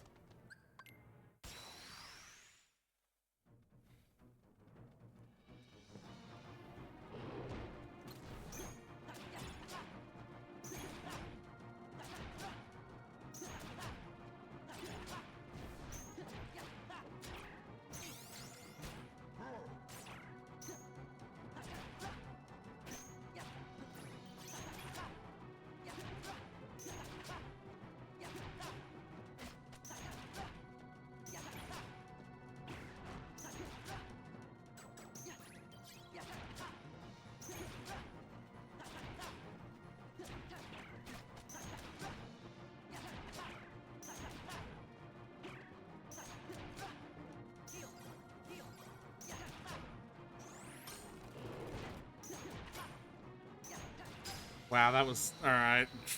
Embarrassing. Just an open mouth.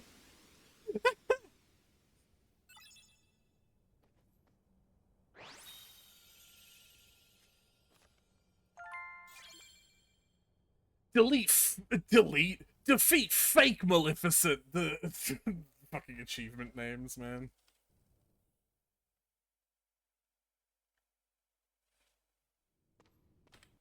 Yeah, I gotta fucking wait for Tyler now. I'm gonna go piss as well, you know what?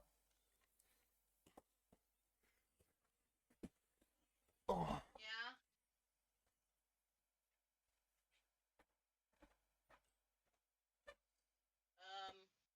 Probably, yeah.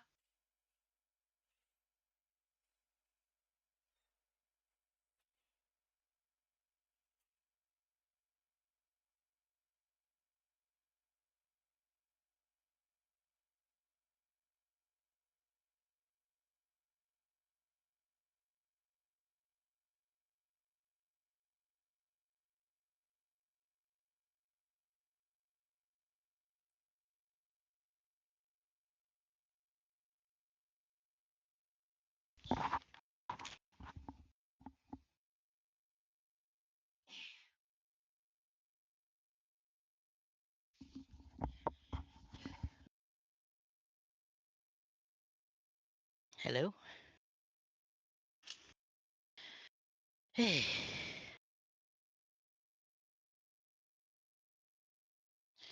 Um. Huh. Breathing. Heavy.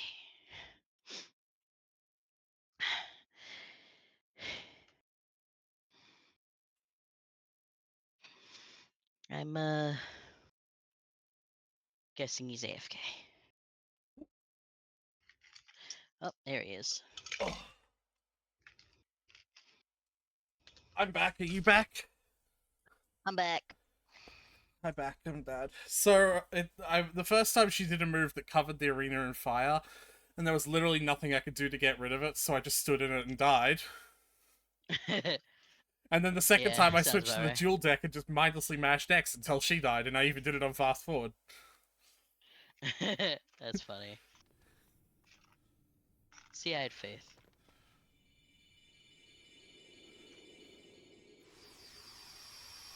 Oh shit, a life heart to increase my maximum health. I'll take that, thanks. I'd rather a stamina fruit. I'd rather a stamina fruit, but you know, that works. Oh fuck, it turned into a lady. How am I supposed to eat it now? Easily, you see my face! Belle.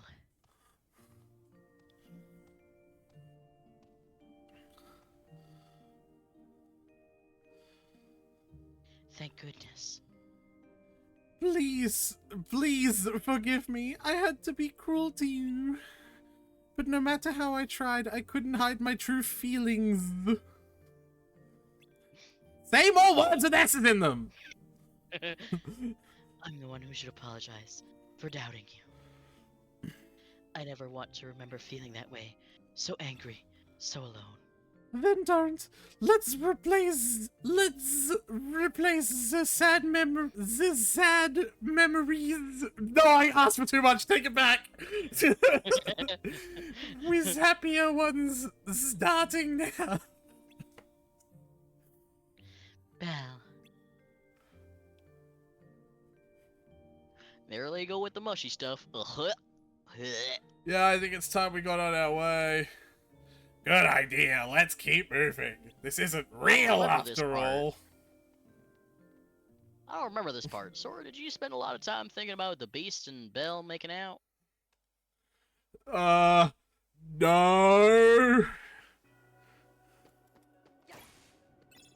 Alright, if you say so. But you know I'm always here to talk, right? I got a teenage son, so I understand the kind of feelings you go through during puberty. You what? How old are you, old man? Haha. Yep. This is real familiar. Yeah, it is, honestly. I think I'm about to fight Riku 3, and this is gonna be a fucking hell of a fight. I believe in you. Yeah. Crunchy! Who are you? I am You already Vexen. fought me. I have come No, to we haven't Oh, no, fought wait, him. no, he made the Riku, right? A debt? Sora, do you owe something to this guy? If I do, I don't remember. Of course not. Oh, but you do. You owe me for reuniting you with your former friend. You don't mean... Indeed, I Which do. one? I have a few. I'm the one who brought Riku to you. Then... You're the one... You're the one Who brought Riku to you? Yes. What have you done with him? I see no need to give you information about where Riku is. That's not what he asked. After all, Yeah, not even remotely. why trouble you in your final hour? Oh man, everyone's got like a weirdly ostentatious, unique battle, like weapon type. Oh yeah, I love it. Wonder what that's about. Here you go. Yeah. No, you aren't. If I was a game designer and I had a bunch of enemies who had prominent, like, unique weapon type designs like this, where like each big boss had like a unique weapon type, then the final boss would be like some kind of amalgamation of all the weapon types in some way, whether it be like a robot, but just have it use like weapons from all the enemies from before. That's what I would do. You know what I mean? Sure.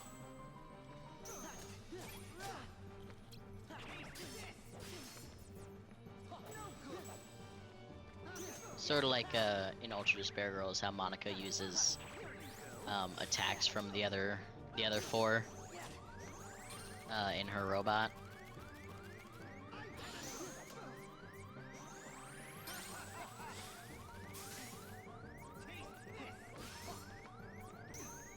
Oh, come on. Yeah, okay.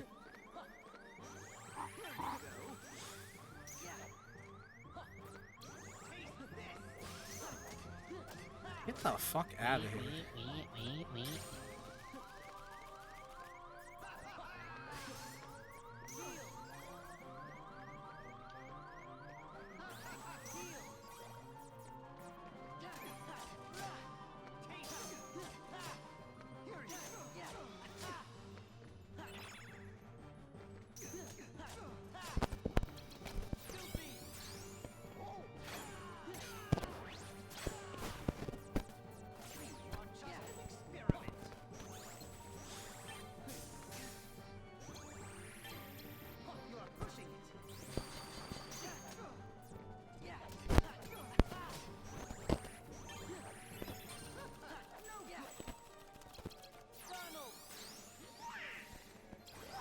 Hell yes. You're doing great.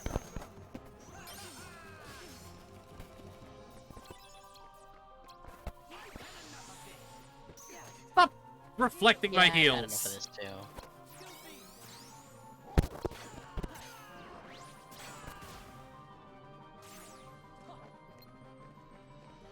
Get shielded, bitch. My shield's better than yours. Guess the size doesn't really matter, huh?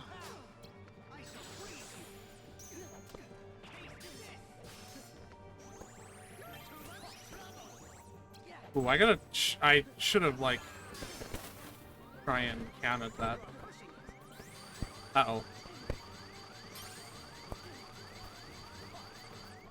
That's bad.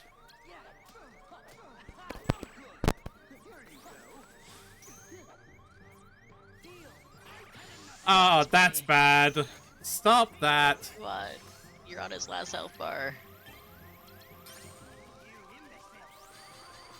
No. Oh god, you're so close.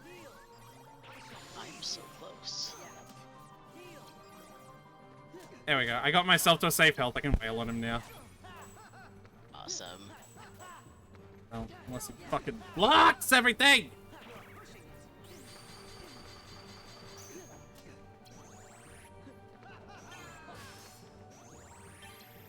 Yeah, why's he gotta block everything? It's not like he's gotta... Well, I guess he... Uh-oh. Oh, that's bad. Uh-oh. Yeah, that's not good. That's not good. Play it safe. Back off. Heal. Ah! No. Don't backseat me! You fucking... What? Say back off, heal? Oh, he's doing that! Shut up! I'm sorry. No, I'm kidding. I'm kidding. You're so mean to me. I'm not. I've been thinking of adding another 0 in. Like getting rid of one of the weaker C's. Mm-hmm. One of the weaker 7s. I like that one. And adding another 0. Ah, shit, I forgot I also have this as well. Hook. Yeah.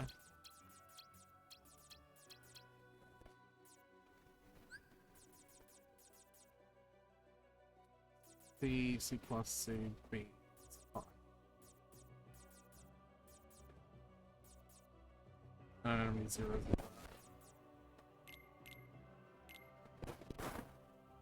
Yeah, just having another 0 feels like it'd be a good idea. Yeah, probably. I also don't know how to use this shortcut feature.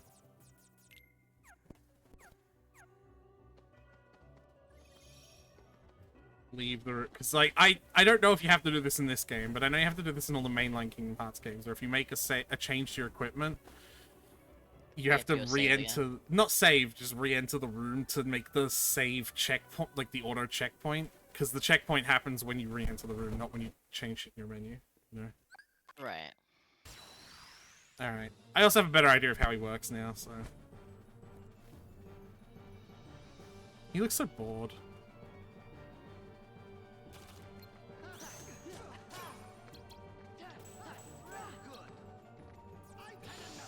Stop that.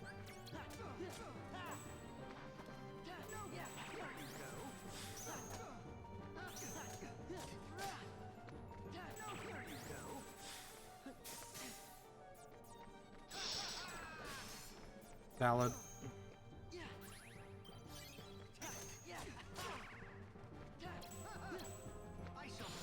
No.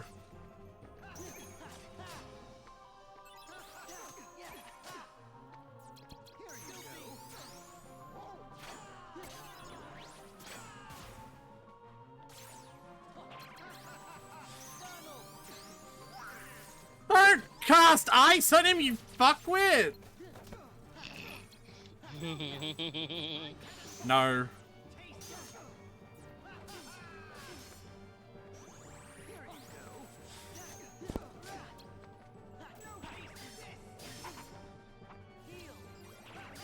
Oh, fuck off.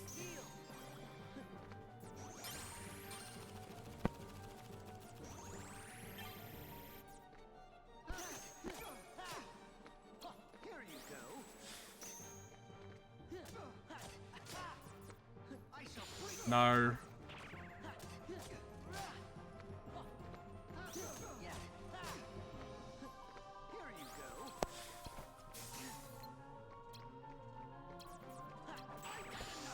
Oh.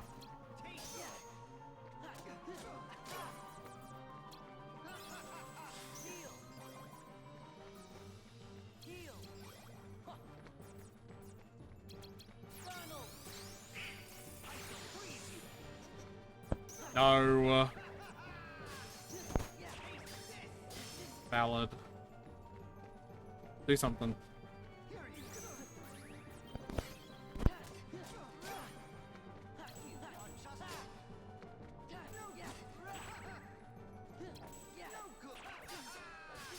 Ow. Oh, I don't have any heal.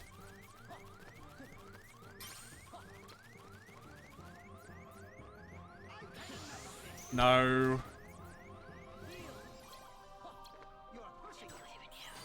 No. No? Alright. Tyler, shut up.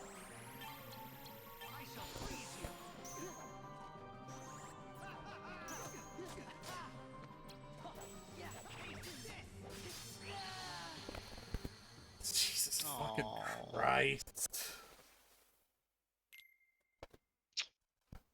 It's certainly easier than Riku. Right.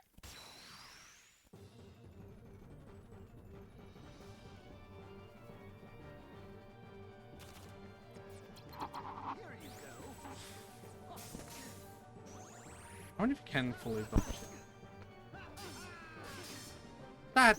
Why is it doing more damage every single time I try this fight? It wasn't doing that fucking much.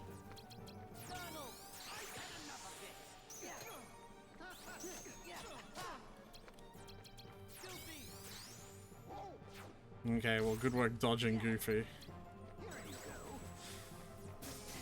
I wonder if I can dodge that. Maybe if I dodge forward through it, you know? Maybe.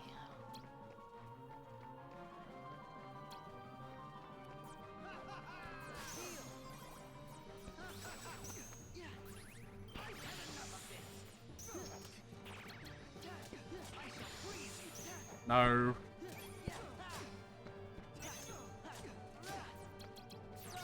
Don't cast ice.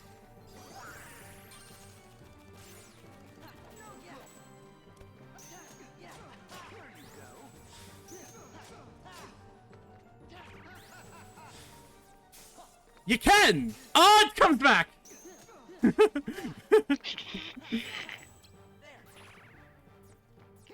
Homing missile. Truly.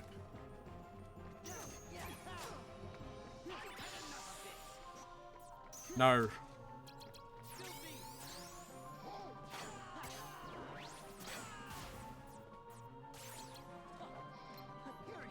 No.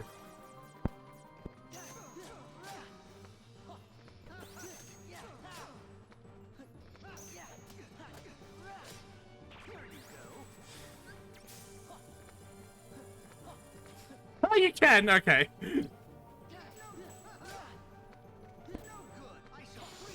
No.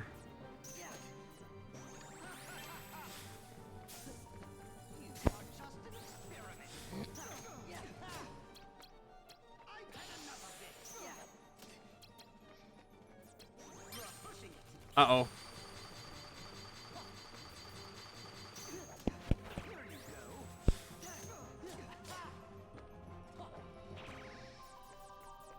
Do something. You can't. Haha. You had no cards left. Go on, do freeze. Charge your cards, bitch. Ow. Yeah, go on, do ice needles. Whoops.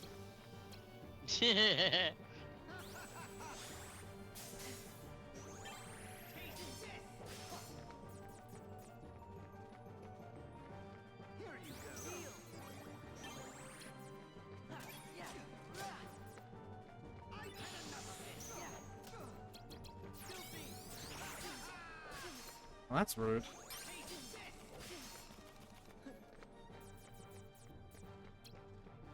Go on, do something. Do it, pussy.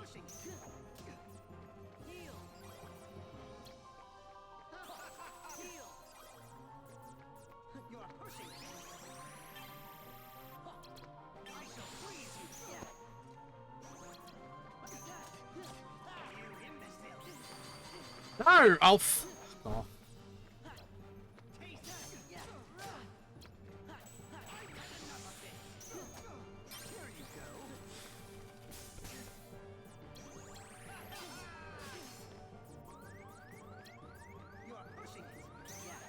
No.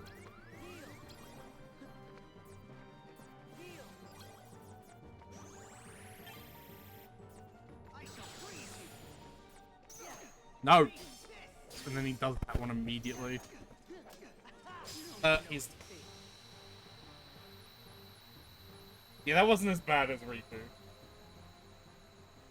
Real talk, I love this combat system. I don't know how it works for my brain, but it does. Numbers.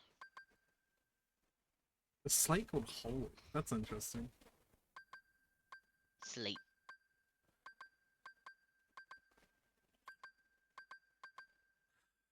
More HP. It's not really helping me at this point. More CP. Yeah. More P. Alright, man. I gotta learn all the slates. Oh, the That's concepts of card combos. That's a fucking expensive slate that I'm never gonna use. Clones of ice. As I expected, you weren't one to die very easily. Yeah, well, you were As if I'd just ever hitting lose me with to a shield. You, I wouldn't A be sword so would probably be more sure. effective. Did you even notice? I was delving deep into your memory as we fought. I And think you're here, bullshitting me now. look what I found. A card I think you just crafted from pickpocketed all me. the memories that are locked in the other side of your heart. It's too crunchy. I can't make out what that is. Wait!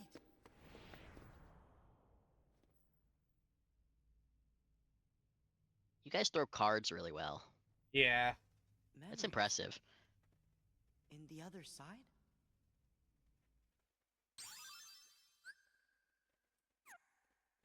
Does it make sense to learn threes? Twilight Town. Did we ever go to a Twilight Town in Kingdom Twilight Hearts 1? Town. It doesn't sound familiar. So how did he make it from our memories, then? Maybe it's some place that they're retconning in, like Namine.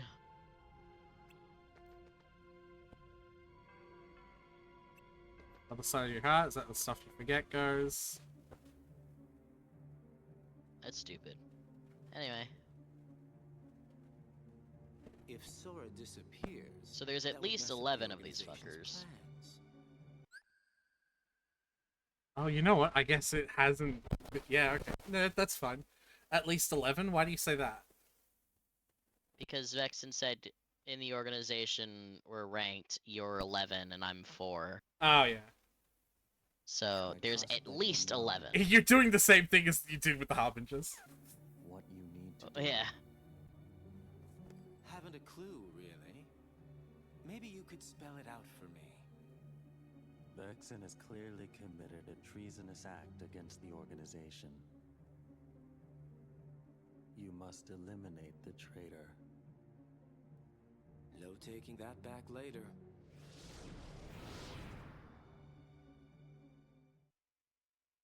Oh.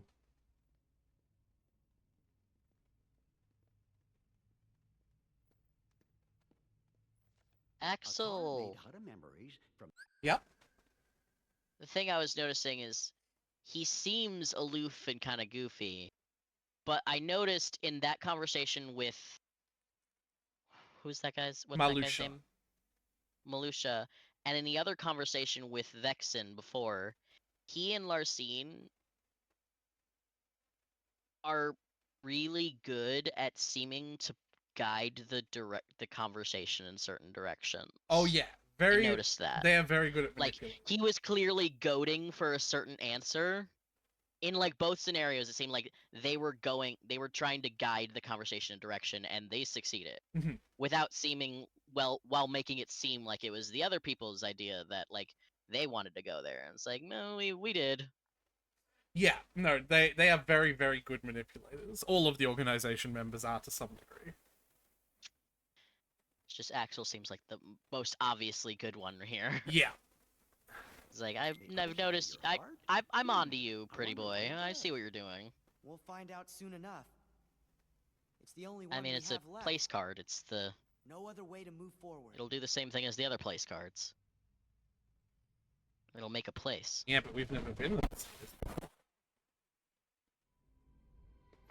Or at least we don't remember ever having been there.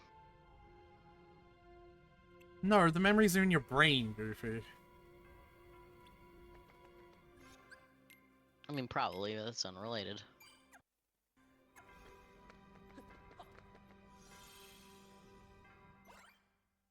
Why even show us 5? There's only one we could choose.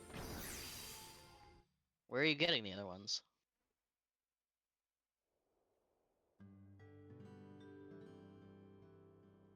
So yeah, have we ever been here? This does not look familiar. Doesn't look like a Disney property either. Gorsh, where are we, Sora?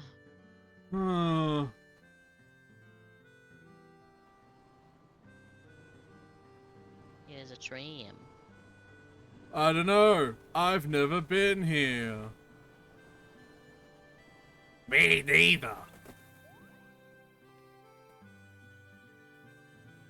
I like how Well, that can't they be keep right. speaking so certainly about places they've have or haven't ever been. Yeah. Like, at this point, it's been 11 floors of, like, them forgetting and remembering shit. I think they should have gotten it by now. Well, that can't be right. Up in town now, the only places we've been are from Sora's memories. Maybe so, but I definitely don't remember this. I've forgotten this town just like the other stuff. Crackling. Didn't do anything! Is it better? Huh? Is it better? Yeah, it's better. This is terrible. All our memories are practically gone. Well, not all of them, just whatever's related to this. Really okay. See, look at this. Nominees. I don't know what the fuck this is. Good but... luck charm. There's a special memory that goes with this. Fuck if I remember it, but like... One night when Namine and I were little, there was this meteor shower. This definitely happened. Namine started crying. She said, what if a shooting star hits the islands? So I said, if a shooting star comes this way, I'll hit it right back into outer space. That was one of the combat lessons in Kingdom Hearts 1. Hit projectiles back. Waka taught me that one. Who's Waka? Anyway, I was swinging this toy sword around the whole time. Namine just smiled and said thanks, and then she gave me this. You know what this read like to me? Go on. It's like when you read a fanfic with someone's self-insert OC, and so they're like writing themselves into things that have already happened. Yeah? Cause it's like, yeah, I remember the events of the first game, but also now you're, like, I remember the events of the first game as they were told to me, and also the history, like, as it was suggested from the events, from the characters of the first game, but now you're just telling me that I have to retroactively go back into my memories of the first game and insert the fact that there was another character there the whole time, and you're spending this whole game trying to justify that, yeah, this character was there. Yeah, wacky, isn't it? Okay. Wacky, isn't it? Okay. Yeah. Sorry. But yeah, it does read like a self-insert fic to me. All this because of me. Maybe we'll kiss at the end of this. OCX canon. Namine said she'd had it ever since she was a baby. It's way better than that other girl's stupid-ass homemade charm. And she What was gave her it name? to I you? don't remember. Ah. Yeah, so I promised from now on I'll bring you good luck. I'll keep you safe. Then one day Namine left the islands and I forgot about her all this time. Well, she was like 7, so she really didn't have it for that long. I really let her down.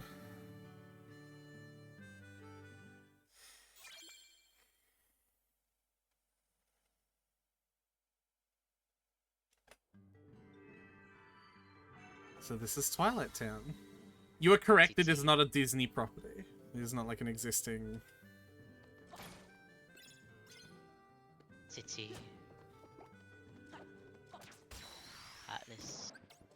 Oh, I'm still in the fucking dual deck. I shall carry on. Yep, go on. She tried to apologize, saying that we were dumb kids and that it seemed easier to ghost me instead of breaking up with me. She told me about how in some messed up teenager way, she thought that giving me an explanation to her ghosting would make it easier to move on. So her and her sister concocted the whole story. I told her about the years of therapy, the years of loneliness, and how guilty I felt when I started dating again.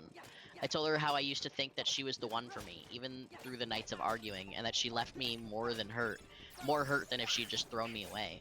And I told her that in some weird way I'm thankful to her. Her death changed me for the better, and I would not be the man I am today if it wasn't for her. I then texted, having said that, I will not accept your apology. It's a shallow attempt to free your guilty conscience before you get married. If you were really sorry, you would have said something sooner. You would have apologized sooner, or you wouldn't have done it at all. You took the coward's way out, and I do not forgive cowards. She said she understood, but hoped that one day I could move past the hurt that she caused me and find it in my heart to forgive her. The fucking audacity to say that. It ain't good, I hope you can move Chief. past the hurt I caused you when I traumatized you as a young child. It ain't good, Chief. I took screenshots of the whole conversation and sent it to her fiance. I don't know if he knows the story between me and her, but now he can have enough of an idea that they start the conversation. I hope they figure out how to move past it, and after all, they look very happy together. And the mistakes of a teenager shouldn't affect her current life. However, I'd be lying if I said there wasn't a part of me that hopes it's part of me hoping it crashes and burns. Valid. I know this is not the update that some of you guys wanted, but some of you really wanted me to bully my way through the conversation or play mind games to fuck with her. But that's not really who I am, nor is it who I want to be. Yeah, that's On the bright also side, gross. Yeah. On the bright side, now I can truly move on from the relationship that cost 8 years of my life and put the whole story of North behind me. Thank you to everyone who helped me find the courage to face this head on. Thank you to everyone who sent me kind words, and thank you to the guy who DM'd me the number of the suicide hotline. I won't be needing it for the foreseeable future, but I appreciate it nonetheless.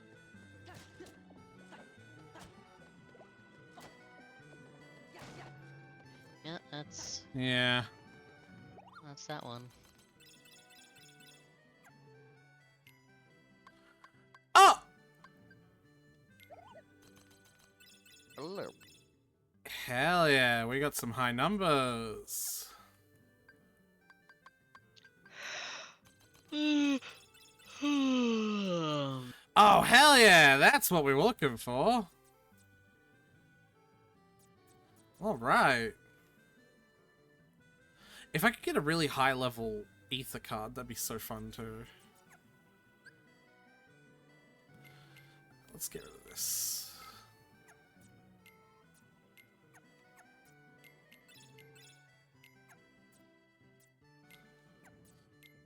Yeah, I don't think there's anything I need to say. That speaks for itself. Yeah. That's fucked up. So fucked up. 13-year-olds are truly, like, fucking war criminals in the making. Yeah. Like, The that meanest people I on the feel like planet. that's like, should be against the Geneva Convention or some shit, you know? I can't even fathom the logic of someone who being like, I feel like he'd be so hurt if I just ghosted him, so I think it'd be easier for him if I told him that I killed myself. Jeez, yeah. I think it'd be easier for him if he thought that I died. What? What are you talking about? Alright, now for a more lighthearted one. Oh boy! Am I the asshole for not telling my sister-in-law that she peed in the wrong body wash? What? Am I the asshole? No, I for don't not think telling my repeating sister-in-law itself is gonna help me, Tyler. that she peed in the wrong body wash? Yeah, so repeating it didn't help. Alright, I'll try reading it and see if that helps. Sure. So I, 46 female, and my husband, 46 male, had a falling out with his sister, 40 female, a few years ago. Excuse me, Sylvie. Please move. We had agreed to split the rent and bills during a tough time for both of us, and it imploded almost immediately due to 1, her refusal to respect communal furniture spaces, and 2, her lying to us about the cost of bills to get us to pay a higher, excuse me, Sylvie, percentage than we agreed to. My husband and I quickly moved out, and since she had never gotten around to adding us to the lease, she was stuck in the apartment until the lease ended. We had since moved out of state and bought a house. Fast forward to now, sister-in-law called my husband to ask if she and her new boyfriend, 35 male, could stay with us on their way to a friend's wedding in the new state. She said that she wanted to make amends and patch things up. I was skeptical, but I told my husband he could decide, and I would do my best to get along. Well, when they got here, she had brought an additional friend, 30-ish female, as well as her boyfriend. Fine. Okay. Rude, but whatever. I settled sister-in-law and her boyfriend in the guest bedroom and made up the daybed in our gaming room for the extra friend. The friend asked if she could shower. I said yes and directed her to the bathroom. She grabbed her stuff, went in, and showered. Well, the next morning, we heard sister-in-law and her boyfriend go into the bathroom and start the shower. Then we heard giggling. And when sister-in-law and her boyfriend came out, she looked smug and he looked subdued. Sister-in-law went to wake up her friend, and they left to go get iced coffees. The boyfriend immediately asked me to take him to the airport. I was confused, but said sure. My husband was at work at this point. He left while they were getting dressed. On the way to the airport, the boyfriend told me that he was done with sister-in-law, that she peed in my body wash, shampoo, and conditioner while they were in the shower. Here's the kicker. I don't use body wash. I use soap that a friend of mine makes with goat's milk because I have sensitive skin. My husband uses it too. I also use bar shampoo and conditioner and a body balm bar, so none of the bottles in the shower were mine. They were all her friends. Ouch. They were all her friends. I had moved mine and my husband's stuff into our smaller bathroom to make room for the guests. I said thank you for telling me and left it at that. I dropped him off at the airport. When I got home, sister-in-law and her friend were all piled up on my couch with coffee and breakfast watching Netflix. I said good morning and logged into my computer to play Diablo 4 for a while. I said nothing. Neither sister-in-law nor her friend mentioned the missing boyfriend. Later that day, my husband texted me and asked if we'd all like to go to dinner at our favorite sushi place. I told him that the boyfriend had left and gone home, but that I would ask sister-in-law and her friend. When he asked me why the boyfriend left, I told him he should probably ask his sister. He said okay, and then we all agreed to go out for sushi. I told sister-in-law and her friend that I was going to take a shower, and the diabolical light in my sister-in-law's eyes told me all that I needed to know. When I walked past the main bathroom and into the bathroom that only had a shower stall, sister-in-law looked frozen. All the way through dinner, she was nervous. When her friend went to the shower before bed, sister-in-law looked panicked but didn't say anything. Oh, gross! Nasty! Shrieks started coming from the bathroom minutes later. The friend came out wrapped in a towel, yelling that I was disgusting for pissing in her stuff, that sister-in-law was right about what a B-word I am, etc. My husband looked shocked. It says B-word, pussy, say so... bitch! My husband looked shocked. Sister-in-law started yelling at me, asking why I would do that. I calmly said that her boyfriend told me that she'd peed in my shower stuff, and that's why he was leaving. But since I didn't have any stuff in that shower, I wasn't worried about it. I told the extra friend to text sister-in-law's boyfriend if she didn't believe me. Well, he confirmed. Now my sister-in-law and the rest of my husband's families are saying that I should have warned them, the extra friend. Am I the asshole? No! No, that shit's fucking hilarious. This entire problem created by sister-in-law. Like, every part of it was a decision that sister-in-law made, so it's like, I feel like none of this is on OP. OP was just there. It's like in a cartoon, if someone, like, throws something at a person, but they, like, bend down to get a penny because they didn't notice. Yeah. And it goes over their head and hits someone else. It's like, you don't blame the guy who bent down to get a penny. He doesn't know what the fuck's going on. He doesn't give a shit. What are you talking about? No, that's hilarious. That shit's funny.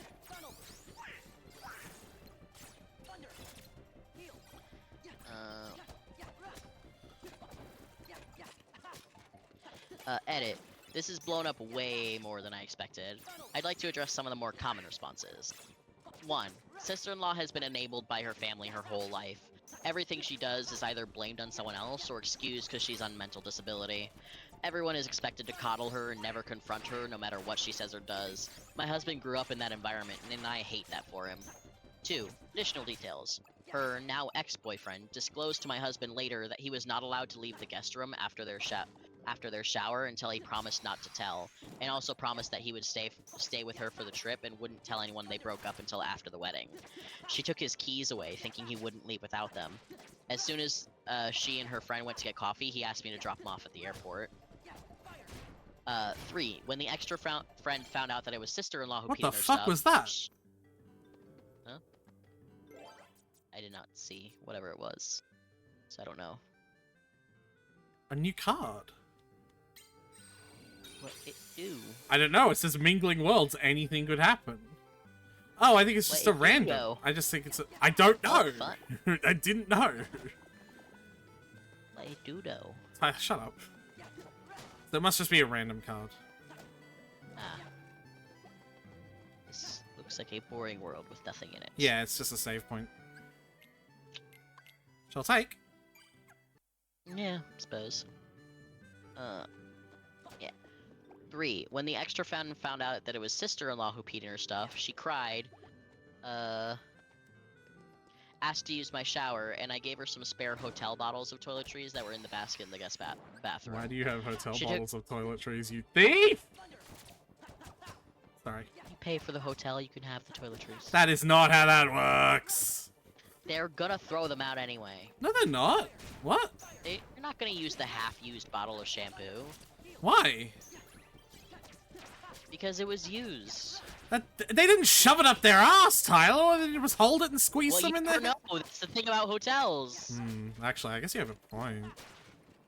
Like, the hotel cannot, like, confirm or deny that anything has happened to these things. So they're like, basically, it's like fast food rules. It's like if someone else has touched it, then it cannot go to another person. Like, either they're taking it or we're taking it and throw it away. I hate food waste so much. Yeah. Yeah, no, I suppose you actually have a point. Yeah, I gave her some spare hotel bottles of toiletries that were in the basket in the guest bathroom. Then she took her car, they had all ridden the extra friend's car, and left. Sister-in-law faked a panic attack and said her chest hurt, so my husband took her to the ER and dropped her off. Then he called his family to tell them what happened and told them to come get her. They drove 8 hours to do it, and that's when the attacks on me started. Yeah, then there's comments. Every step of the way was just sister-in-law doing shit. Yeah. I realize I don't know which worlds I've opened with the special key or not. Is there no way to tell without just going there? Not really. I think I was up to Halloween Town.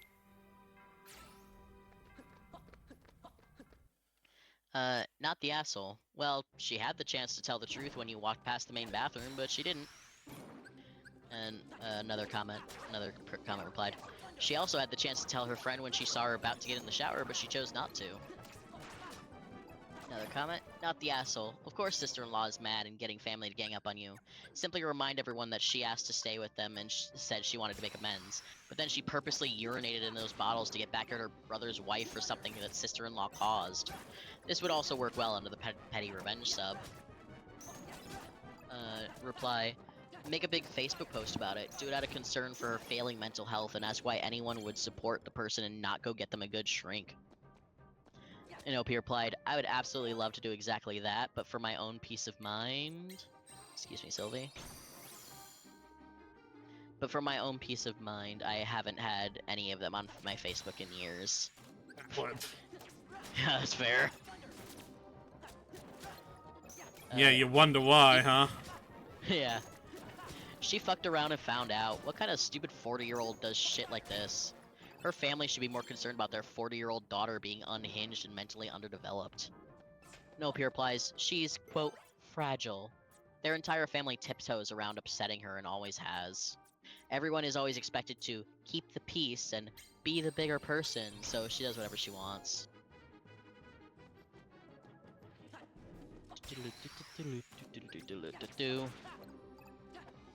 That's it.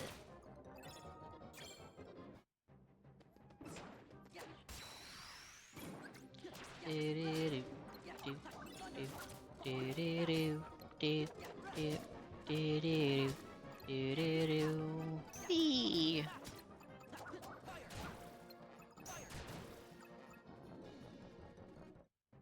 Huh.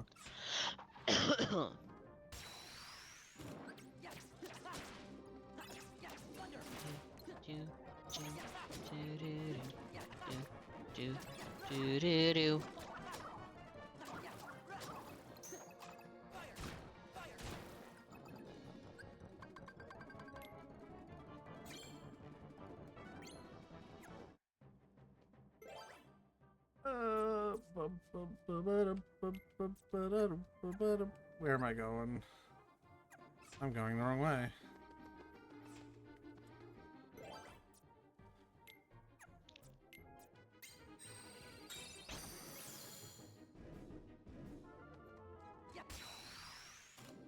I don't actually have to be doing these fights.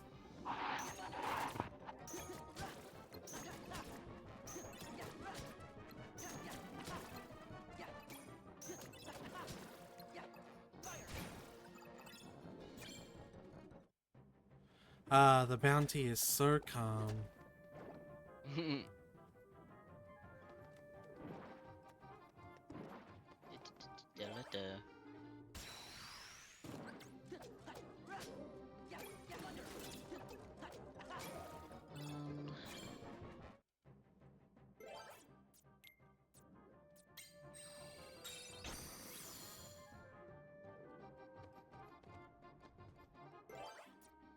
A 9 red. Oh, I need to do 9 green first. Oh dear. I do not have any 9 greens. Well, huh. That certainly makes things a little bit more complicated. How you gonna open that door? I can't.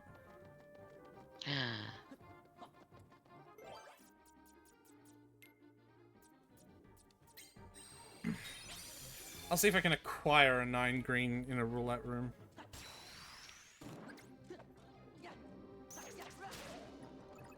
Where is my chapstick?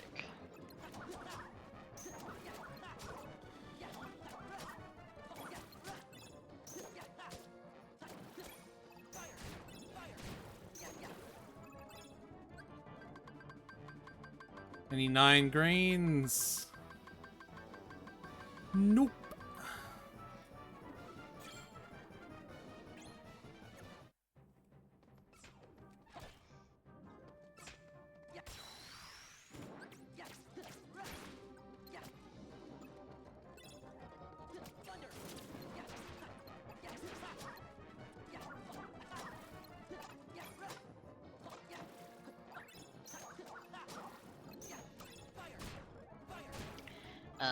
Okay.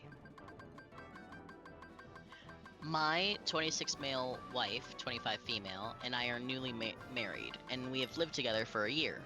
We get along well, and I can count on one hand how many times we've actually argued about something consequential, obviously excluding, like, joke arguments. Now, ever since I graduated high school, I've been super into meal prep. Every 3 to 4 days, I'll cook up several different dishes. My favorites are curries, stews, burrito kits, healthy McChickens, and the like. I can also make a pretty mean jambalaya. The next morning, though, I saw her take one of the containers out of the fridge. Wait. No, I skipped a paragraph. Apologies. Last week, my wife came home after work talking about a restaurant that she had discovered near her workplace. I asked how she had learned about it, and she said that she and her coworkers went there for lunch. This confused me, as I had sent her to work with a packed lunch, but I just figured she left it in the fridge there. The next morning, though, I saw her take one of the containers out of the fridge. I reminded her that she went out to lunch the previous day with her coworkers, and therefore should still have lunch in her work fridge. But she nonchalantly responded, "Oh, I threw that out." I pressed her for details, where I learned several things. First, she goes out to lunch with her coworkers 3 to 4 times a week. Second, whenever she goes out with them, she just tosses the food I made into the trash. Third, she doesn't seem to understand why throwing out what has amounted to hundreds, if not thousands of dollars of food is bad. So I asked her why she wouldn't just bring the food home or eat it the next day. She said, "Nah, I don't want to do that." My feelings were honestly hurt. But she had to go, so the conversation just ended there. That night, I tried to raise the issue again, but all I could get out of her was the same spiel about not wanting to bring the food back home and it not mattering all that much. So I asked her matter, you why... don't fucking get it anymore. Yeah. Bitch! Well, the next day was meal prep day, and I didn't make any for her. I put my name on all the containers. The next morning, she opened the fridge looking for hers and asked where it was. I told her that she had a higher than 50% chance of just tossing it anyway, and that I wasn't going to make lunch for her anymore. Valid. She was furious with me. She insists that what she did was no big deal, and one day she even took one of the containers with my name on it. Am I the asshole for just cutting her off like that? No! Why do people, like, have to ask about these kinds of things? I don't know. Some people are just not very sure of themselves. Or I guess it's like, if it's someone that you, like... If it's someone you like, most of the other time is, like, a reasonable person. You're like, I understand you to be a reasonable person who is intelligent, but right now you are acting in a very unreasonable way. Oh, and it's I'm so wildly full out on of what I map understand you to cards. be. Full on map cards. That's annoying. Oh, no. It's like, it's so wildly out of character for you that I'm wondering if I'm crazy right now. I don't... That logical leap makes literally 0 sense to me. Man, no, I don't really get it. But... And a 0 will not work, I assume? No. Damn. Not the asshole. Your wife is both disrespectful and financially irresponsible. I wouldn't make her lunches anymore and would probably keep financially separate accounts. It may seem extreme, but my husband and I did an austerity audit and found out that we saved $8,000 by cutting out extras for 3 months. It's huge, and stunning how much we spend without thought. They did a if it's what? not a big... Huh? They Austerity audit? Yeah. I don't know what that means. I'm assuming it's just going through, like, their finances and, like, picking, like, really closely examining every purchase and being like, I don't think we need to do this. And I don't think we need to do this. I don't know. If it's not a big deal for her to throw them out, it should be less of a big deal when she has nothing to throw out. The meals are made with the intent that she's going to eat them. If she wants meals that she can throw out on a whim, she can make her own food. She could sign up for one of those frozen meal prep subscriptions if she doesn't know how to cook. The more I read this story, the more I get mad at OP's wife. Because, lady, why would you waste a perfectly fine food, waste OP's time and energy, waste money, and say it's no big deal? This is the type of people who go broke and find someone to blame for getting they just stupid shit to get there. Honestly.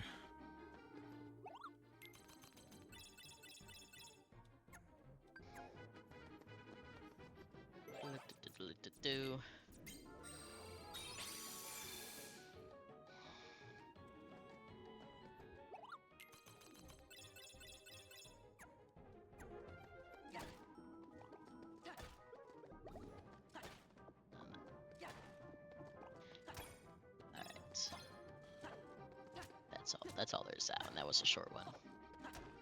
Here's a longer one. Am I the asshole for calling a guy a jerk on his first date? Was he a jerk? If yes, no. If no, yes. This doesn't seem like a very hard fucking concept. Why do people post these questions? You would be surprised. I posted this in another thing, but nobody else there is seeing my problem. So I'm 21 male, and I was out with my girlfriend, 21 female, at a bar. We ran into her good friend. Tyler, no, don't just keep going!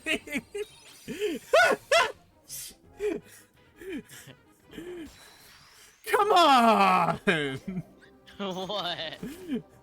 Please tell me that's not so obviously a fucking, like, the answer already. That I'm 21 male. Tyler! You know that's not what I'm talking about!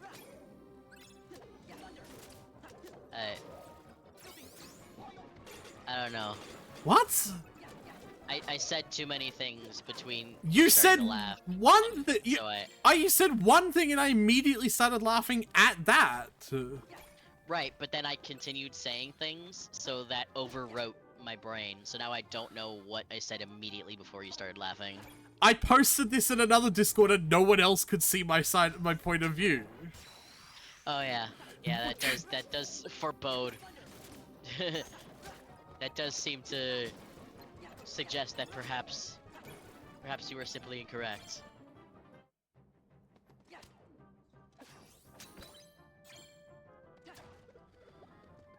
Oh boy. Can't wait for this.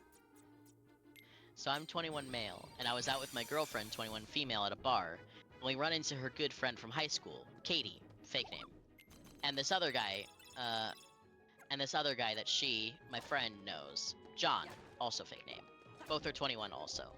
Apparently they, John and Katie, both met at my girlfriend's house a few weeks prior when John came to buy something from my girlfriend's dad. My girlfriend is excited to see them both and asks what they're doing, and they say they're on a date. We all talk for a bit and we end up at a table together. For context, originally the way we sat down was me and John across from each other and closest to the wall. The table is right against the wall, and the girls were on the outside. John immediately seemed irritated by this arrangement of seating, even though he was by the girl he was with. Two guys were standing next to us after we all sat down. But we all started talking and John puts his hand on Katie's arm and tells her to trade seats with him. Katie did look a little confused, but she started to get up to move, and I told John to stop being such a dick if he wanted this first date to go well. John proceeds to tell me to fuck off and sits down in the seat Katie moved from. Wait, About I don't... 2 to 3 minutes later, I'm not following the positions. What? So, like, you know the standard booth setup? You got, like, 2 seats across from each other? There's 4 seats to a table. 2 on each side of the table. I suppose. Do you suppose or do you know? I suppose. So, like, standard booth table setup at a restaurant. You're saying booth like that's a word I know. Like when you have the 2 seats that are, but it's like a bench and it's got a back to it. It's called a booth. Sure.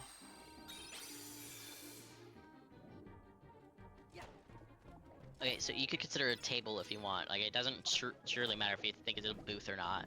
Like, no, table, but I don't. 4 chairs, 2 on either side of the table.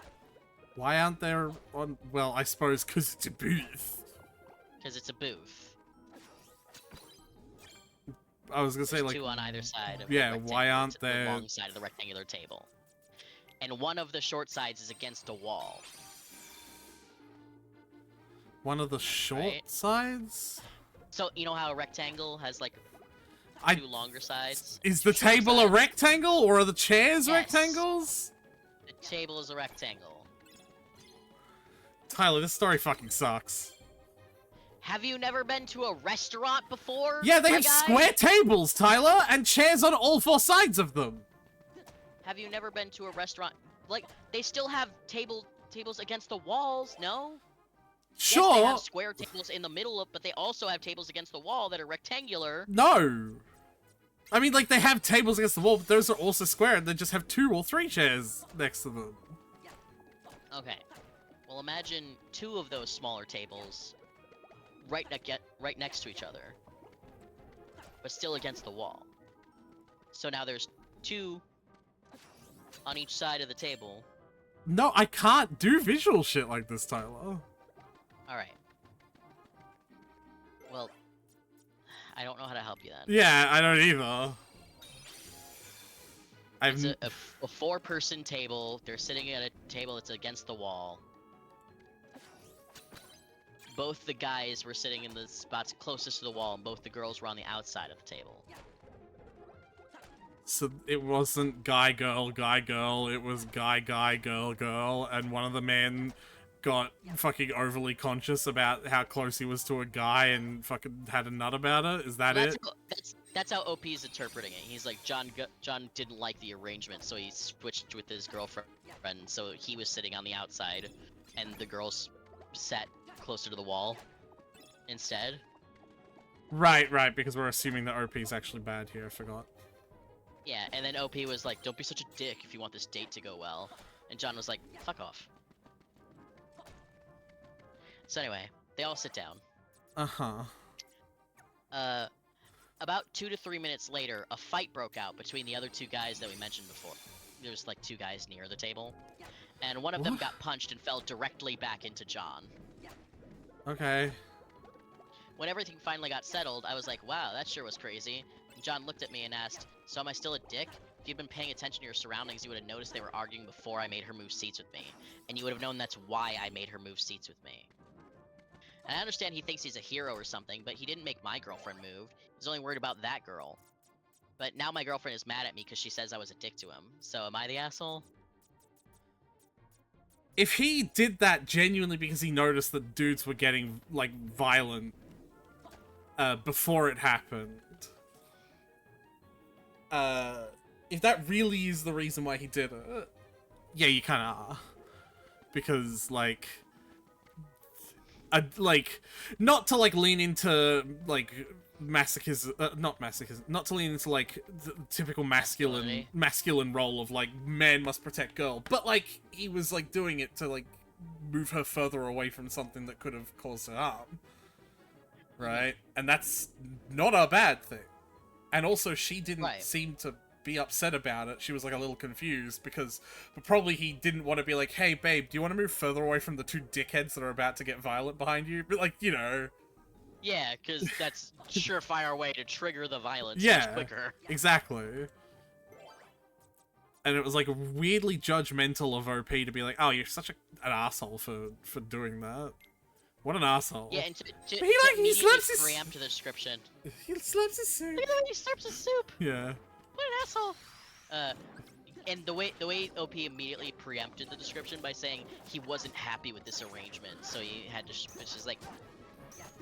I think you're reading into shit. OP. Yeah. Like, we're...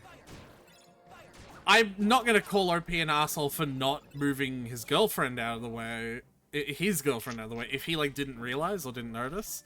Because, like, I'm absolutely the kind of person... Is he an asshole for like, calling John a dick? Yeah. And yeah, yeah, that's definitely it. Alright, comments. You're the asshole. Mind your own business and stop telling other people how to treat their dates when they didn't ask, and you certainly don't know better than they do. You know you would have made a big fuss if John had asked your girlfriend to move too. You're the asshole. To be honest, you just shouldn't have called him a dick for wanting to switch seats.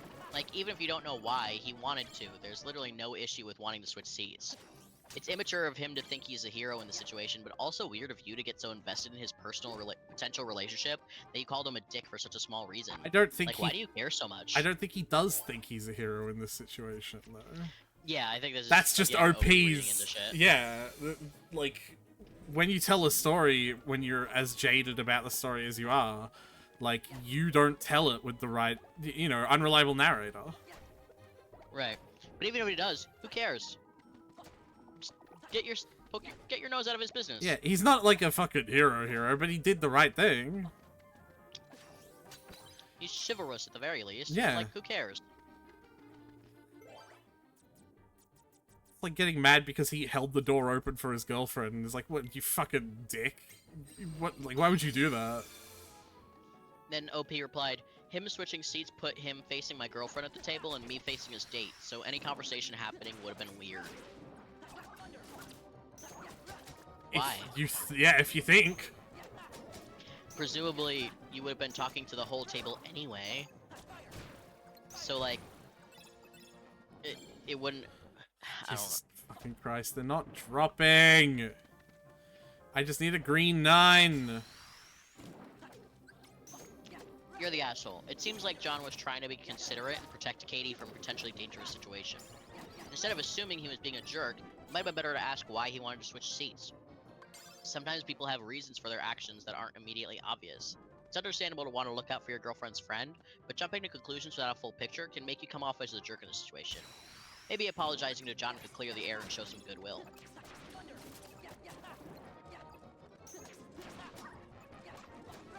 You're the asshole times 4. You made an arrogant assumption and rather than try to explore the reason you insulted. Rather than trying to explore the reason you insulted him. Yeah. And his responsibility is only to his girlfriend, not yours. And you obviously didn't even bother to apologize for being rude.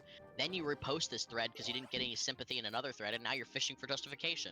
Keep going down this route, and if you want your girlfriend to break up with you, genius. Surely.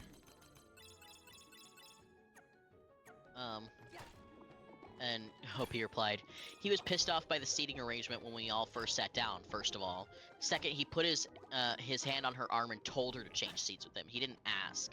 Him switching seats put him facing my girlfriend at the table, me facing his date, so any conversation happening would have been weird. Yes, Queen, double down, give us nothing! Don't touch someone you don't know is okay with you touching them and then say, hey, switch seats with me with no explanation of it at the moment as to why you're having them do it. Or don't, like, assume anything. You're assuming so much. You really are. No, she knows better. She absolutely knows. She's working on a fucking genius level here, Tyler. We don't even understand her thought process. She knows everything. Okay. Girls Gandhi and Buddha combined. OP potion update. So, he says, I posted my story a week ago and everyone called me an asshole, but there's new information. 3 days after the problem at the bar, I was going to work and my girlfriend asked me to stop by Katie's and get something she had borrowed and said Katie knew I was coming by. I get to Katie's apartment and when I go to open the door, it's locked. Which, excuse me, Sylvie? Which it's never been before. And when my girlfriend and I have gone there, we live in a small town, it's unusual to leave your door... And it isn't unusual to leave your door unlocked, especially during the day. Okay, I was gonna say, that's that's not true. I don't... Like, maybe this is a cultural thing. Is there really places in America where it's unusual to leave your door unlocked? Unusual to leave your... oh, there's a 9! There's a 9, there's a 9, there's a 9. There are some places where, like... Fucking... I fucking choked, Tyler! Choked? There was a 9! And I choked! Oh, you were doing the root... Oh, I get it. Okay. I choked. I'm sorry, babe. No, you're not. I am. Prove it. You're actually just mad about the seating arrangement.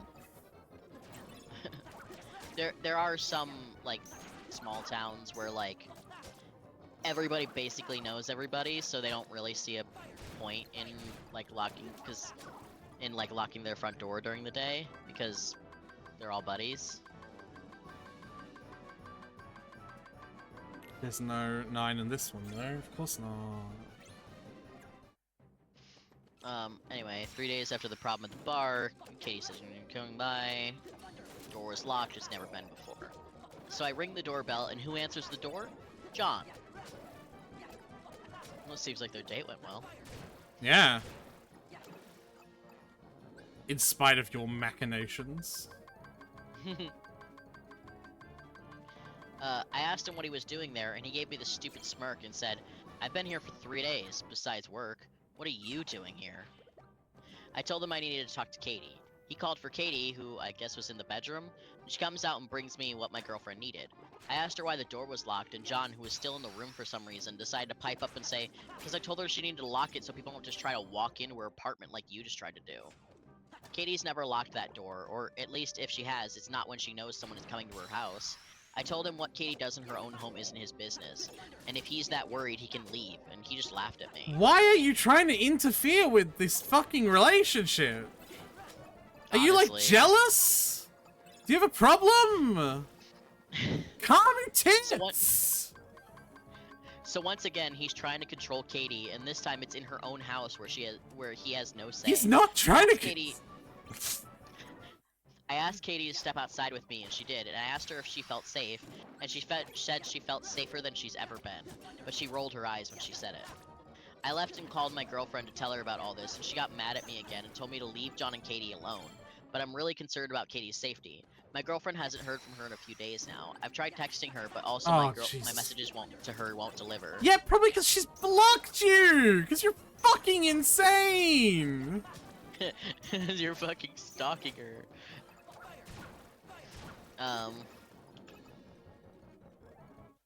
Let's see.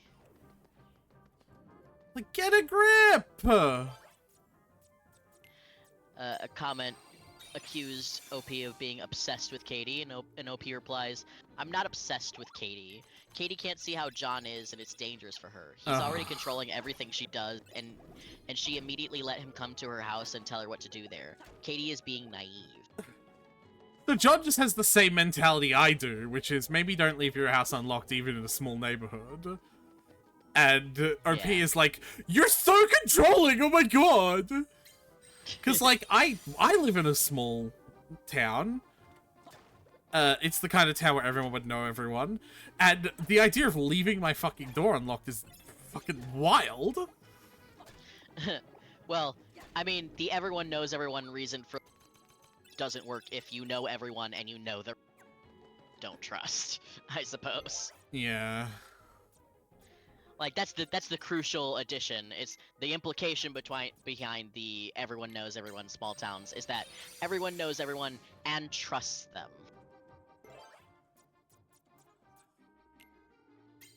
This bothers me so much. Like, she needs to just back the fuck off. He. Oh, is OP a he? OP's a he, yeah. That makes it worse. Yeah. I thought it was a girl. No. He's just a dude, and he's got his own girlfriend too, so it's not like he's single and pursuing her. He's just weirdly obsessed with this other girl. Yeah. I'm using a bunch of cards so that I can, like, empty up space and then collect more. Yeah. Because I need a goddamn 9 green. Yeah, I know. And someone commented that OP's girlfriend is mad at him because he's clearly in love with Katie. And OP replies, "If that was true, wouldn't she also be mad at Katie? Because she's not. They don't talk 24/7, but they're good friends, and she hasn't said anything at all about being mad at either of us." Yeah, that's not... Your logic is flawed. If you're in love with another woman, and that has nothing to do with the way the another woman feels about you, they're not going to be mad at them. If it's reciprocated, if it's both ways, yeah, then you'll be like, "Oh, you're stealing my man." If you were having an affair, then yes, that's different. But, like, if you're just in love with her and it's like, she's just going to be mad at you. This is also this hurts. Notably, he didn't deny being in love with Katie. Yeah. Did you notice that? Yeah. His He argument said, was, no, it's not. His argument was, if it was. "Don't you think my girlfriend would be mad at her too?" It's like, what? Green 9. Green 9. Green 9. There's no green 9.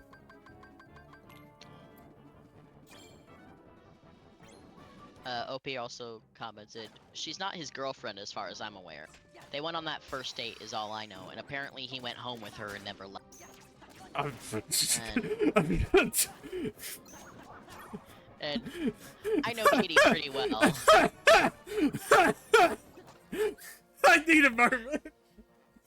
They're not dating. They just went on a date and then went home together and have spent moved in with her. And then spent the past 3 days with her.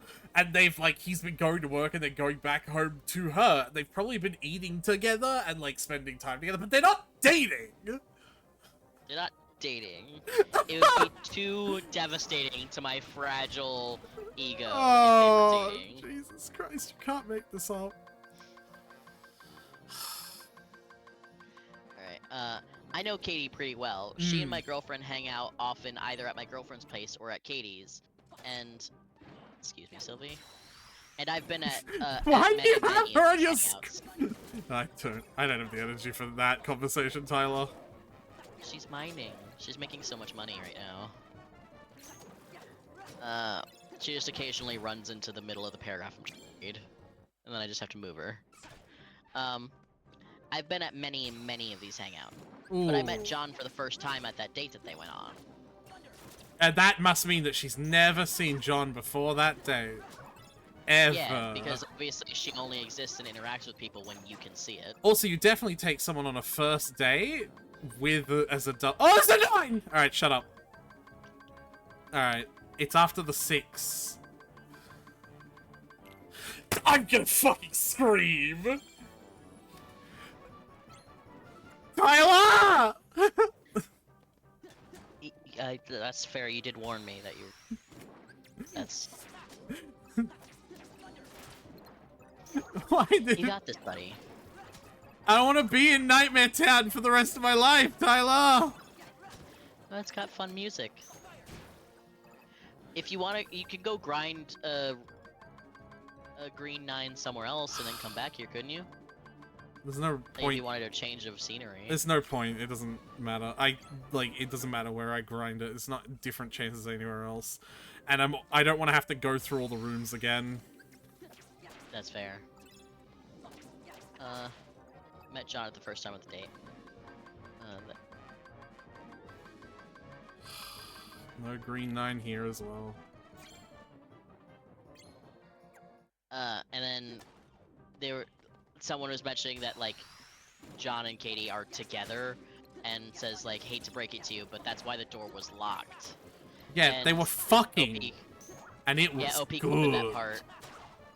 OP quoted that part and says, I highly doubt Katie slept with him. I care about Katie because she's important to my girlfriend, not because I'm obsessed with her. Like, quote, obsessed. I highly doubt she slept with him! She probably came from his bedroom, and they've been staying together for, like, 3 days. And that was, like... But they're not dating, and they didn't sleep together. Buddy. Definitely. Oh, buddy. Come on. Like, My I almost girlfriend has feel told me- bad at this point. Almost. My girlfriend has told me that Katie's never slept with anyone before, and I'm assuming she would know since they've known each other for years. No! So Girls no, I don't... don't think Katie slept with him. Even if Katie told your girlfriend that she slept with John, why would your girlfriend tell you? Yeah, when you're being fucking weird about Why it do like this, she's probably gonna Yeah. keep that shit from you. Why would your It's almost girlfriend funnier that you believe her, think actually. that she needs to keep you up to date with Katie's fucking sex life? It's actually kind of funnier that you believe her now that I'm thinking about it. It's so strange. Another update. Some comments told me to reach out to Katie when I knew John wasn't around, which became hard to do because he was there every day. Almost like he lives there. But they're not dating.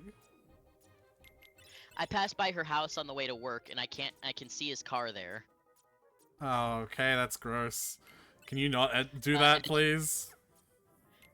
And an editor's note, from, I guess, like, if this is like a best Redditors update, I don't know, but I think it's actually a note from Mark when he was editing this together.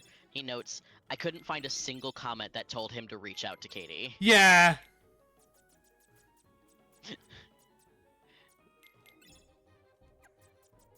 No, it's like good faith response. It could be a DM, right? And he's just saying it's a comment when it was a DM.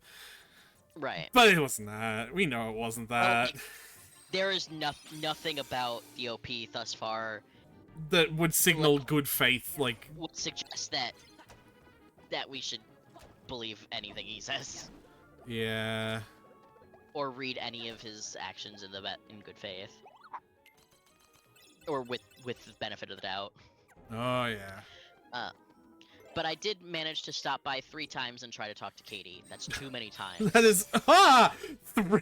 That's too many times. 1 time is too many times at this point. Yeah, it's... You are too weird. Yeah, it's not too many times as in the number 2, like 1 was good and then 2 was bad. It's too many times as in, No, like, it's just... 3 too many times. That's Yeah. 3 too many times for you to be harassing this girl. I stopped around her house only 17 times. Oh my god, I just figured out how the doors work! Yeah? Yeah! The next door you try to use a card on will always be 1 number higher than the door you use than the number card you used on the previous door. Oh. Neat. So, like, it's 0 now. And I have to put a 0 in, because 0 is the only card a 0 door will accept, right? Right. So then the next door will want a 1. Yeah. Or higher. But, like, because I can put any number into a 1, because every number is higher than 1 and 0 is always the exception. So if you like just decide fuck it and put in a 7, then the next one will require an 8 or higher. I'm literally going to. Like, I'll put a 4 from this chest. Right? Yeah! And it brings a 5 or higher, yeah. Yeah, alright. I didn't know about it. That's cool. But yeah, I did manage to stop by 3 times and try to talk to Katie. That's too many. Too many times. You know what? I'm gonna say it. That's like 4 too many times. That's 4 too many times. You shouldn't have stopped by the first time to get girlfriend's things. I think they could have. I think she could have come by herself another time. Honestly. Katie kept acting nervous when she opened the door, and even more so when I asked her about John. I kept asking her if she felt safe, and she kept saying yes, but really quickly would close the door immediately. Almost like she doesn't want you there. I mean, that behavior in a vacuum I could see, right? Like, that behavior in a vacuum I could see as being like, yeah. You know. But, like, given all of OP's behavior, it just seems like she's more and like uncomfortable almost with him. Scared of him, yeah. Do you feel safe? Really no. Well, then why is that? Because you're here. Because I keep seeing you drive by my house, and you keep stopping by to talk to me about my boyfriend. Please leave me alone. Stop calling me. Stop all the stuff. Anyways. Gross. I tried to talk about this with my now ex-girlfriend, Ah! but she got mad and broke up with me. I wonder why. I stopped by Katie's house that same day, and Katie's neighbor said that she had moved out. I like how my girlfriend broke up with me was a footnote, and now it's back to Katie. Yeah. Which really is just like, ain't that the fucking heart of the issue, really? What happens if you put a 0 in? Does the next door do 1? Yep, that makes sense. Neat. Stopped by Katie's house the same day, and Katie's neighbor said that she had moved out. Yeah, I wonder fucking why. Where she went.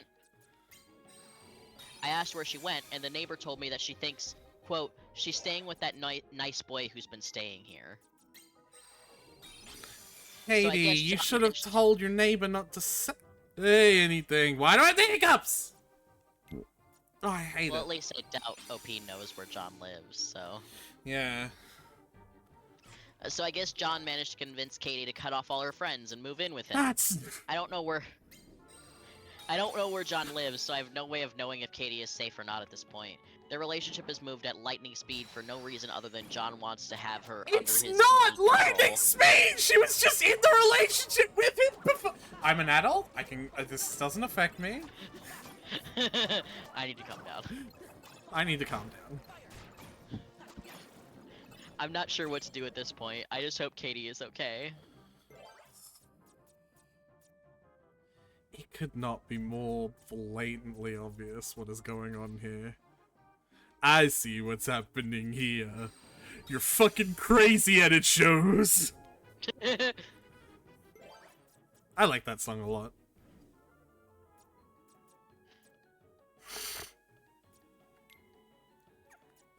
And so, Mark, because the OP is just responding to so many comments, Mark just decided to just list a bunch of the shit that he keeps saying in comments. Yeah.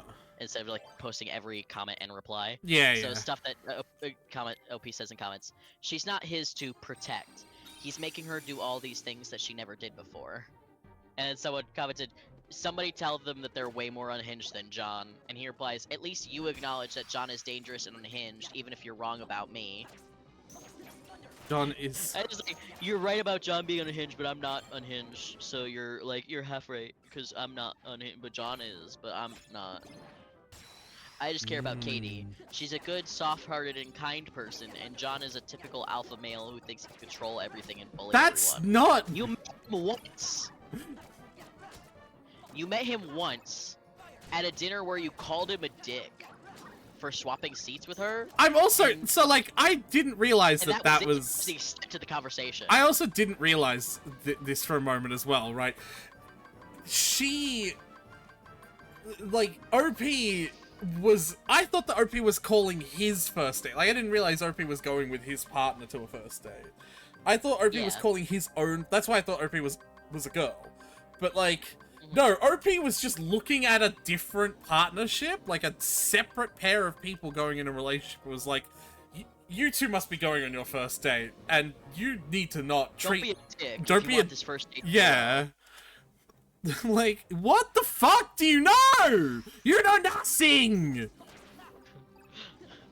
You know nothing! She's a good, soft, kind-hearted person. That's probably why she can't say to you... John is a typical alpha male and thinks he can control everything. And it's like, you don't know him. It's so annoying.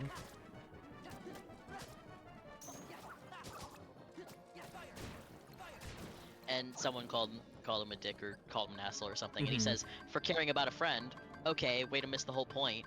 John convinced Katie to move in with him suddenly, and nobody in our friend group but my ex, who says Katie's dad and her have heard from her in several days.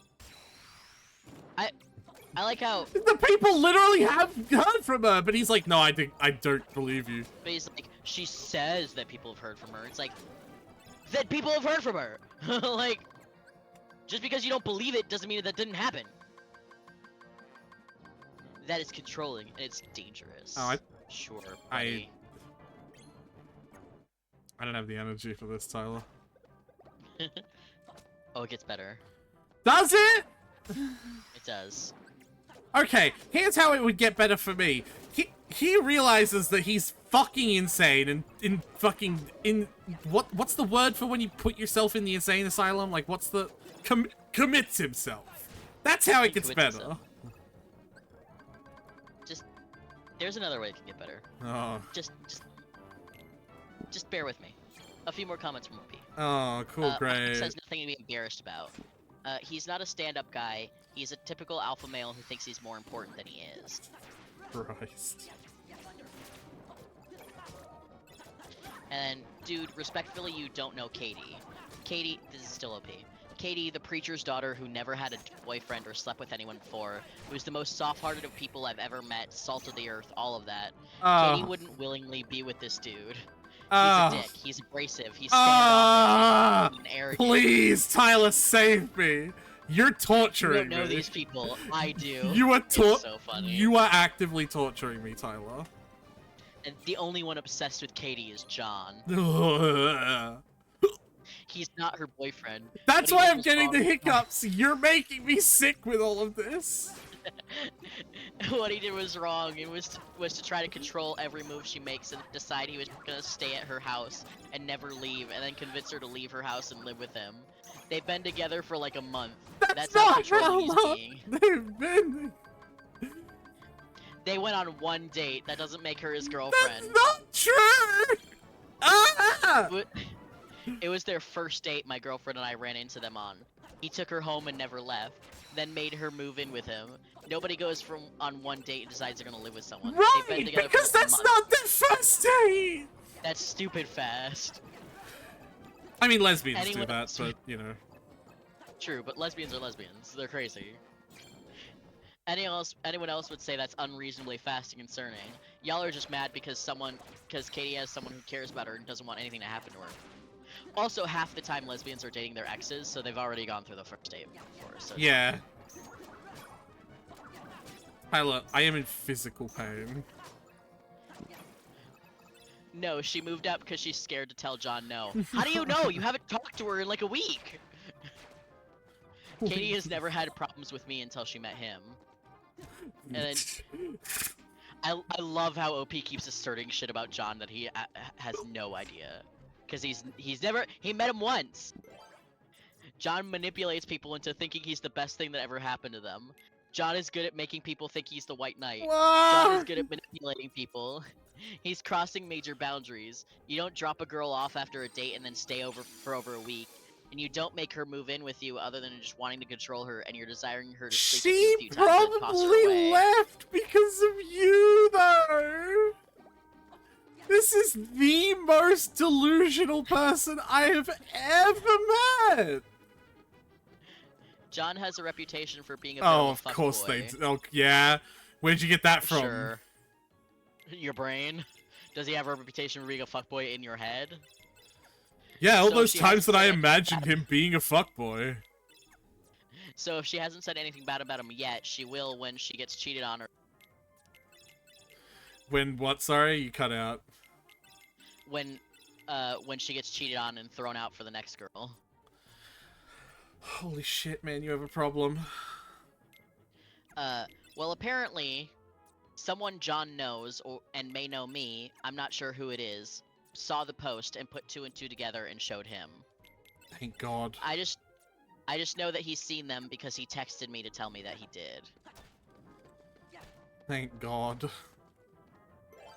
And now we have another comment from someone that says, "Hello, people of Reddit. John here." Yes! Yes! even though he fucked up and used my real name in one of his comments that he then edited. Oh, did he actually? Apparently, at some point, OP used his actual name in a comment, but then edited it. But you can see edits on Reddit, can't you? I think. Yeah, you can see edit histories on messages, so it doesn't fucking matter. You would have been better off Yeah, deleting the message. And he's still going by John just for consistency's Yeah. sake, though. I got sent a link to the account repeatedly posting about me and my girlfriend. Yes, my girlfriend, even though he swears up and down that she isn't. This afternoon, and it's been taking me a while to be able to decide what I'm going to say. So if he wants to continue to take this to the internet for strangers to decide, I'll do that at this point. Since everyone is apparently familiar with these fake names due to the millions of posts he's made, I guess I'll keep using them.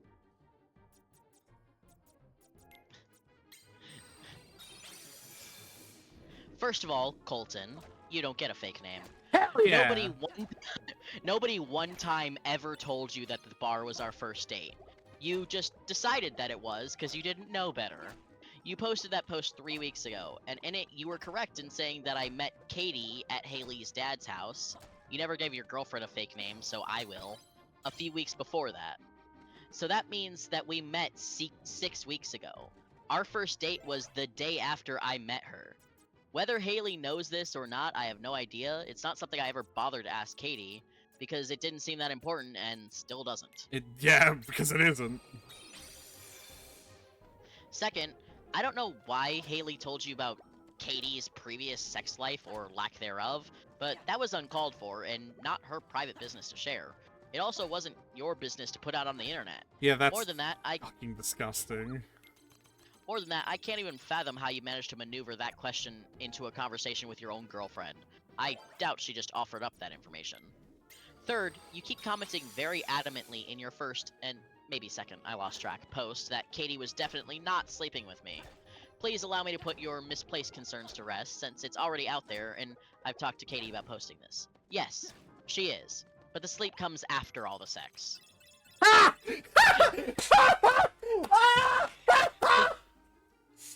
It like took me a second. This man is a fucking legend.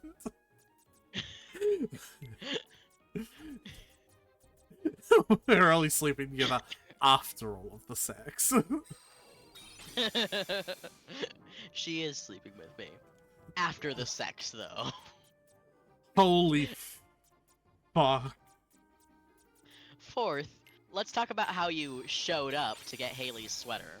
You tried to barge into Katie's apartment. The door was locked, which, by the way, is a safety thing. You do know she could get out of the apartment even though it was locked from the inside, right? I have to make sure because you're not very smart. You threw what can only be described as the temper tantrum of the century. Not only that, but that was not the first time you've tried to do so when, quote, dropping by to say hi. You then decided to interrogate Katie on her front porch about whether or not she wanted me to leave. Not only that, but, and you left this part out, you messaged Katie's dad, whom you've never met a day in your life. Once Katie calmed him down and he understood the situation. He likes me a lot, by the way. We have plans to golf next week. Hell yes!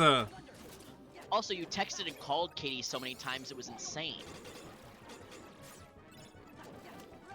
I just love the idea of this guy like texting Katie's dad to try and get him against John, and then John just like they chat for a bit, and he's like, "Oh, you're cool. I like you.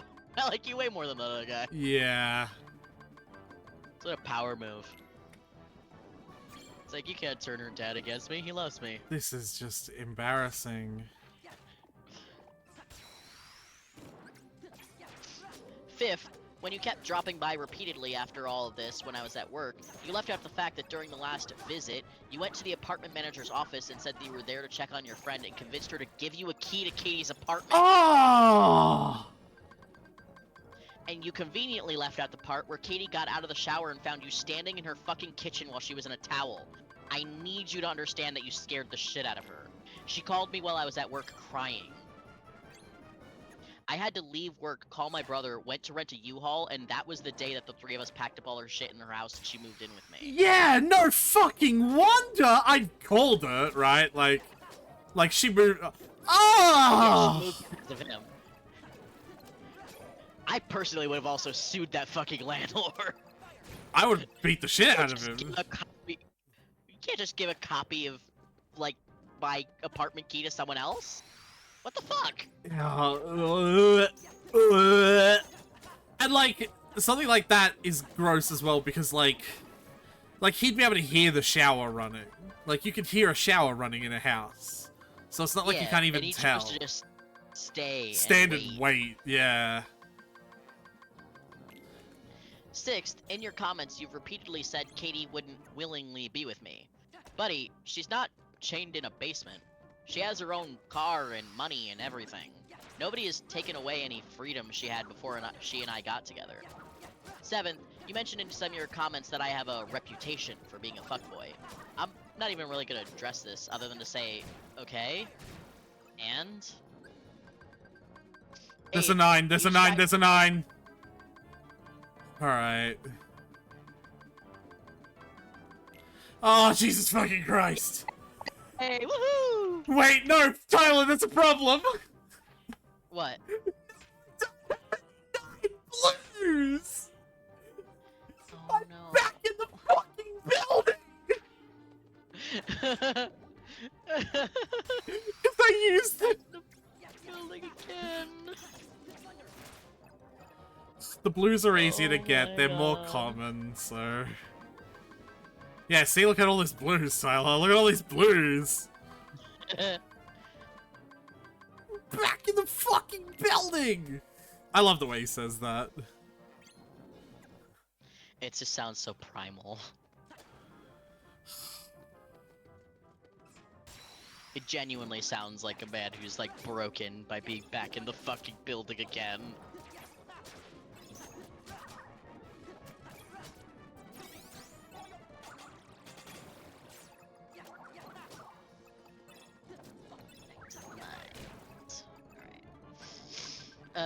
Eighth, you described me as cocky and arrogant, and you know what? I'll give you that.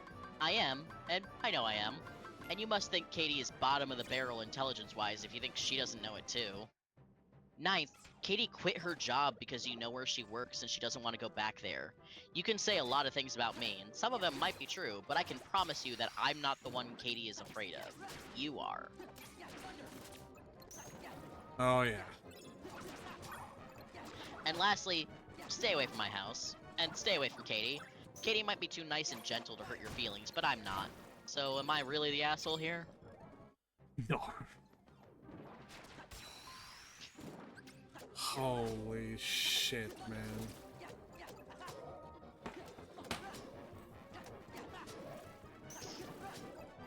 So a lot of comments were suggesting that John helped Katie get a restraining order, and he responds to both of them saying she's worried about getting a restraining order because right now he doesn't know where she is or where her family lives. If she gets one, he has to know where he's not allowed to be, which means giving him a list of all the places he could most likely find her. Yeah. Should he decide to go looking. Yeah. It's a rock and a hard place for her right now, and I can't say I blame her for being worried about it.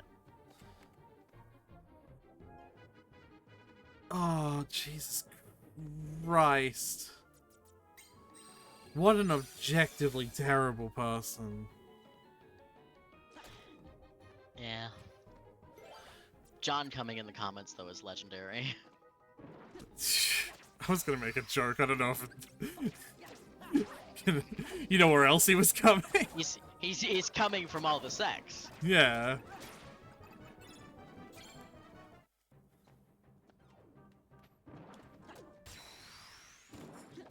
God. How can you be that delusional?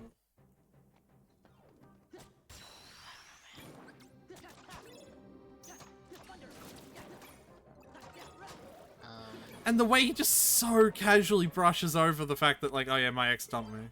Anyway. Yeah. That's really oh, it's the a moment red 9! We're good, then. That was the moment that, for me, solidified that, like, oh, he is like, obsessed with Katie. Because, like, the fact that, like, his girlfriend breaking up with him over this whole thing Registered was, about... like, barely a footnote. Yeah. It was like, I asked my girlfriend about it, she broke up with me, but she didn't answer. Anyway, Katie...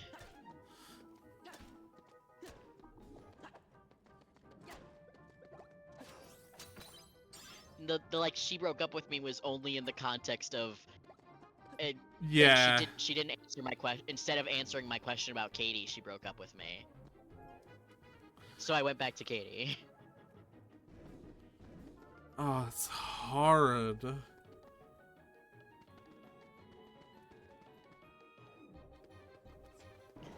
Oh. Colton. Of course he's a Colton. Fucking Coltons. Fucking Colton.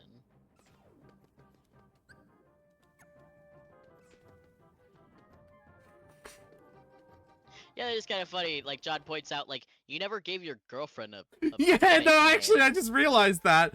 Everyone else got a name for his narrative, but his girlfriend just stayed his girlfriend. Was just girlfriend. Yeah.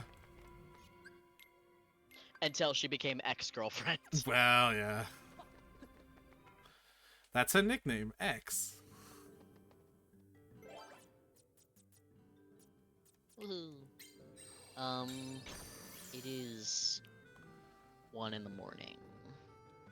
You would deny me the privilege of playing this video game? The privilege of which I so crave dearly? No, never, never. That's what I thought, bitch. More Uno! That's a card game that we haven't... Can we talk about the fucking point system in Uno? No, please no. It has a point system! Apparently, yeah.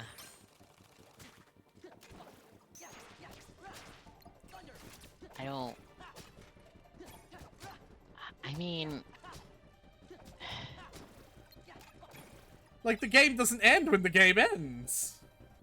Right, I'm just...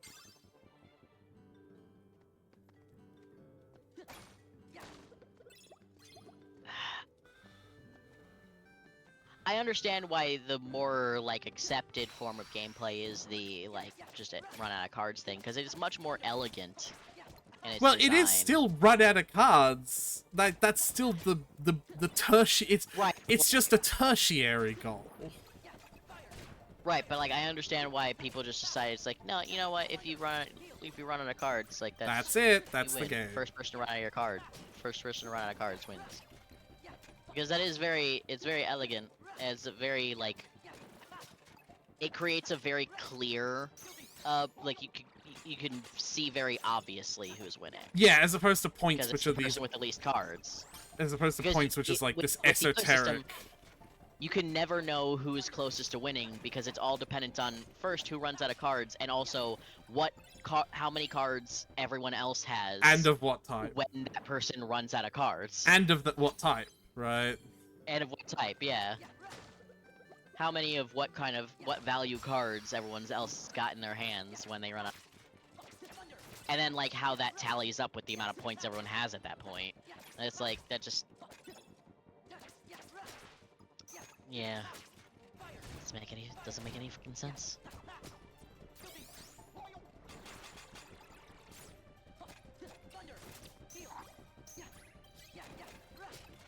I'll make the next room a reprieve, and we'll call it. Okay. That'll... You're doing great, by the way. Yeah, just hammering X until the enemies die. Yep. You're really hammering that X. Oh, I started talking about Burnout, and I never actually got to the thing that I wanted to talk about. I've been playing Burnout Dominator on the PS2. It fucking sucks.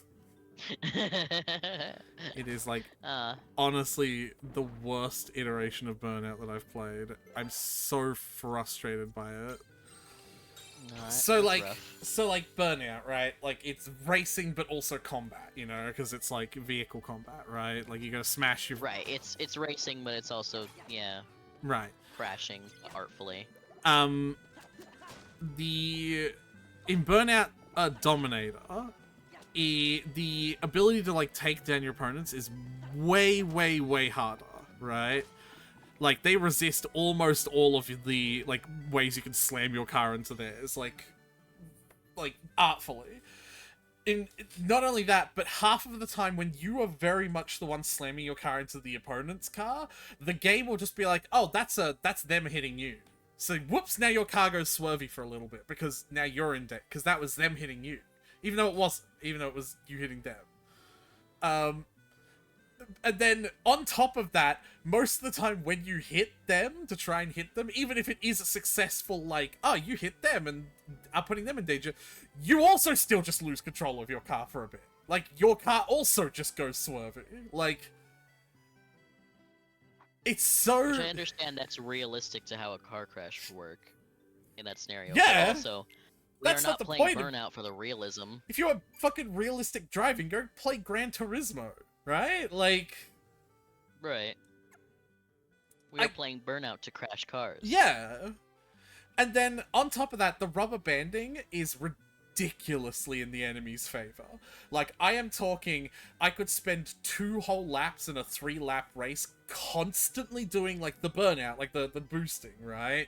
Literally constantly, because I'm refilling it by driving dangerously. And I'm, like, in first place, so I'm not getting any takedowns, but, like, I'm trying, you know, overtake, wrong lane, near misses, drift. Like, you know how burnout works, right? Right, I'm driving dangerously to constantly fill my boost bar, right? And then after 2 constant laps of burnout, I, like, press the button to check the camera behind me. The motherfucker's on my tail! Like, literally inches behind me. And I'm like, how did you get there? Tailgating your ass. How did you get there? But then... Tailgating your ass. But then, like, that'd be fine if it was also really strong in your favor. But no, if you crash, like, 2 times and they get far ahead enough of you, you've just lost. That's it. Game over. Restart the race. You fucking lost. Right? Yeah, that's rough. And then the absolute worst part of it is, you know, one of the features of Burnout is that if you fucking crash, you can, like, after-touch, right? Like, you can steer your car into shit to get a takedown on, like, people who would overtake you, right? Mm-hmm. Did you ever play any of the games that introduced Crash Breaker on top of that?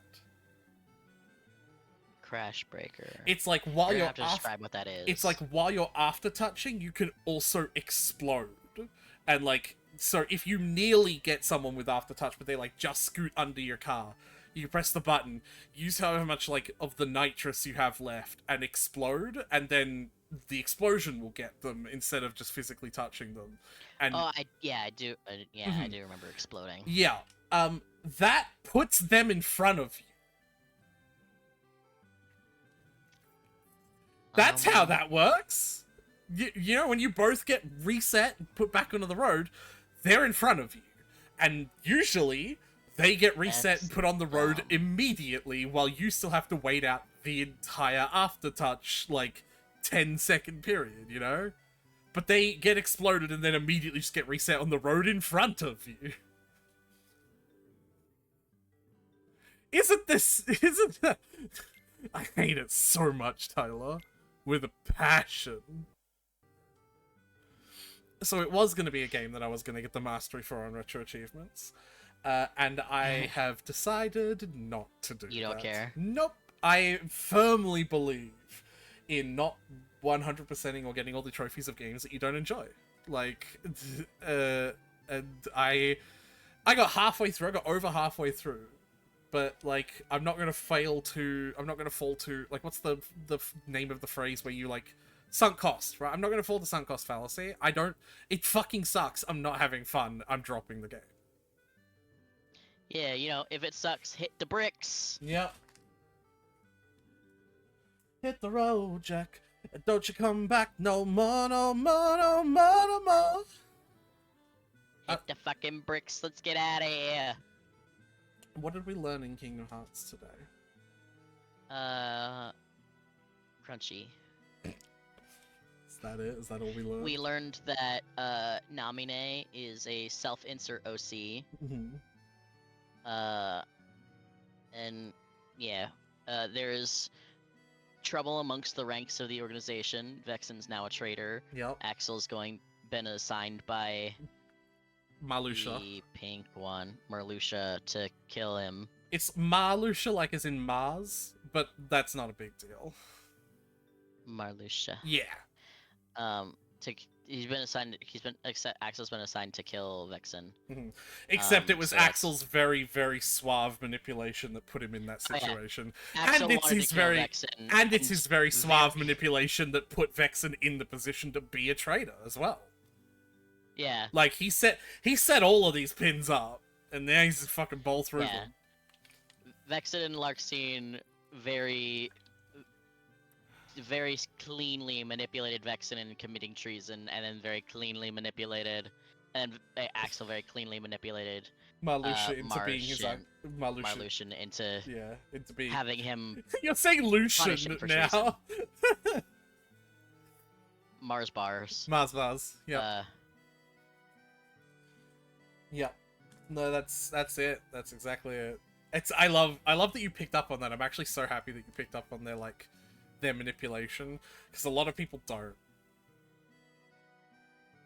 Ugh. And like, it's not that event isn't necessarily important, but understanding that the organization are very cunning and manipulative and intelligent is like important to the story overall. Mm-hmm. They're not just mindless bad guys. These guys actually got some brains on them, you know? Yeah. I do see how, like, you could, at first glance, if you aren't paying attention, see Axel as just like a pretty boy goofball bad guy. Yeah, no, but he set all those pins up to get Vexen fucked and then to go fuck him himself. Very, very smart person Axel is. And then, yeah, your theories about Namine is that canonically she was on Destiny Islands and was always Sora's friend? Sure. Well, I'm asking, is that what your theory is?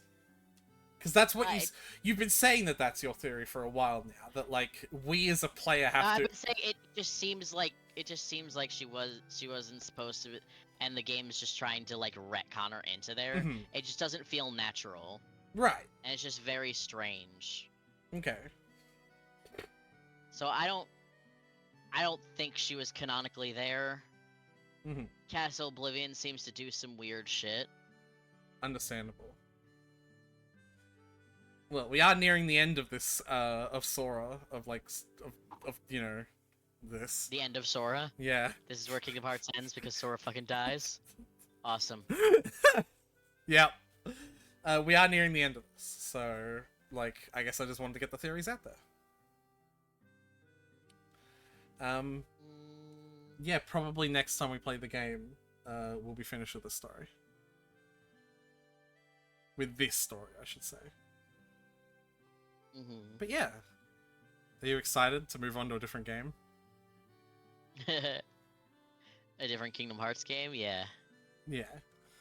Well, maybe the next one will actually mean something for 75% of it. Nah, they won't. None of them do. They're 75% Disney, after all. Yeah, well. The reason why it took 9 games to tell a single game story is because every single game was only 10% story. Well, good thing I have my playlist of YouTube Reddit videos that's 508 videos long. Yeah, we're gonna get through a bunch of that during these Kingdom Hearts games. Awesome. Hell yeah. Alright. Well, I'm gonna hit the end stream button unless you have something funny to say. I don't. Bye, everyone. Well, that was boring.